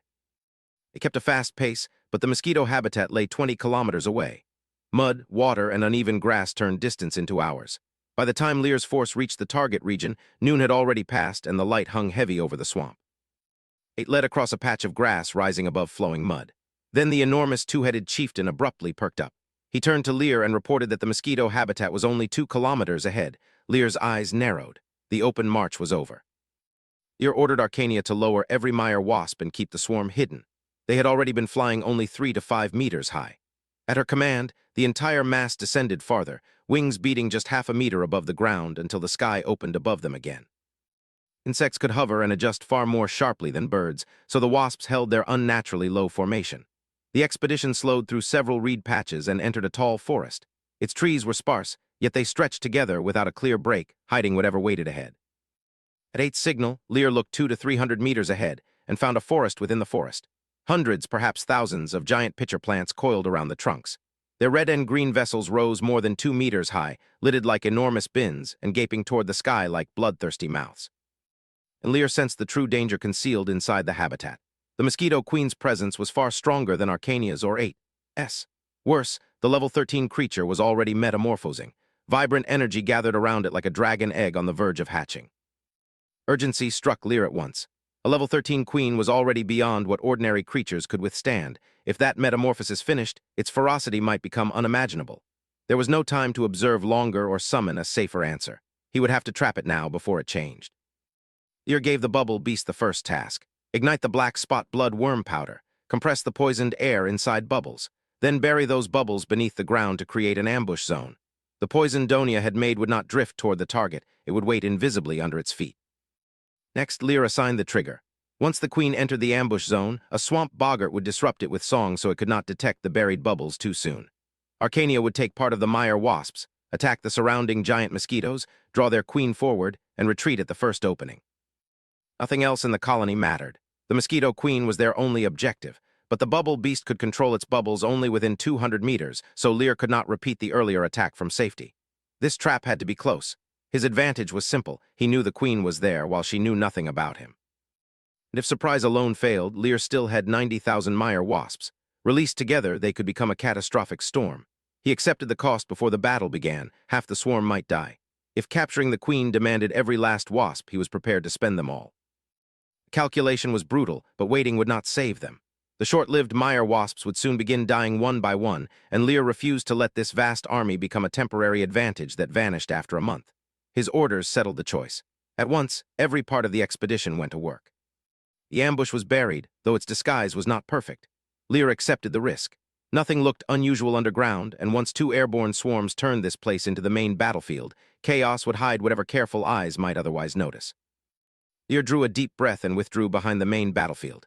The Wetland lizardman warrior stayed with the bubble beast as its guard, while Lear climbed a large tree. From that height, he could watch the entire trap unfold. When everything was ready, Lear looked to his queen bee. "Arcania, move!" She lifted her head and released a low hiss. Then the world darkened as countless Mire Wasps surged forward like a tide of living arrows. Level 5 Mire Wasps struck the Level 3 flesh mosquitoes, and the opening exchange was a massacre. Arcania tore through the defenders herself, driving the 10-centimeter sting on her curved abdomen through one target after another like a steel needle. Victory lasted only a heartbeat. A buzzing alarm rolled through the habitat. Within a few breaths, thousands of giant mosquitoes erupted from the Venus flytraps, crowding the sky until only flickers of black and white remained. Now the air became a slaughterhouse. A mosquito rammed a Mire wasp at full speed, buried its mouthpart deep, and ripped open the body. With half a wing torn away, the wasp struck another enemy before crashing into the moss. And the true target entered the air. Her black and white striped body dwarfed the already bulky mosquitoes around her. 6 long legs folded near her abdomen, cold light reflected from her compound eyes, and her wing beats rolled the air into a violent barrier. Lear's readout offered only 4 answers: Mosquito Queen, Heroic Unit, Level 13, 4-star potential. 2 further entries remained hidden. Even that incomplete information made his breathing grow heavy. This was unquestionably a formidable opponent. Lear's eyes snapped toward Arcania. She was the crux of everything. Her task was not to win, it was to make this monster chase her into the ambush zone. Without the prepared 3-star black dragon blood worm powder, the queen could not be hunted. The queen noticed Arcania carving through the colony. Pressure rolled from her body. Then her wings snapped once, and she crossed the distance like lightning. Her meter-long mouthpart drove forward like a knight's spear, sharp enough to gouge a city wall. Death seemed to close over Arcania, but she threw herself sideways and the spear point screamed through empty air. The queen turned with a single wing beat and stayed on her. Arcania tried to answer, yet every counterattack was neutralized. The 3-level gap was crushingly clear. Arcania kept retreating toward Lear's trap, but the duel had become a storm no ordinary eye could follow. Every flash carved scars into the trees. Mire wasps and giant mosquitoes that drifted too close were torn apart, while wounds multiplied across Arcania's body and head. At last, the Mosquito Queen crossed into the trap. Arcania darted out, but her pursuer came with her in the same instant. The waiting bubble beast reacted a fraction too slowly. Before it could close the ambush, the target was already gone. After several more collisions, Arcania could no longer hold her ground, so she stopped trying. On the final pass, she hurled herself onto the Mosquito Queen, locked her body around the stronger insect, and tangled their wings. Together, they plunged into the trap. Lear's pupils contracted. Arcania was still wrapped around the target, but hesitation would waste the only opening she had made. He gave the order at once. "Detonate!" Below, the trembling bubble beast seized control of the prepared bubbles, and the earth began to swell. The ground exploded. Thick smoke and a savage airflow swallowed the clearing, lifting the Mosquito Queen unnaturally from below. Before she could recover her bearings, the ambush rolled onward through the smoke, each new surge denying her the instant she needed to escape. The Mosquito Queen startled awake and gathered herself to act. A third blast struck first. A sea of blood emerged around her, then another terrible explosion broke through it. She dragged in frantic breaths, but the alchemical agitation inside her was already slipping beyond control. Reason vanished. To the Mosquito Queen, every shape in the smoke was an enemy. She attacked them all. Her uncontrolled speed became a blade through the habitat, tearing across the forest so violently that Lear's force would later marvel that anything remained standing. At last, the Mosquito Queen felt all her strength drain away. Her blood vessels swelled, blood gushed from her body, and consciousness blurred. She was about to die when warm power poured into her. The fading life energy steadied. Lear had his quarry alive. Even Lear could only stare at the wreckage and admit, this mosquito is too fierce. The 3-star alchemical preparation had barely been enough. He turned to 8 and gave the practical final order: cut off every wing and leg, bind the body, and never let it fly again.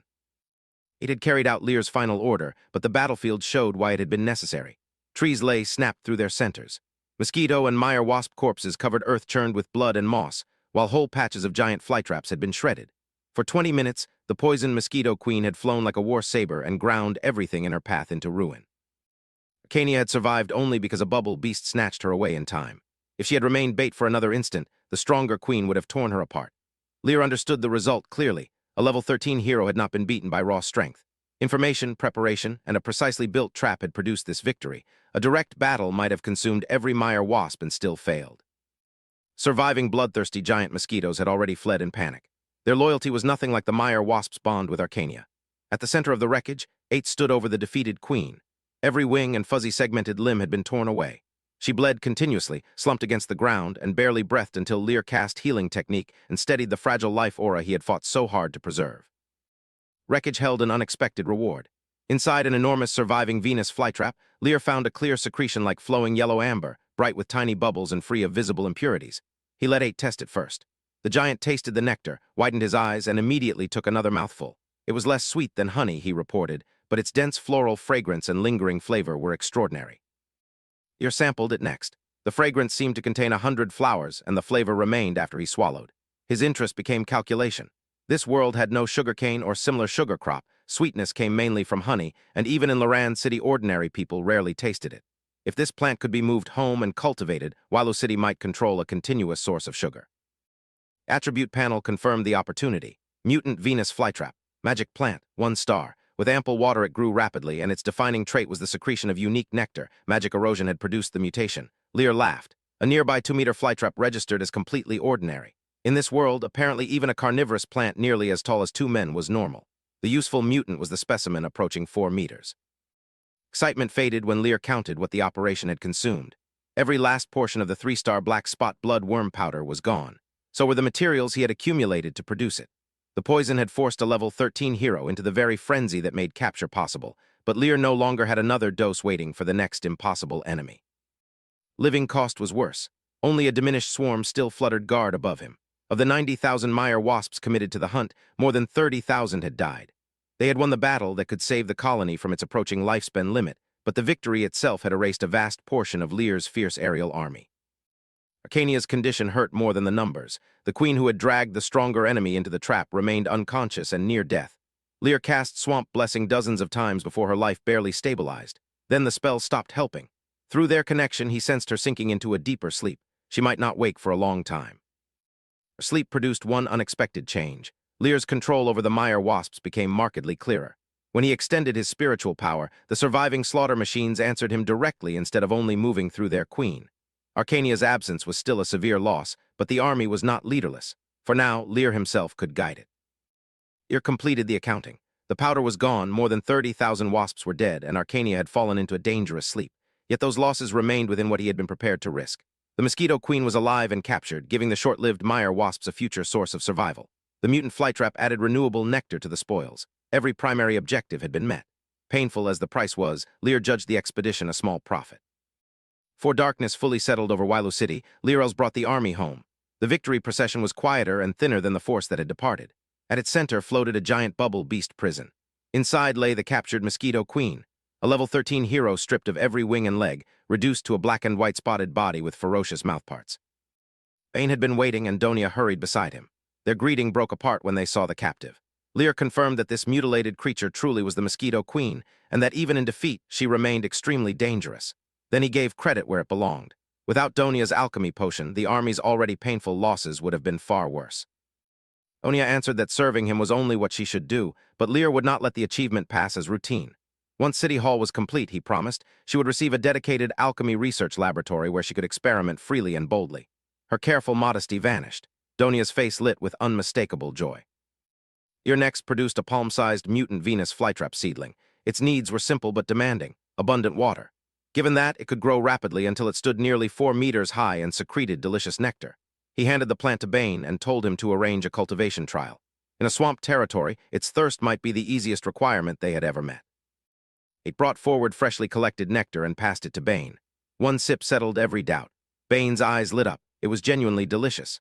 For the people of Welu City, sweetness normally meant finding a rare hive, perhaps once in 2 or 3 years.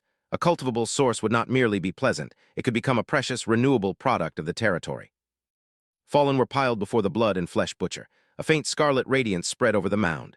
Flesh and bone weathered as if centuries passed in a heartbeat, collapsing into dry fragments while their life energy vanished into the transforming divine creature. Its aura strengthened again, but it did not awaken. Lear raised an eyebrow. Apparently its appetite still had no visible bottom. Lear refused to leave a level 13 hero in a temporary bubble forever. He had a bubble beast bring the queen before the rooted swamp treants. His command was precise: imprison her with their roots, preserve only her vital signs, and never permit her to regain strength. The foremost treant's ugly face twisted across its thick trunk. In a voice like muffled thunder, it obeyed. Roots ripped out of the earth and coiled around the Mosquito Queen. They did more than bind her. Their tips pierced her body and drew out her recovering power as if she were soil being stripped of nutrients. Lear watched until the transfer was stable, then relaxed. The treants could not move, but that meant they could guard this prisoner without interruption. Their weakness had become perfect dungeon security. Attainment solved only half the problem. Lear had hunted the queen for blood essence, but he still had to discover how she produced it. He began with one enormous 600-kilogram pig. Even unconscious and reduced to a limbless body, the mosquito queen fed with terrifying efficiency. The giant animal was rapidly drained, leaving Lear staring at the impossible appetite hidden inside her much smaller frame. Queen's abdomen convulsed. A crimson object elliptical and only half the size of a fist dropped to the ground with a soft thud. Lear focused and the intelligence system supplied the answer. Blood essence, 2 stars. It contained vast life energy and possessed numerous wonderful uses.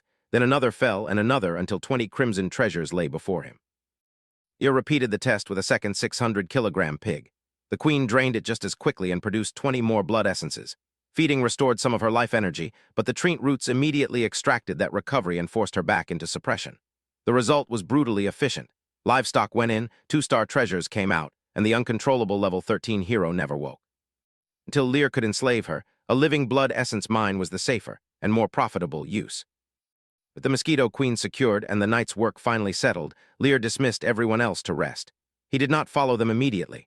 After a moment of thought, he summoned the 3 swamp boggarts and studied the beautiful, human-like figures waiting before him. They were only level 3, yet their songs had already proved remarkably useful in battle. Their growth followed a stranger rule. Joy, anger, sorrow, fear, love, hatred, and desire could all become food. The more violently a mind felt, the more nourishment the boggarts received. Traditionally, the boggarts lured intelligent prey with song, drove their emotions higher, and killed them at the peak. Fear was easiest to create, and terror at the brink of death tasted best. That method ended the moment they joined Wailu City. Lear would never sacrifice his own residents to feed them. Lear asked which emotion produced the fastest growth. Any would do, they answered, provided it was intense. Then he tested the scale. If Wailu City's hundreds of residents felt powerful emotions, would that sustain them? Yes. The boggarts hesitated only because fear remained the easiest emotion to manufacture. That distinction gave Lear his answer. The boggarts did not need real suffering. They needed people to feel. A staged story could produce grief, love, dread, and joy without spilling a drop of resident blood. Better still, performance could become part of the spiritual and cultural life Wailu City still lacked. For their first production, Lear offered a tragedy. Romeo and Juliet, 2 devoted lovers crushed between hostile families, pressure, and misunderstanding. The boggarts listened as the plot tightened around them. A plan involving Juliet's feigned death, meant to preserve love, instead prepared the story's fatal mistake. Believing Juliet truly dead, Romeo approached her, kissed her in despair, and drank poison. He died beside the woman he loved. Then Juliet awakened. She saw that he had died for her, broke beneath the truth, and used a long sword to follow him. The misunderstanding ended in joint suicide. And Lear finished, the 3 boggarts' eyes were red and brimming with tears. One called the story heart-wrenching and wondered whether such devoted people could truly exist. Another asked if they could really perform it. Lear smiled. Even girls from another race were defenseless before a profound love story. Of course, Lear told them, but possessing the storyline was only the foundation. They needed rehearsal, casting, costumes, props, dialogue, lighting, and stage effects. It was a systematic project, not a song improvised overnight. He directed them to coordinate with Bain and perfect the production before presenting it to the city. Lear warned them that this was only the beginning. More plays would follow once they understood what a production required. Their soul-attracting voices already gave them an extraordinary advantage, and theater would combine that gift with every other stagecraft tool. The boggarts left joyfully. Satisfied, Lear returned to his tent and slept. Morning came on August 16. Lear woke, gathered himself, and called up the intelligence system's familiar blue mental display. His attention returned to pending resources, beginning with fish till grass, the food tied to the red fish of dragon blood. The peaceful theatrical problem was solved. The swamp's unfinished objectives were waiting. Mosquito Queen's enslavement had solved the Mire Wasp's urgent need for life-extending blood essence. 4 threads remained. Dark Naga divinity, wetland lizardmen expected tomorrow, the foul giant demons that had already appeared, and the unexplored ruins reported by the half-fishmen. Dark Naga intelligence promised the greatest value, but also the greatest danger. Lear refused to gamble before his strongest units were ready. Today he would crush the foul giant demon gathering point. The Dark Naga could wait until Arcania and the 2-headed ogre chieftain completed their transformations. After washing, Lear stepped outside and found the 3 swamp boggarts rehearsing before curious early risers. Their movements were still stiff, so he offered every scrap of acting advice he remembered from entertainment shows. They absorbed his half-understood lessons instantly and performed so naturally that even he could no longer see the act. Pleasant interruption over, Lear halted rehearsal and assembled a hunting force. Armored wetland lizardman warriors, 8 bubble beasts, all 3 boggarts and his dense flying swarm. Culture could wait a few hours. Wailu City's newest performers now had a battlefield role to play. Gathering point announced itself before the demons did. A foulness beyond ordinary rot rolled across the force, provoking nausea and weakness. Lear's complexion changed with everyone else's. Then magic surged around him, sealing away the outside odor until he could breathe and think clearly again. The intelligence system supplied the ugly details. Foul giant demons, level 9, 2-star potential. Foul body odor caused nausea, dry heaving, weakness, and a steep loss of combat strength. Their other 2-star abilities were punching strike, bad breath spray, and black mud skin, powerful and revolting. One force showed no reaction at all, the Mire Wasps. Lear's gaze cooled. Bubble beasts would shatter the demons' formation. The boggarts would sing as the bombs arrived, bewildering the targets and lowering their guard. At the first explosion, the swarm would descend. His final order was merciless: leave none alive. 8 bubble beasts began to blow. Each prepared 5 bubbles, every sphere swelling to 3 meters across. 40 enormous bombs gathered as the boggarts opened their mouths and released a melodious song. Then the whole shining barrage launched like cannon fire and plunged into the demon formation. First impact detonated with a violent burst of air. More explosions followed through the disrupted formation. The boggart's song stole precious moments of awareness from the foul giant demons, and that thunder was the promised signal. The waiting Mire Wasps surged forward as one dark, lethal tide. Wetland lizardman warriors drove into the confusion. A crushing melee blow tore a vast gash through one demon's neck, nearly severing half of it. Ruptured veins launched blood more than 10 meters into the air. The smell of it transformed the swarm's disciplined dive into a feeding frenzy. Bombs, bewildering song, armored warriors, and the blood-maddened swarm converged. The 3 attacking forces turned the gathering point into a massacre. Foul giant demons began dropping with startling speed. Against Lear's surprise attack and siege formation, their terrifying level and stench no longer dictated the battle. His combined army held an overwhelming advantage. Massacre continued without pause. When Lear Els first entered the swamp, even one level 9 foul giant demon had been a monster he dared not study too closely. 10 days later, he could stand behind his formation and watch those same creatures fall without fear. His only intervention was to pour swamp blessing into any wounded wetland lizardman warrior. The Mire Wasps were different. Each was a thin-blooded assassin unlikely to survive a direct hit. Once Lear released the swarm, preservation was no longer the plan. Only victory mattered. Soon half the demons were down. Lear felt the sharp satisfaction of returning to a game boss after struggling, training elsewhere, and becoming strong enough to cut it down with ease. None of this power had appeared overnight. He had assembled it piece by piece, and now he could see the result. Swamp boggarts kept singing. Every brief distraction became a stupor, and on this field one lost second meant death. The unarmed demons could batter armored lizardmen, but limbs were hopeless against insects attacking from every direction. The swarm buzzed tighter until the gathering point's last defenders were harvested. Victory opened the way to the gathering point's real prize. Lear advanced through the relic's strange boundary and emerged onto a vast plaza. Beyond its edge waited a darkness so absolute that stepping into it felt like surrendering life itself. The battlefield behind him suddenly seemed very far away. Names surfaced in Lear's mind: the endless void. It lay outside the main plane with no air, no magic, and nothing but emptiness. An ordinary person's soul would erode within a breath. Only divine spirits could cross it. Whatever stood on this plaza had been hidden somewhere mortals could never reach. At the far side of the plaza rose a ruined stone hall more than 20 meters high. Its roof had collapsed, and gray pillars leaned at dangerous angles. Yet several surviving columns still carried vivid engravings of all things returning to life.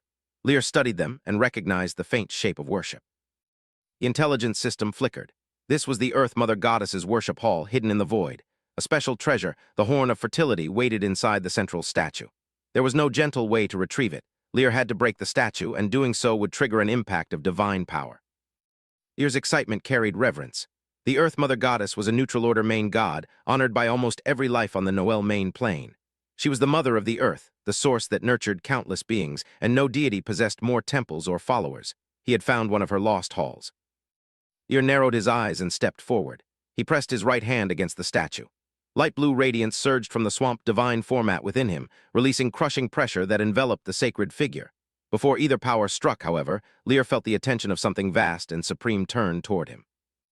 A vague, benevolent face appeared in Lear's mind, carrying the warmth of a virtuous elderly woman. She wondered whether the swamp god had awakened. Then her perception sharpened. No, Lear was the swamp god's successor. The Horn of Plenty had been lost for countless years, and somehow this young inheritor had found it. The goddess told Lear that she had used the horn long ago. Though its level was not high, it mattered enough to inspire the name of her present divine artifact, the Crown of Fertility. She offered to lift the seal herself. May he bear the swamp god's power, let the swamp rise again, and receive the earth's blessing.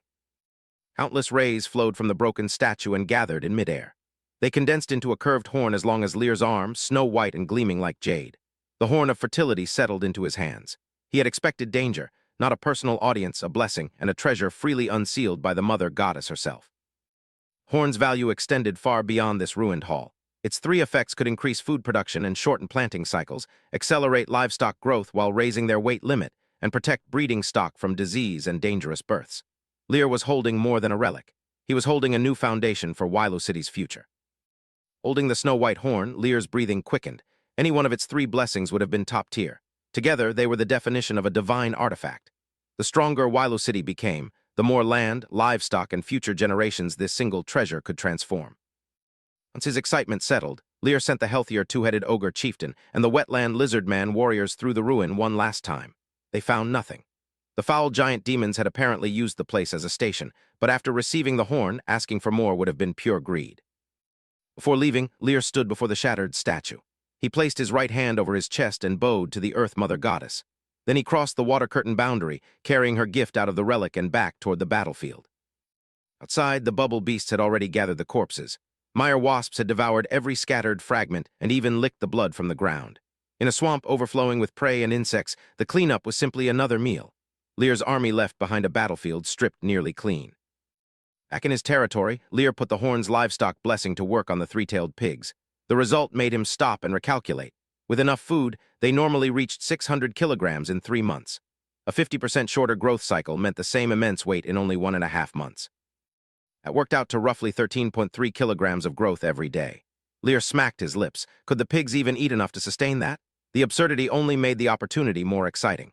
Wilo City's pig business was no longer a modest farm plan. It was ready to explode. Growth speed was only part of the gain. Under the horn, the pigs would resist disease, and their offspring would be protected from difficult births. They could eat freely and reproduce freely. The two greatest risks in scaling the herd had been stripped away at the same time. Delta and the mud swamp people had watched their sovereign laugh at the pigs and wondered what secret he saw. After Lear walked away, several caretakers took his place and tried laughing at the herd themselves. He turned at the noise, appalled. Did they think he simply enjoyed staring at pigs? The mud swamp people caught his expression, went weak in the legs, and scattered back to work. Lear's mouth twitched, but he let them go. His mood was too good to waste on the misunderstanding, and another valuable breeding project was already waiting north of the city. At the northern fish farm, brightly colored dragon blood redfish cruised near the shore, long whiskers trailing as they eagerly ate fishtail grass. Only days earlier they had refused every offered food. Now their feeding problem was solved, and the 2-star magical stock could finally become a dependable treasure. Lear next approached the swamp treants. More than 200 foul giant demon corpses lay piled on the green grass, bones, flesh, and organs forming a reeking little hill. His gaze did not waver. Repeated battles had hardened him. Steel and blood were the permanent language of wilderness survival. Lear ordered 10 corpses fed to the mosquito queen. Treant roots rolled the bodies forward and drove her proboscis into them. Digestive fluid reduced bone, skin, and flesh to slurry. She drank instinctively, recovered a flicker of life, and the roots piercing her body immediately drained that strength away. The queen's abdomen writhed, and blocks of blood essence dropped into the mud. 10 level 9 foul giant demons produced 60 blocks, far more concentrated energy than lesser prey. Lear did not stoop to collect them. Dozens of Mire wasps descended, seized the blocks in their fuzzy feet, and carried them away. The blood essence reached the dormant blood and flesh butcher. Then a hazy thought touched Lear's mind. Hungry? Food. Starving. The same primitive plea repeated until the contact abruptly vanished and the divine lifeform fell silent again. For the first time, however, its feeding had produced a clear response. Lear's gaze sharpened. The previous feedings had not been wasted, but they were nowhere near enough. The butcher needed far more flesh. That cost was daunting, yet the reward justified it. Once this divine life awakened, Wilo City would possess an absolute trump card. Lear raised the horn of fertility before the swamp treants and named it as the Earth Mother Goddess's gift. Because it had to remain inside the territory, he ordered them to bury it, wrap it in their roots, and let no one touch it without permission. The immovable guardians solemnly accepted. One possibility remained. Lear remembered the mutated Venus flytraps planted south of Wilo City. If the horn recognized them as crops, it might shorten their growth cycle too. Intrigued, he crossed to the cleared plot where 20 seedlings stood 10 meters apart across the wet ground. 20 flytraps were still only palm-sized seedlings, their leaves thin and unremarkable. Their roots ran through moist mud, while water flowed along both sides of each planting bed. Lear studied that hidden growth and began his experiment, eager to see whether the divine blessing could accelerate a crop that could also fight. Before dawn the next day, while the swamp was still too dark to see an outstretched hand, Lear Els was already awake and gathering his army. A valuable opportunity would appear at noon, and he could not afford to be late. The intelligence was precise. On August 17th, wandering wetland lizardmen would pass 20 kilometers west at noon. They carried the forbidden formula for their race's unique cold-blooded cavalry. Its intelligence value was 2 stars. This lead would not wait for him. If the travelers passed, tracking them again might be impossible. 20 kilometers through swamp was no short march, so Lear had deliberately created preparation time by leaving early. The moment his force was ready, they moved. They maintained a punishing pace. In only 2 hours, the expedition covered more than 10 kilometers of swamp. As they advanced, the horizon acquired a thin outline of sun, and the clouds slowly brightened above them. And several Mire Wasps raced back from the vanguard, their wings buzzing with unusual intensity. Lear understood the emotion they carried. An enemy had been sighted ahead. The swarm had gradually replaced his wetland lizardmen as his primary scouting force, and this warning proved why. Lear promptly regrouped the army and went to investigate. After several hundred meters, the formation slowed. His troops approached with deliberate care, parted the broad leaves ahead, and looked down upon a muddy pool occupied by unfamiliar figures. The creatures were tall and robust. Coarse gray skin enclosed layered rings of hanging fat, while small eyes, square mouths, and short limbs made their proportions even stranger. Lear's appraisal identified them: mud hippomen level 6 with 2-star potential. There were roughly 40. They were not merely gathered. Every worshipper raised a short, thick arm and clutched a piece of white bone. Their expressions were frenzied. A repeated cry rolled across the muddy water, and after the chorus, a dim light awakened inside the bones. The mud hippomen believed an evil god was watching. Beside Lear, 8 tightened his grip on his massive wolf fang club. The 2-headed ogre chieftain charged out of the woods wearing a sinister grin. The worshippers startled, then erupted in fury. 7 or 8 abandoned the ritual and rushed to punish the intruder. As the club descended, the front rank raised their hands and tried to catch it. 8 took the gesture as an insult. The muscles in his arms swelled, and a second eruption of strength drove the weapon down. One grasping hand shattered at impact, and the swing continued through the defender. The remaining 4 squads could do nothing with him. Against the level 11 ogre, they looked like children trying to halt a rampaging rhino. His club whistled from target to target. A direct hit meant death. Even standing near its path meant injury. 8 broke every squad by himself. When the violence stopped, 8 stood nearly 3 meters tall amid the muddy wreckage. Blood and swamp muck covered him until he resembled a demon climbing out of the depths. Lear watched in silence. Since enslaving the ogre, he had never properly measured this ferocious hero's combat power. Lear's wetland lizardmen combined skill with strength. 8 was different. His nearly 3-meter body existed to overwhelm opposition through raw force. Lear now knew exactly how to use him, at the front of a charge, smashing open enemy formations for the rest of the army. Satisfied with that assessment, Lear raised a hand and signaled his troops forward. In the muddy aftermath of 8's slaughter, Lear had the few hippomen still breathing dragged before him. The towering, swine-built captives were dumped into the filthy water at his feet. Lear opened his mouth to question them. Before Lear could ask anything, black mist flooded every captive's eyes. They roared that their god was eternal and promised endless burning and enslavement for blasphemers. Then their bodies shuddered. Their life force went out like candles. Not one survived. Lear swallowed the words he had meant to say. Were these truly followers of an evil god? Whatever the answer, he set a rule for next time: crush them immediately or have a swamp boggart mesmerize their souls before questioning. Common sense was useless here. The army searched the ritual site anyway, but the sinister-looking bones were only ordinary bones. There was no treasure and no hidden reward. Lear's entire harvest was a pile of robust corpses, and the warning never to underestimate an evil god's followers. Bubble beasts blew great bubbles around the corpses and lifted them cleanly from the ground. The dead hippomen would become food for the still-transforming flesh butcher. Watching the floating cargo, Lear could not help smiling. These little creatures made excellent porters. Their value went far beyond carrying spoils. Bubble beasts could support battles at range, prepare ambush traps, and clean up afterward. In 2 months, once the developing young had all hatched, Lear imagined hundreds of bubble bombs falling every minute. A heavy artillery force no swamp enemy could ignore. The march resumed with the wetland lizardmen spreading across the ground and Mire Wasps ranging through the air. Lear kept the fragile swarm as strategic backup. Its attack power was lethal, but casualties came too easily. As scouts, however, flying creatures were vastly more efficient. Half an hour later, the first warning came not from the sky but from the lizardmen. Scouts raced back, shouting as they approached. Lear drew a deep breath, excitement surging through him. He gathered the army at once and moved to meet whatever they had found. 20 minutes later, Lear entered a broad swamp where the vegetation rose only to the knee. The ground was soft enough to swallow an ordinary person's foot, yet the lizardmen's webbed feet held firm. Beyond them, two forces stood dangerously close. There were 300 to 400 wanderers. Each stood around 1.7 meters tall, armored in palm-sized natural scales, with sturdy tails and sharp claws. Grim lizard heads turned toward Lear, and amber eyes carried the cold intent of frenzied warriors. Blocking that wild mass were only two squads of Wilo City's Wetland lizard men. Yet Lear's troops were level 7, a full notch stronger, and their heavy metal armor made them look still more formidable. It was civilization facing savagery across a few steps of mud. Two sides traded rapid lizardman words at close range. When Lear arrived, hundreds of amber eyes narrowed and the wanderer's tone turned vicious. They were about to move, then their vision darkened. Looking up, they found countless yellow and black Mire wasps massing across the sky. Beneath the dark mass of Mire wasps, the wanderers looked again at Lear's troops. Every one of their kin wore a bright full suit of metal armor and carried a steel saber sharp enough to make mouths water. Caution remained, but envy was rapidly changing the question. Lear recognized the opening and called Hags over. His order was simple: negotiate and bring these people into Wilo City. Diplomacy came first. If they resisted too fiercely, Lear would subdue them before trying again. Hags swept the crowd with his gaze and unleashed a merciless barrage in the lizard-man tongue. The wanderers simply endured the flying saliva.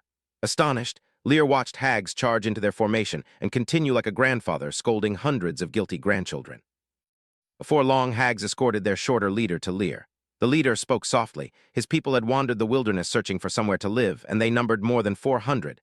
Hags's expression softened. Before Lear, that had been his life too. Lear asked whether they possessed the secret method for training cold-blooded cavalry. The leader hesitated, then admitted he knew of no such method. Just as disappointment tightened Lear's brow, the lizard man struck his own forehead, reached into his bosom, and produced an unreadable yellowed scroll from a tribal elder. Lear focused, and the attribute panel confirmed everything. This was the special-level forbidden secret technique of the lizard men. Only lizard men could learn it by soaking the parchment completely in their blood. Its result was extraordinary: 3-star cold-blooded cavalry trained all the way to level 11. Lear's excitement surged. Add these more than 400 wanderers to his existing lizard men, and he would command 500 to 600 candidates. If they all became level 11 cold-blooded cavalry, no power could casually ignore them. In Lear's mind, Wilo City was about to take off. Lear finally steadied his racing heart. The formula had promised an army that could transform Wilo City's future, but first he had to bring its candidates home. He ordered the wandering population gathered, then placed Hags in command of the march. Hags and the shorter wandering leader obeyed at once. Wanderers were still uneasy about trusting a human. Then Lear's veterans approached in fitted heavy armor, its finish and durability unmistakable. Envy spread through the newcomers. The veterans raised their heads, privately amused. These wanderers knew nothing yet of Wilo City's plentiful food, matching equipment, or the honor promised to its fallen. Once the formation was organized, Lear counted precisely: 470 wanderers. Added to the 140 wetland lizardmen already under him, the total was 610. His fighting strength had multiplied in a day. Satisfied, he ordered the return, and the enlarged column reached Wilo City around for that afternoon without another incident. Returning column drew the attention of Wilo City's workers immediately. For Bane, however, the spectacle carried a hard calculation. 470 additional mouths meant the fields could not expand at their old pace. Lear's military triumph had arrived safely, but its first consequence was an urgent demand for more food. Newcomers entered curiously, but their excitement faded. One enormous vine-woven building stood amid broad, mostly open ground. When their leader and several companions quietly called the territory fledgling, nearby barbarians heard them. Awakens strode into their path and demanded one answer. Did they know Wilo City had existed for only 11 days? Awakens pointed to the evidence around them. Lear had entered the swamp with only 2 lizard-man squadrons and a little over 100 mud swamp people. In roughly 10 days, the living city hall had already climbed 15 meters. The territory had also gained Mire Wasps, 12 level 9 treants, and the level 11 giant chief 8. Awakens was not finished. He named the slumbering Mire queen bee, 2-star dragon-blood fish, 1-star 3-tailed pigs, and thousands of reclaimed acres. Then he delivered his verdict. Wilo City was not theirs to disdain. Give Lear less than another month, and these same newcomers would tremble at what the territory became. Lear soon turned back to the prize that could reshape those 610 warriors. He presented the ancient parchment to Hags. The hero's face lit up. Among lizardmen, cold-blooded cavalry carried the same legendary status Griffin Knights held among humans. Hags drew a breath, accepted the yellowed formula with both gravity and excitement, and prepared to activate it. Hags did not hesitate. One claw opened his palm, and blood spattered the parchment like red plum blossoms. The old material drank every drop until its entire surface turned crimson. Then magic rushed inward from all around them. The parchment pulled so violently that a small tide of power formed around Hags's hands. Blood seemed to come alive. It rose from the parchment and twisted into bizarre lizardman inscriptions, then surged straight into Hags's forehead. His eyes emptied as the last symbol vanished. The magic tide subsided. Even the parchment's bloody color quietly drained away, leaving the same worn yellow sheet in his hands. Ear demanded to know whether it had worked. Hags snapped back to himself, and a huge smile spread across his face. It was genuine. He had mastered the cold-blooded cavalry secret completely, and training could begin at once. Lear's own smile broadened. The path toward a 3-star force capable of reaching level 11 was no longer theoretical. Ear immediately pressed for conditions. Hags explained the first requirement: capture the small lizards that lived throughout the swamp. With the formula's secret techniques and a steady supply of flesh, those tiny creatures could be cultivated into towering, fierce wild lizards, the mounts needed for cold-blooded cavalry. Lear finally had the method, the riders, and a clear first task. Once his excitement settled, Lear acted immediately. Hags had mastered the cold-blooded cavalry formula, so there was no reason to leave it as ink on parchment. Lear ordered a breeding trial, selected one corpse from the day's hunt, and followed his lizardman hero into the muddy ground east of Wailu City. Hags placed the corpse down and grew serious. One blade-like claw opened his palm. The falling blood halted in midair, drank in the surrounding magic, and twisted into runes. When those symbols sank into the corpse, its flesh rotted almost instantly, releasing a putrid odor into the wind. Smell traveled more than 20 kilometers before fading. Hags's palm healed before Lear's eyes, and Hags explained that the swamp's small lizards would come to them. Lear waited beside him. Roughly 10 minutes later, grass rustled and the first black and yellow creature darted toward the feast. A tiny lizard climbed onto the corpse and tore into it as if enchanted. Lear could hardly reconcile this palm-sized animal with a future cavalry mount. His attribute panel supplied the facts. Swamp small lizard. Level 1. Half-star potential. Its only racial talent was a sensitive sense of smell. Soon Hags had 100 small lizards to choose from. Lear did not celebrate blindly. He ordered 20 more corpses brought to the site and gave Hags a precise assignment. Let the creatures feed, record exactly how much cultivation consumed, and return data reliable enough for a larger program. Hags chose the fiercest, stoutest lizard and offered it his blood. This was not ordinary feeding. Every prospective mount had to drink its intended rider's blood once each day during cultivation. The quantity was small, but missing a feeding was unacceptable. At maturity, beast and rider could then join souls without resistance. The trial creature ate with shocking violence. In only half an hour, a body no larger than Lear's palm swallowed 1/5 of a swamp river horseman corpse. Its length doubled before his eyes. That speed was promising, but a true fierce wild lizard would stand 3 meters at the shoulder, so this was only the beginning. Lear watched long enough to confirm the lizard remained stable. Then he left Hags to supervise the 100 candidates and gather the consumption figures. Crossing into the treat area, Lear found the rest of the day's hunting harvest piled on the grass and fed every remaining corpse to the flesh butcher. Military growth exposed a civic problem. Wailu City had become too large to manage as one rough, undivided operation, and its warriors needed a better food supply. Bane agreed, then hesitantly admitted the cost to himself. From the moment he woke until everyone else slept, clothing, food, and countless daily affairs passed through his hands. Lear considered the request, then answered with authority. Bane would no longer merely perform the work informally. Lear appointed him chief civil officer of Wailu City and ordered him to establish a department of internal affairs. Bane could select 30 civil servants for daily administration, though Lear would personally confirm every appointment. Lear added a second mandate. Bane would establish an agricultural management department for the farmlands, fish ponds, pig farms, and every related food project. Bane would also nominate a chief agricultural officer for Lear's approval. The city was still rough, but separate responsibilities would let specialists act while Lear controlled the overall direction.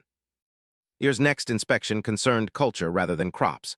The 3 swamp boggarts had used his lessons to reshape Romeo and Juliet, but the dialogue was their own work. Their version differed from the original, yet the dramatic effect was excellent. They were no longer simply repeating instruction, they had begun understanding performance. And Lear integrated their singing. The rehearsal changed at once. Their voices drew him so deeply into the tragedy that, when Romeo and Juliet died for love, the sovereign of Wailu City forgot he was judging a performance. He only returned to himself after the final scene had already ended. Lear recovered, excitement replaced his stunned silence. He praised the trio and scheduled their first public performance for tomorrow night. Theater could bring Earth's culture into this world, but its value went further. Future plays could celebrate heroes, explain Wailu City's policies, and even carry faith in his god to an audience. Early on August 18th, Lear Els rose and summoned his army. 4 threats still waited around Wailu City. More than 500 level 9 decaying centaurs to the north, 8's distant half-plane, the dark Naga Valley, and the ancient ruins reported by the half-fishmen. He chose the ruins first and would inspect the dark Nagas only if time remained. 300 lizard men, 50,000 Mire Wasps, 8, and the captive guides would go. Hags stayed behind to manage the new warriors and hold the city. The weary boggarts and bubble beasts would rest.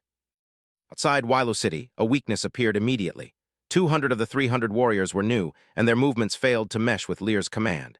He broke up 10 veteran squads and threaded them through the unfamiliar ranks.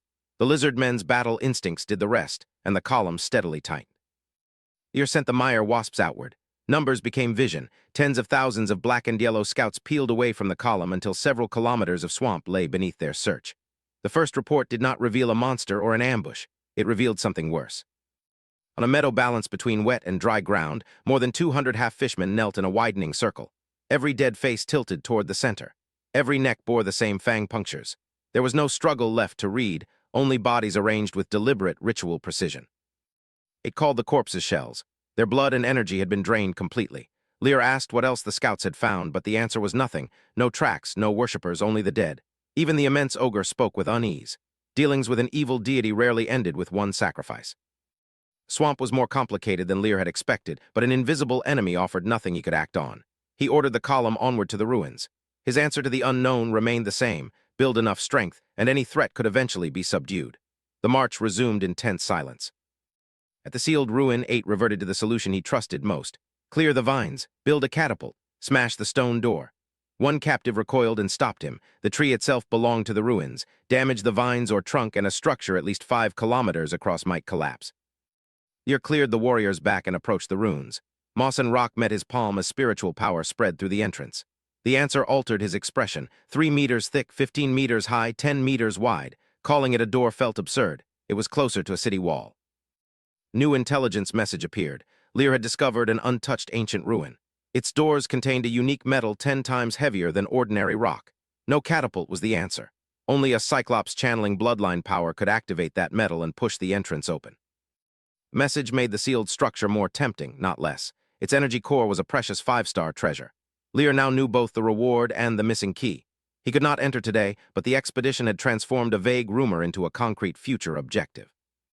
On the way back, Lear's unease refused to fade. He widened the formation and ordered every unit to search for traces of evil god worshippers. The ruin mission was complete. This second search was about the danger that had moved through the swamp recently enough to leave its victims behind. They found 2 more worship sites. Each held hundreds of corpses, every neck pierced, every body arranged in a circle facing the center. The pattern was identical, and the rituals were no old scar on the land. Both had taken place within the last 2 days. The army exposed the worshippers' work, but not the worshippers. No trail led from any circle. No figure moved beyond the search lines. As daylight failed, Lear had to accept that remaining in the swamp would add risk without answers. He suspended the hunt and recalled the scattered force. Lear led the army home as darkness settled. The ancient ruin had yielded its rules and a 5-star promise, so the day's stated mission was accomplished. Yet 3 fresh sacrificial grounds weighed more heavily than that success. Somewhere beyond sight, something remained hidden, and Lear's sense of crisis rose with every step. Starlight had already spread across the sky when Lear Els brought the expedition back to Wilo City. Bane had waited for him and came forward at once, his polite greeting unable to hide the question that mattered. Had the search produced anything? Lear summarized the fresh sacrificial circles, then ordered stronger vigilance toward the south. Bane's heart tightened. Cultists who had already murdered so many would not stop. Their appetite would grow, and sooner or later they would discover Wilo City. Lear would continue investigating tomorrow. Once he found the enemy, he believed Wilo City could handle it. Not knowing where to strike was the truly frightening part. Bane left with that weight on him and immediately ordered the guards strengthened. Lear had barely sat down when a swamp boggart arrived with brighter news. After rehearsing all day, the trio was ready to perform Romeo and Juliet that very night. Interested at once, Lear approved and told her to enlist Bane's help. After dinner, residents expecting an ordinary night instead found Bane directing roughly 20 workers before the unfinished city hall. They raised a wooden stage 2 meters high. Vine fairies spread a living foundation beneath the boards and lashed everything tight. The finished platform was crude, but it would not collapse. Chubby vine fairies perched along a vine crossing above it, their glow washing the stage in light. Curiosity pulled the resting residents closer as Delta performers took their places. Romeo and Juliet began not with a lecture, but with the 2 families fighting. The audience locked onto the spectacle immediately. They had never seen a story performed before, and the crowded stage made the strange new form feel alive. Lear saw what the enthralled crowd could not. More than 10 Delta seemed to perform for one another, yet 3 swamp boggarts controlled the whole production, every line, every expression, every movement. 3 true performers had created the illusion of a large company.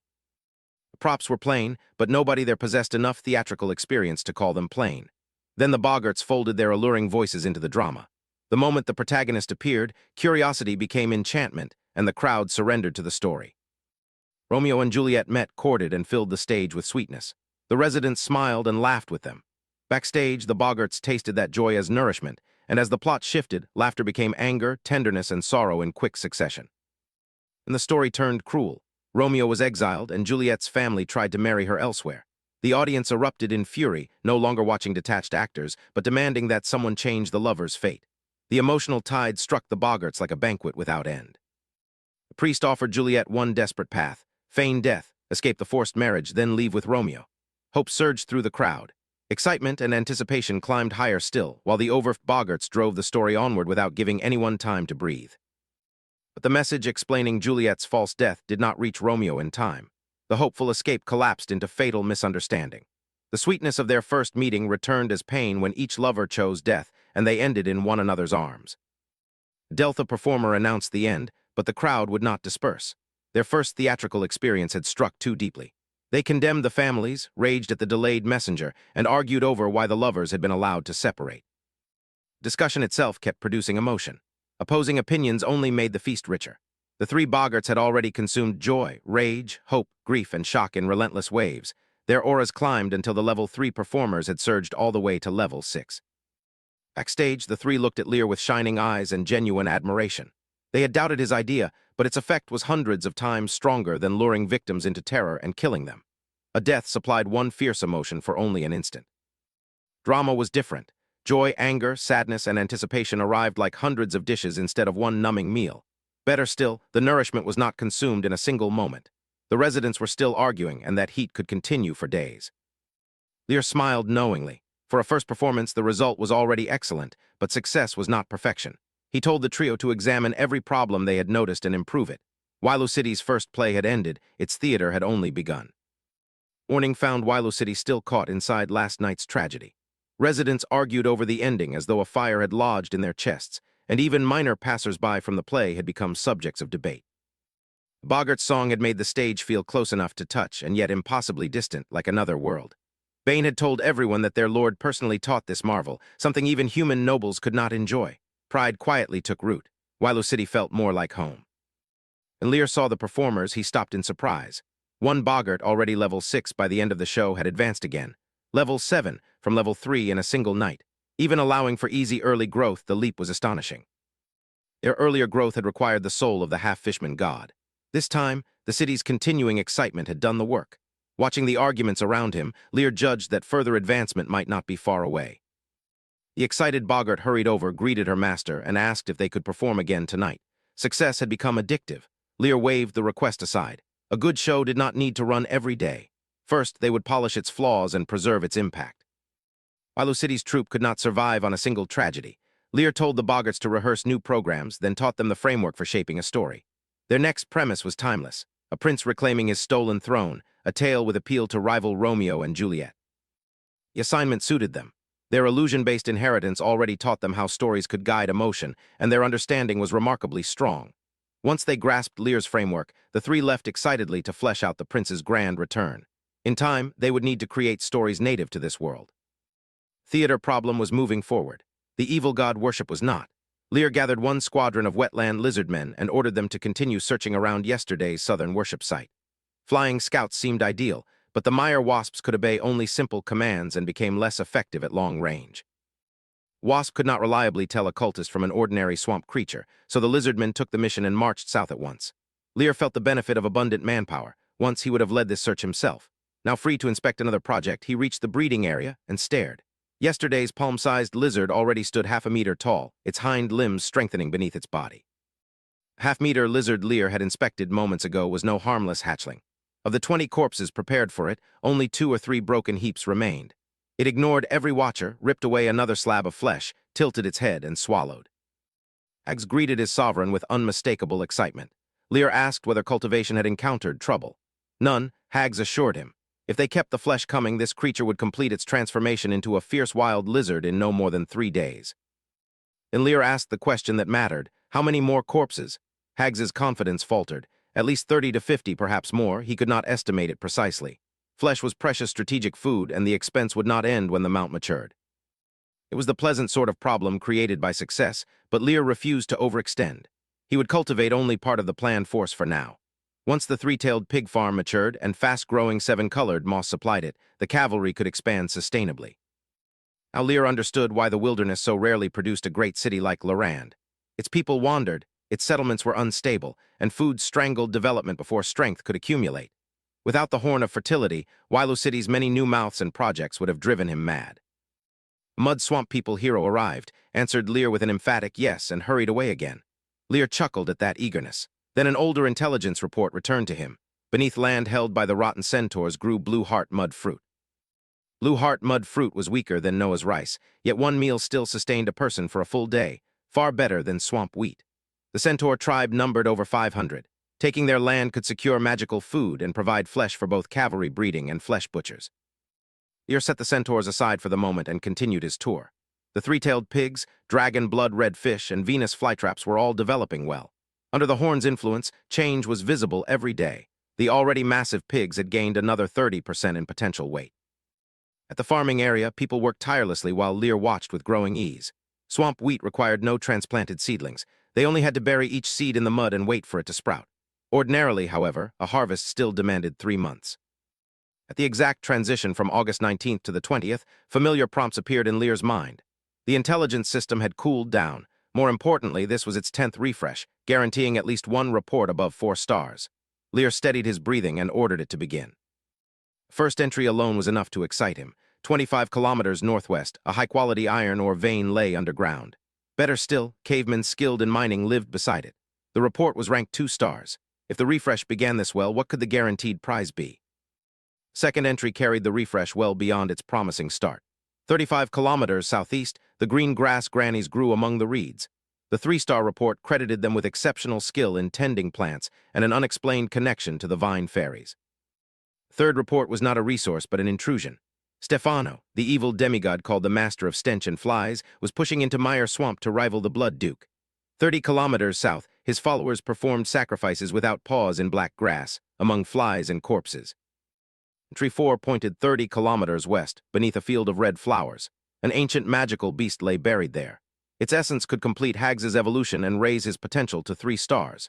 If the class change happened during that evolution, Hags could gain a second talent. And came entry 5, the promised prize. On the morning of October 14th, the authority of the swamp would appear 20 kilometers east of Wailu City. The report blazed 5-star orange. It also warned that level 16 flying dragons and numerous swamp creatures would converge on it. Lear's heart trembled. Every report was at least 2 stars. 3 had reached 3 stars, and the last was 5-star orange. What had begun with an iron mine had become an almost unbelievable harvest. His gaze burned as he forced himself to evaluate each prize carefully. The iron report was only 2 stars, but its practical value was immediate. Wailu City's growing population had made its shortage of iron tools impossible to ignore. Farming, woodcutting, breeding, hunting, and military expansion all depended on metal, and skilled cave dwellers already lived beside the vein. Remaining reports pulled in different directions. The green grass grannies offered rare plant tending skill. Stefano's hidden rites marked a far darker southern danger. To the west waited the power to evolve Hags. Lear was not looking at one windfall, but at several new fronts for Wailu City's growth. Hags had already proven himself as Lear's hero. Now the buried beast offered a major enhancement, 3-star potential, paired with the cold-blooded cavalry class change Hags had mastered. The possibility of a hero with 2 talents filled Lear with eager anticipation. What kind of force could Hags become? The authority was Lear's true objective, but the warning chilled his excitement. He remembered the enormous flying dragon whose mere presence had driven half the swamp into hiding. The report spoke of level 16 dragons. Lear feared the level 15 beast he knew. Either way, October 14th was now a deadline. He would become strong enough to face it head-on. Lear finally forced his excitement under control and slept. At dawn, calculation became action. He assembled the army and marched northwest. The iron mine came first because the territory needed it and extraction would take time. The route also carried them toward the buried magical beast that could transform Hags. Northwest march continued under Lear's careful control. He kept the main Mire Wasp swarm flying low, 300 to 500 meters behind the army, where its thunderous buzzing would not betray them. Smaller groups ranged ahead beside the Wetland Lizard Man scouts. 2 hours later, they were about 10 kilometers beyond Wailu City's territory when the forward Wasps sent an enemy warning. Lear sharpened instantly. He led the column another kilometer, then approached a low, muddy basin under cover of the trees. 100 or so monsters rolled and flung mud across the basin with crazed abandon. Each stood over 2 meters tall. Thick bone armor covered its gray body, 3 dagger-like claws tipped each hand, and its twisted mouth split open like a carnivorous flower. They were mud-rotting beasts, level 8, 2-star potential. Carrion Eater let them strengthen themselves and recover injuries by devouring corpses. Their skills were Carrion Eater's mouth and corrupt body. Years of feeding on decay had also driven them violently insane. Only days ago, Lear would have needed a serious plan for these beasts. Now they posed no challenge. Hags calmly asked to attack, but Lear waved him back. Raw force would prove nothing. His attention settled instead on the 3 swamp boggarts. Boggart's song flowed across the mud and slipped deep into the monsters' minds. Their frenzy softened into vacant obedience. At Lear's direction, the bubble beasts formed sealed chambers, and Wetland Lizard Man warriors took position inside them with sabers ready. The first beast stepped inside, a saber flashed and its head fell. Blood struck the bubble's inner wall but went no farther. Then another entered and another. No scent escaped. No sound escaped. One monster went in, one severed head came out. Sequence became horribly seamless. Blood drenched the lizard men, yet their excitement only grew. The mud-rotting beasts never woke from the song or understood the line they had joined. Soon, the entire gathering was dead without raising an alarm beyond the bubbles. One boggart shivered, then looked almost disappointed. The monster's emotions could feed their song, she explained, but the quality was miserable. Wailu City's genuine joy, excitement, and sorrow tasted like clear mountain spring water. These maddened feelings were muddy water from the mire. Lear looked over the 7 or 8 bubbles piled with corpses and smiled. If every battle were this simple, warfare would feel like harvesting wheat. The boggarts truly had immense potential. Unfortunately, the beasts carried no spoils, so the army cleaned the field and moved on. 2 lesser monster gatherings offered no obstacle worth slowing for. At the Iron Vein site, however, the cave dwellers named by the intelligence report were nowhere to be seen. Lear had found the resource, but not the miners needed to exploit it. He turned again to the boggarts. 3 boggarts listened through their own song. A moment later, all of them pointed toward the same patch of ground. The cave dwellers were hiding in caverns dozens of meters deep. Lear immediately saw the advantage. Bodies could evade scouts, but they could not hide from sound. Boggarts intensified their song. Magic surged, and tremors spread outward while carefully bending around the iron vein. 100 meters ahead, soil burst upward. An ugly, sparsely haired head appeared, followed by a hunched body hauling itself from the pit on powerful forearms. The creatures were level 2 with 1-star potential. Excavation made their tunnels 30% more durable, and strong forelimbs increased forearm strength by 40%. More climbed out and stood vacantly together. Lear's satisfaction grew. He had found the iron mine, and its ideal miners had delivered themselves. The enchanted procession did not stop with the first few cavemen. For more than 20 minutes, pallid, hunched bodies climbed from the mud pit until over 300 crowded the surface. Lear saw more than a frightened tribe. He saw 300 natural miners. One caveman stood taller and stronger than all the others. His panel identified him as Tone, a level 3 hero. Better still, caveman specialization raised his followers' stamina recovery by 30% and their excavation speed by 20%. Lear could not have designed a better mine overseer. Lear drove a soul mark into Tone. The hero's soul was weaker than a Wetland Lizardman warrior's, yet the effort still felt overwhelming. Color drained from Lear's face. His vision swam, and he needed a long moment before he could steady his breathing. At Lear's signal, the boggart stopped singing. Awareness returned to the cavemen one by one, and with it came terror. Hundreds of armored lizardmen watched them like a hunting pack. Some captives collapsed. Others pressed their heads into the mud and begged the great sovereign to spare them, promising service. Lear's first concern was not ceremony, but food. Tone answered eagerly. Underground insects and unusual subterranean plants fed the tribe, and no one competed with them for either. Lear found the logic amusing. With no rivals below, burrowing had opened an evolutionary path all its own. Would this region sustain the whole tribe? Tone said 1 or 2 hours of hunting each day would be enough. Lear's mood lifted immediately. More than 300 miners who carried their own provisions required no supply train, saving Wailu City both effort and resources. Tone claimed that even though the iron was hard, every caveman could extract at least 300 kilograms a day. Lear had never mined and lacked a comparison, but the arithmetic stopped him cold. More than 300 workers meant roughly 90,000 kilograms, 90 tons of ore every day. Number sounded excellent, but Lear refused to pretend expertise he did not possess. He would ask Bane after returning to Wailu City. The Mud Swamp People hero should know whether 90 tons was truly impressive. First, however, Lear needed proof that Tone could command this sprawling tribe. Tone's answer was absolute. Half the cavemen were his offspring, and they would obey him completely. Lear looked over the enormous crowd, then back at their hero. His mouth twitched. Half of all these people, whatever else could be said of Tone, he was certainly prolific. Lear made the arrangement official. Tone would serve as chief executive officer of Wilo City's mines and lead the cavemen in extracting iron. The miners were to pile every load on the surface. Lear would return once a week to transport the accumulated ore. Lear added one final safeguard. A dozen Mire wasps descended from the sky. Tone was to weave a cage, keep the wasps supplied with insects, and leave them enclosed. If danger ever reached the isolated mine, the cavemen only had to release them. The swarm would carry the warning home. The cavemen had survived by treating the earth itself as a shield. At the first sign of danger, they could disappear into tunnels no surface pursuer could follow. Without the swamp boggart's power to reach hidden prey, Lear might never have forced this elusive tribe to submit. Tone stared at the Mire wasp as though Lear had handed him treasure. He loudly praised his sovereign, chest swelling with unfamiliar pride.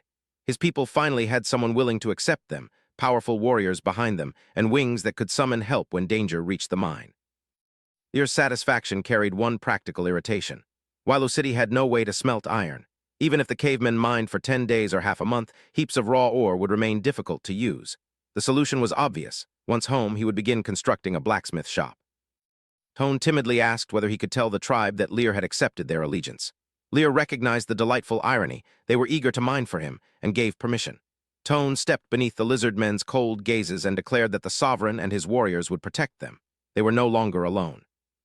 Cavemen stirred in disbelief.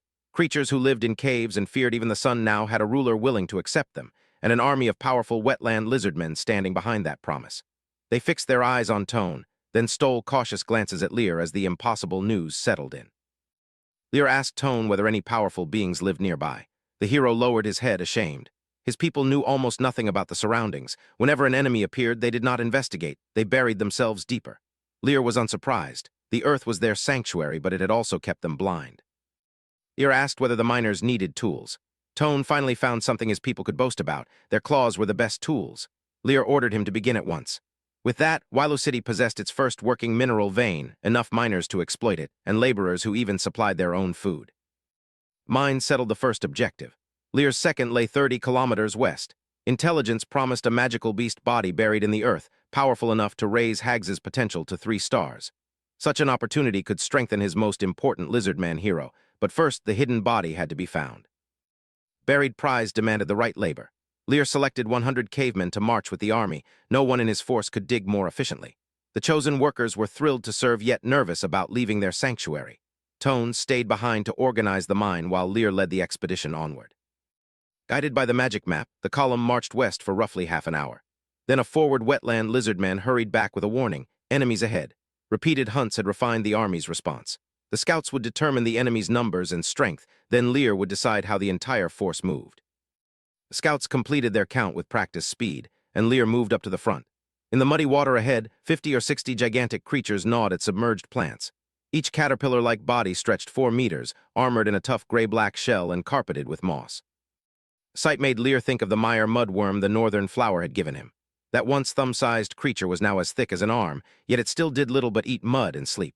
At its present pace, full recovery remained a distant prospect. His intelligence system supplied the answer: swamp worm, level 6, 2-star potential. Their level was manageable, but dozens of 4-meter bodies wriggling together were still nauseating. Lear did not waste time on disgust. He turned toward the swamp boggarts and gave one crisp order: take action. Gentle melody drifted across the mud. Under the astonished eyes of the cavemen, the dreadful worms seemed to lose their souls. They stopped feeding and crawled stiffly toward Lear's formation. The new diggers finally understood why those creatures had surfaced around the mine, and shivered at what the boggarts might have done without Lear's protection. Familiar silent execution method hit a practical limit. No bubble could hold a 4-meter worm. Lear adapted at once. He placed 4 or 5 armored wetland lizardmen around every enthralled creature. Once each team was ready, his raised hand fell, giving the order for a coordinated execution.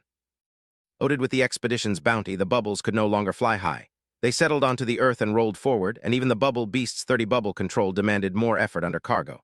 Lear was pleased with the quick fortune, but not fooled by it. Wild monsters needed time to reproduce. Hunting could enrich Wilo City today, only farming could sustain its expansion. By 2 in the afternoon, the expedition reached the place marked by the intelligence. the land of burial of magic beasts. Red flowers crowded an area 200 to 300 meters across. Somewhere beneath that broad field lay the magical beast corpse they had come to recover, but neither its size nor its exact position was known. Finding an unknown-sized body deep beneath such a wide area would be difficult. If Lear relied on the wetland lizardmen, even 3 to 5 days of digging might produce nothing. That was precisely why he had brought 100 cavemen from the mine. Their claws made them living excavation tools. After confirming the location, Lear ordered the cavemen to dig immediately. The red-flowered ground erupted into activity as the human-shaped excavators took over the exhausting work. Watching his command become coordinated labor, Lear could not help feeling cheerful. Being a lord had its advantages. The hardest task required only one order. The cavemen justified Lear's confidence immediately. They bent their immensely strong forearms for leverage, scraped soil loose with specialized claws, and flung it behind them in streaming arcs. Within minutes, their hunched bodies vanished underground while earth continued flying from the pits. 10 minutes became 20, then an hour. By sunset, more than 2 hours of labor had erased the flower-covered surface. The cavemen had nearly searched the entire upper 20 meters of the region, yet the magical beast body had not appeared. They had found nothing. Lear spread his perception as far as he could, but sensed no trace below. If the shallow layers held nothing, he was prepared to dig deeper and spend whatever time was necessary. Then he noticed Hags standing alert nearby and thought of a better test. Lear called Hags over and explained that the buried corpse could help him ascend. Could he sense its location? Hags answered solemnly, closed his eyes, and released his spiritual power. Roaring chi blood burned across him like flame. A moment later, his eyes snapped open and he pointed excitedly. Cavemen redirected their digging along Hags's indicated path. What they uncovered was not the expected magical beast body, but a bronze coffin. Its presence carried an uncanny mixture of mystery, majesty, and sanctity. Lear's failed search had produced something far stranger than its intended prize. Lear focused on the artifact and called up his intelligence system. The result was almost empty, mysterious bronze coffin. Beneath that name there were only question marks. Even the word mysterious had become part of the official identification. The system could tell him nothing else. Lear stopped 30 meters away and activated the Swamp Divine format within his magic vortex. Divine power surged over the coffin. It trembled. For several breaths, the impossible object seemed afraid of him. Then it abruptly calmed and ignored every further wave of power, as though the reaction had never happened. Was something alive inside? Lear signaled the cavemen to open it, but their long inspection found no lid, joint, or seam. Their leader finally approached and admitted the problem. The coffin had been cast as a single piece. There was simply nowhere to open it. Lear dismissed the caveman and tried to send his spiritual essence through the bronze. The coffin blocked him like a mountain. Increasing the pressure changed nothing. Its thick barrier admitted no perception at all. He finally withdrew, frustrated but even more curious about the secret hidden beyond it. At least Lear sensed no threat from the coffin, only that faint, inexplicable fear of him. He turned to Hags and gave a blunt order, try to break it open. Hags obeyed at once, approached with his steel saber and swelled the muscles of his striking arm for a full-force blow. Hags's full-strength test ended with the bronze still perfectly solid. Lear's expression tightened. Force had failed just as completely as spiritual perception, but he was not yet willing to leave the coffin's secret alone. Lear signaled a swamp boggart to try its soul-stirring voice. The boggart sang for a long time, using the allure that had once overwhelmed the boreman. Nothing stirred. The coffin remained inert, as though even that supernatural song could not reach whatever lay beyond the bronze. Lear finally stopped trying to force an answer. He ordered the coffin taken back to Wilo City for detailed study, then sent the cavemen and Hags after the buried magical beast again. While they dug, he kept observing the bronze, unwilling to waste either discovery.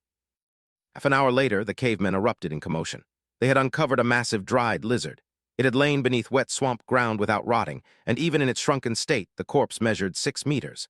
Lear approached and immediately felt surging energy rolling from remains dead for unknown years. Hags could barely contain his excitement. This corpse meant another chance to advance, and once again the power had been placed before him by his sovereign. More than a month after Lear's last gift, the lizard-man hero stared at him with fanatic devotion, ready to give everything in service. Sky was already darkening, so Lear canceled the cavemen's onward trip to the iron mine. About 30 of them strained beneath the bronze coffin, while 7 or 8 carried the dried lizard. With both prizes secured, the entire expedition began the journey back to Wilo City and returned after nightfall. Lear put Bane on guard over the newly arrived coffin. The old administrator's heart skipped at the thought that some existence might have survived inside after lying buried for an unknowable age. His usual caution became solemn resolve, and he accepted the responsibility with a quiet, "Yes, my lord." Lear next turned to Bobo. The bubble beast leader was to leave its recovered corpses in the swamp treant area until further arrangements were made. Lear then directed the Wetland lizardmen to carry their carcasses east, toward the enclosure where the cultivated lizards waited hungrily. Lear's next move was deliberate. Use the ancient corpse to advance hags while his mount completed its transformation, creating the first cold-blooded cavalry and activating both talents together. Another powerful force would give him more confidence before the coming authority appeared, so every recovered body now had strategic value. Change was already dramatic. Lizards that had once measured half a meter were now over a meter long and up to 70 centimeters high. Their forelegs no longer carried their weight. Long talons had turned them into weapons, while thick hind legs planted them steadily upright. Hungry amber eyes searched the empty feeding ground. Lizard crowded close and licked hags with its spiny tongue. He stroked its head, sliced open his right palm with his claws, and let the blood pour into its waiting mouth.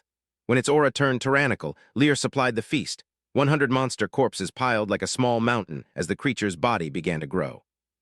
100 corpse feast had swollen Hags's chosen mount until it looked like a balloon stretched to its limit. Hags watched with shining eyes. Its deepest bloodline had awakened, he told Lear. With enough food, the creature could become a swift lizard before the night ended. Lear felt the same anticipation. His first cold-blooded cavalry might be only hours away, but he wanted more than a mount's evolution. Pointing to the 6-meter desiccated lizard, he ordered Hags to devour its power and complete his own advancement together with the fierce wild lizard. Hags sat cross-legged and released his chi blood around the shriveled corpse. A moment later, power crashed into him like a mountain. His whole body shook. Every sinew and muscle bulged, and a beast-like roar escaped him as the supposedly fearless hero's face twisted in extreme pain. Fierce wild lizard felt its blood-bonded master's pain and answered with a low growl. Then it buried its head and tore furiously into the flesh on the ground.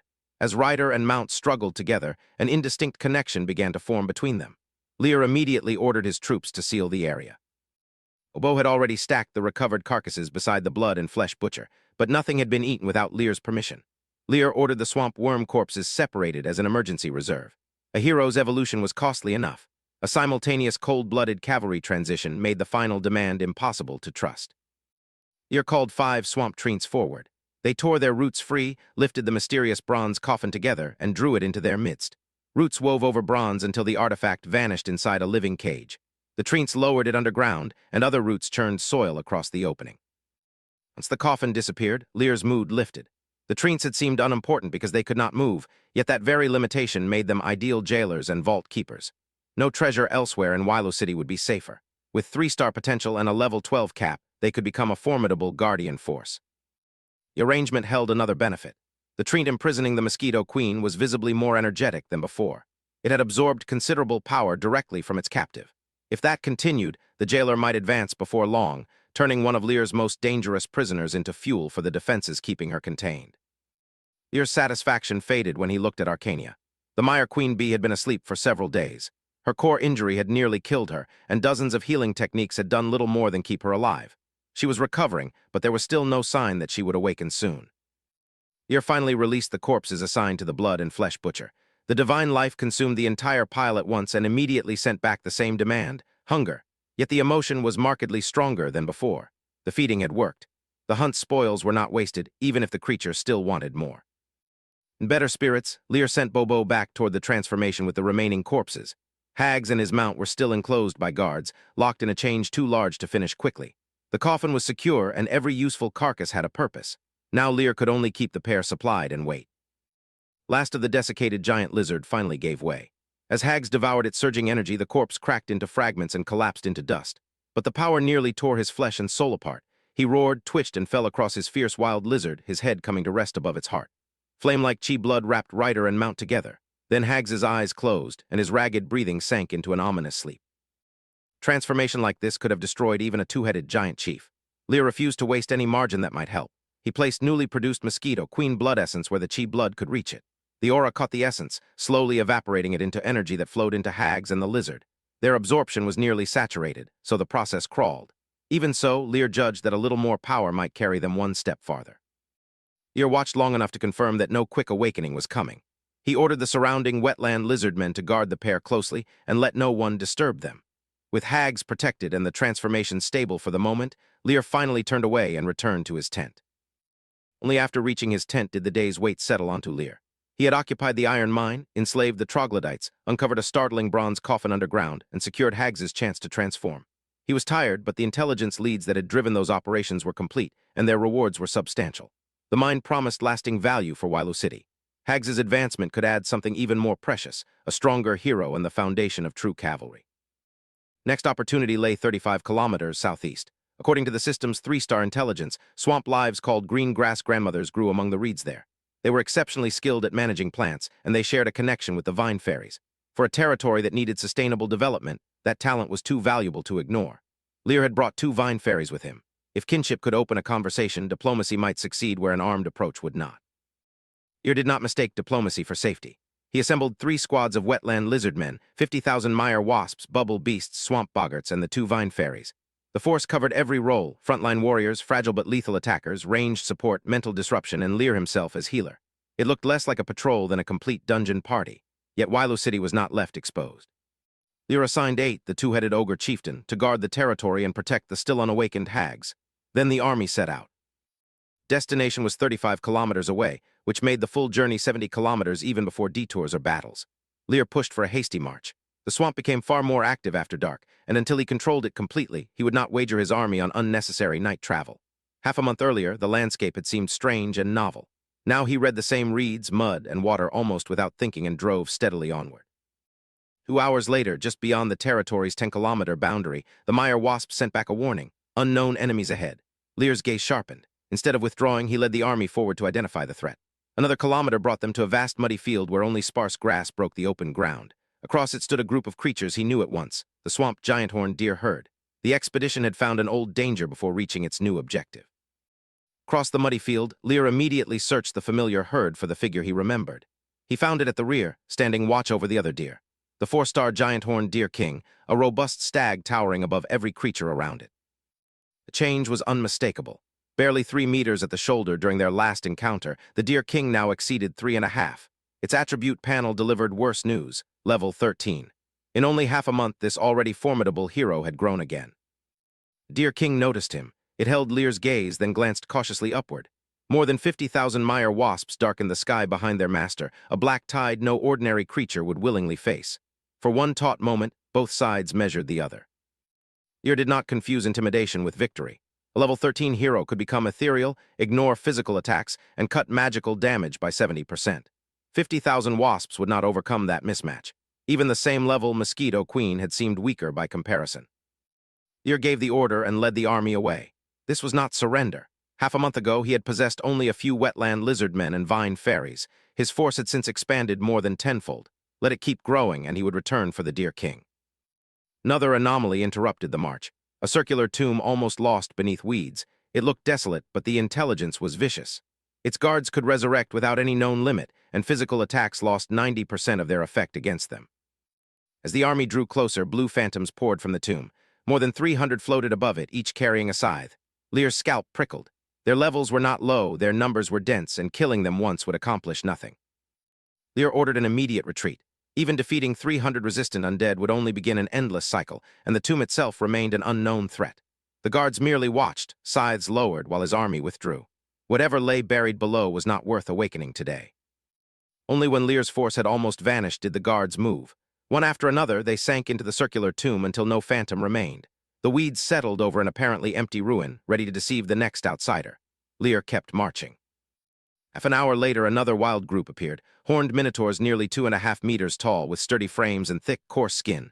They were powerful, but unlike the Deer King and the tomb guards, they had no immunity to physical damage. Lear ordered a full attack. The army moved like a tidal wave. Bubble beasts hurled bubble bombs into the minotaur ranks, bursting their formation apart. Before the monsters could recover, the swamp boggart's songs rolled over them, tangling their senses and turning brute strength into confusion. Wetland lizard-man warriors struck head-on as Mire wasps screamed down like arrows. Front, flank, and sky closed together around the disordered minotaurs. Against this coordinated strangulation, thick skin was not enough. The force Lear had spared from impossible battles now crushed an enemy it could actually kill. Once the minotaur battlefield was cleaned, Lear's expedition resumed its southeastern advance. 3 more monster-gathering spots blocked the route. None slowed him for long. His army annihilated each group, and the bubble swallowed the resulting spoils. At noon, Lear unfolded his magic map and compared it with the swamp around him. Lush reeds crowded the route. He raised a hand, halted the army, and looked over the vegetation with open excitement. They had arrived.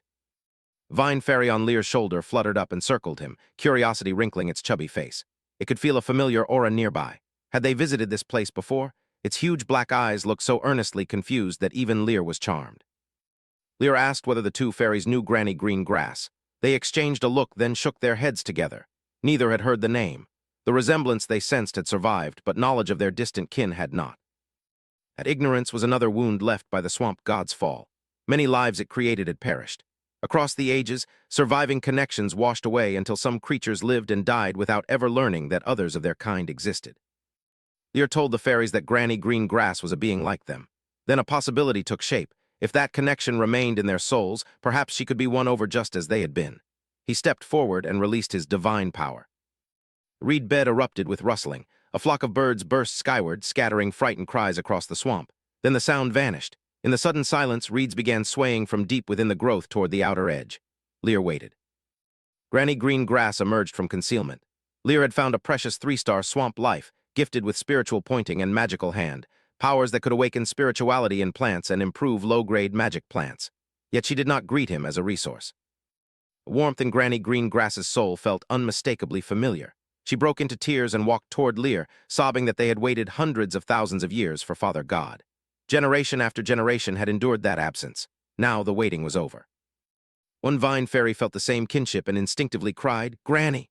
At the sight of the little fairy, Granny Green Grass wept harder. Lear had already found one of their lost children. Her last doubt vanished, and she knelt before Father God. Lear's intelligence system then delivered the deeper reward. He had gathered 2 unique swamp lives. When the authority of the swamp appeared, bringing a vine fairy and Granny Green Grass would greatly aid him in controlling it. He had just acquired 2 keys to the swamp's future. Lear asked how many companions remained and told Granny to bring everyone out. They were returning to Wailu City, their new home. The city's name made her tremble and cry harder. Father God still remembered his promise to revive the swamp. Including herself, only 9 green grass grandmothers remained. Their small number proved how precious this 3-star discovery was. To Lear, production units with such plant skills could matter as much as powerful soldiers. Agriculture and territory development had gained indispensable new hands. Delighted, he declared, "Let's go home." One after another, the last green grass grandmothers emerged from the reed bed. There were 9 in all, just as Granny had promised. They looked strikingly alike, and every head bore living reeds, an unmistakable sign that these rare swamp lives truly belonged together. They saluted Lear through tears, then their attention softened toward the vine fairies fluttering around them. Affection nearly overflowed. At last, the grandmothers had found their place again. Father God had awakened. Perhaps the scattered swamp race could truly recover its former glory. Praise the swamp. The grandmothers had nothing to carry, so Lear started home at once. With the difficult objective already secured, the return felt lighter. Even so, he refused to waste the march. He shifted the route through unexplored swamp and had the army search and hunt as it traveled. Detour paid for itself. By evening, the expedition entered Wailu City with more than 200 wild creature corpses. It was an impressive harvest, proof that Lear's forces could now range farther and dominate more of the swamp than ever before. Yet the abundance carried a warning. Wailu City's growing reach had already thinned the wild creatures near home. Soon, one power might speak for the entire swamp, but easy hunts would vanish with its rivals. Reaching prey beyond the swamp could demand 3 to 5 days for every round trip. Lear preferred a steadier answer: farm, breed, and let the territory feed its own growth. Once the 3-tailed pig population rose high enough, exhausting long-distance hunts would no longer be necessary. The new grandmothers could help make that productive future real. Bane hurried out to greet his lord, but Lear's first question was about hags. The lizard-man hero still had not awakened. His transformation had entered its latter half, where simply adding more flesh no longer guaranteed progress. Lear therefore kept 100 corpses in reserve, just in case. Bubble Beast delivered the rest to the blood and flesh butcher. Its true anatomy remained hidden, but the result was unmistakable. Flesh and blood vanished into the transforming divine life, and its awakening crept closer. 2 dangerous growth projects were now advancing at once. Night settled over a quieter Wailu City. Heavy clouds erased the moon, but Lear did not rest. He kept watch beside hags and felt the sleeping hero's aura beginning to stir. It resembled a dragon egg on the verge of hatching, power alive behind an unbroken shell. At midnight, a single ray of moonlight broke through and laid a silver veil across the swamp. Then a horrifying scream tore through Wailu City. Sleepers jerked upright, searching the darkness for its source. A second roar supplied the answer: enemy attack. Wetland lizardmen warriors reacted first, rushing toward the sound with murderous intent. Lear's heart lurched, but his judgment stayed cold. When 2-headed giant Chief 8 met him on the way, Lear gave a stern order: organize the army for defense and keep everyone calm. Bane arrived next. Lear ordered him to move every resident into City Hall. The vine fairies would merge with the building and seal its space against intruders. The commands came without hesitation. Seeing their lord stand so steadily, the settlement's panic began to recede as Lear turned toward the attack. City Hall sealed behind him, Lear Els led the gathered Wetland lizardmen warriors to Wailu City's southern edge. The grass ahead seemed alive. More than 1,000 monsters churned through it in plain sight, while still more could be hiding beyond view. Forward lizardmen were already vanishing beneath the swarm. Each attacker was roughly 1.5 meters long. 8 wings beat hard enough to stir gusts, yet the creatures were too heavy to rise much more than a meter. Fly heads gaped with fangs. 4 pale human arms clung to each torso, and a scorpion-like stinger curved beneath the abdomen. Lear's intelligence named them plague flies, level 6 2-star monsters. Their death bite could tear flesh and bone. Their sharper weapon was a 2-star armor-piercing stinger. Worse, disease transmission meant that anyone they struck could be infected with plague. These were not ordinary wild beasts. Final entry identified their maker, the evil demigod called the Master of Stench and Flies. Lear had only recently learned where that being's followers were hiding and had already marked them for elimination. He had meant to hunt them first. Instead, the demigod had found a road to Wailu City. There was no time to reconsider the hunt. Lear shouted for the warriors to form up. The first plague flies plunged into range, and 8's Wolf Fang Club answered. Bone, flesh, and shell burst beneath the blow. 3 attackers flew apart in a spray of green blood and slime. And both sides collided. The Wetland lizardmen warriors were level 7, a full level above their enemies, and their armored torsos and steel sabers gave them the advantage. But the plague flies were agile. When one slipped past a descending blade, its opponent drove forward bodily and knocked its flight off balance. Warrior's claws punched into the plague fly's chest and twisted. Green slime sprayed as it shrieked like metal scraping glass. It clamped its fangs onto his arm hard enough to pierce the armor, but he only roared, ripped his saber sideways, and took off its head. Then he lunged for the next one. Elsewhere in the chaos, a plague fly tackled a warrior whose abdomen was exposed. Its stinger punched down and tore him open. The wound only awakened his brutality. He seized the creature's head and drove his claws through its skull until it stiffened. He had won, but blood poured from his abdomen and his condition fell fast.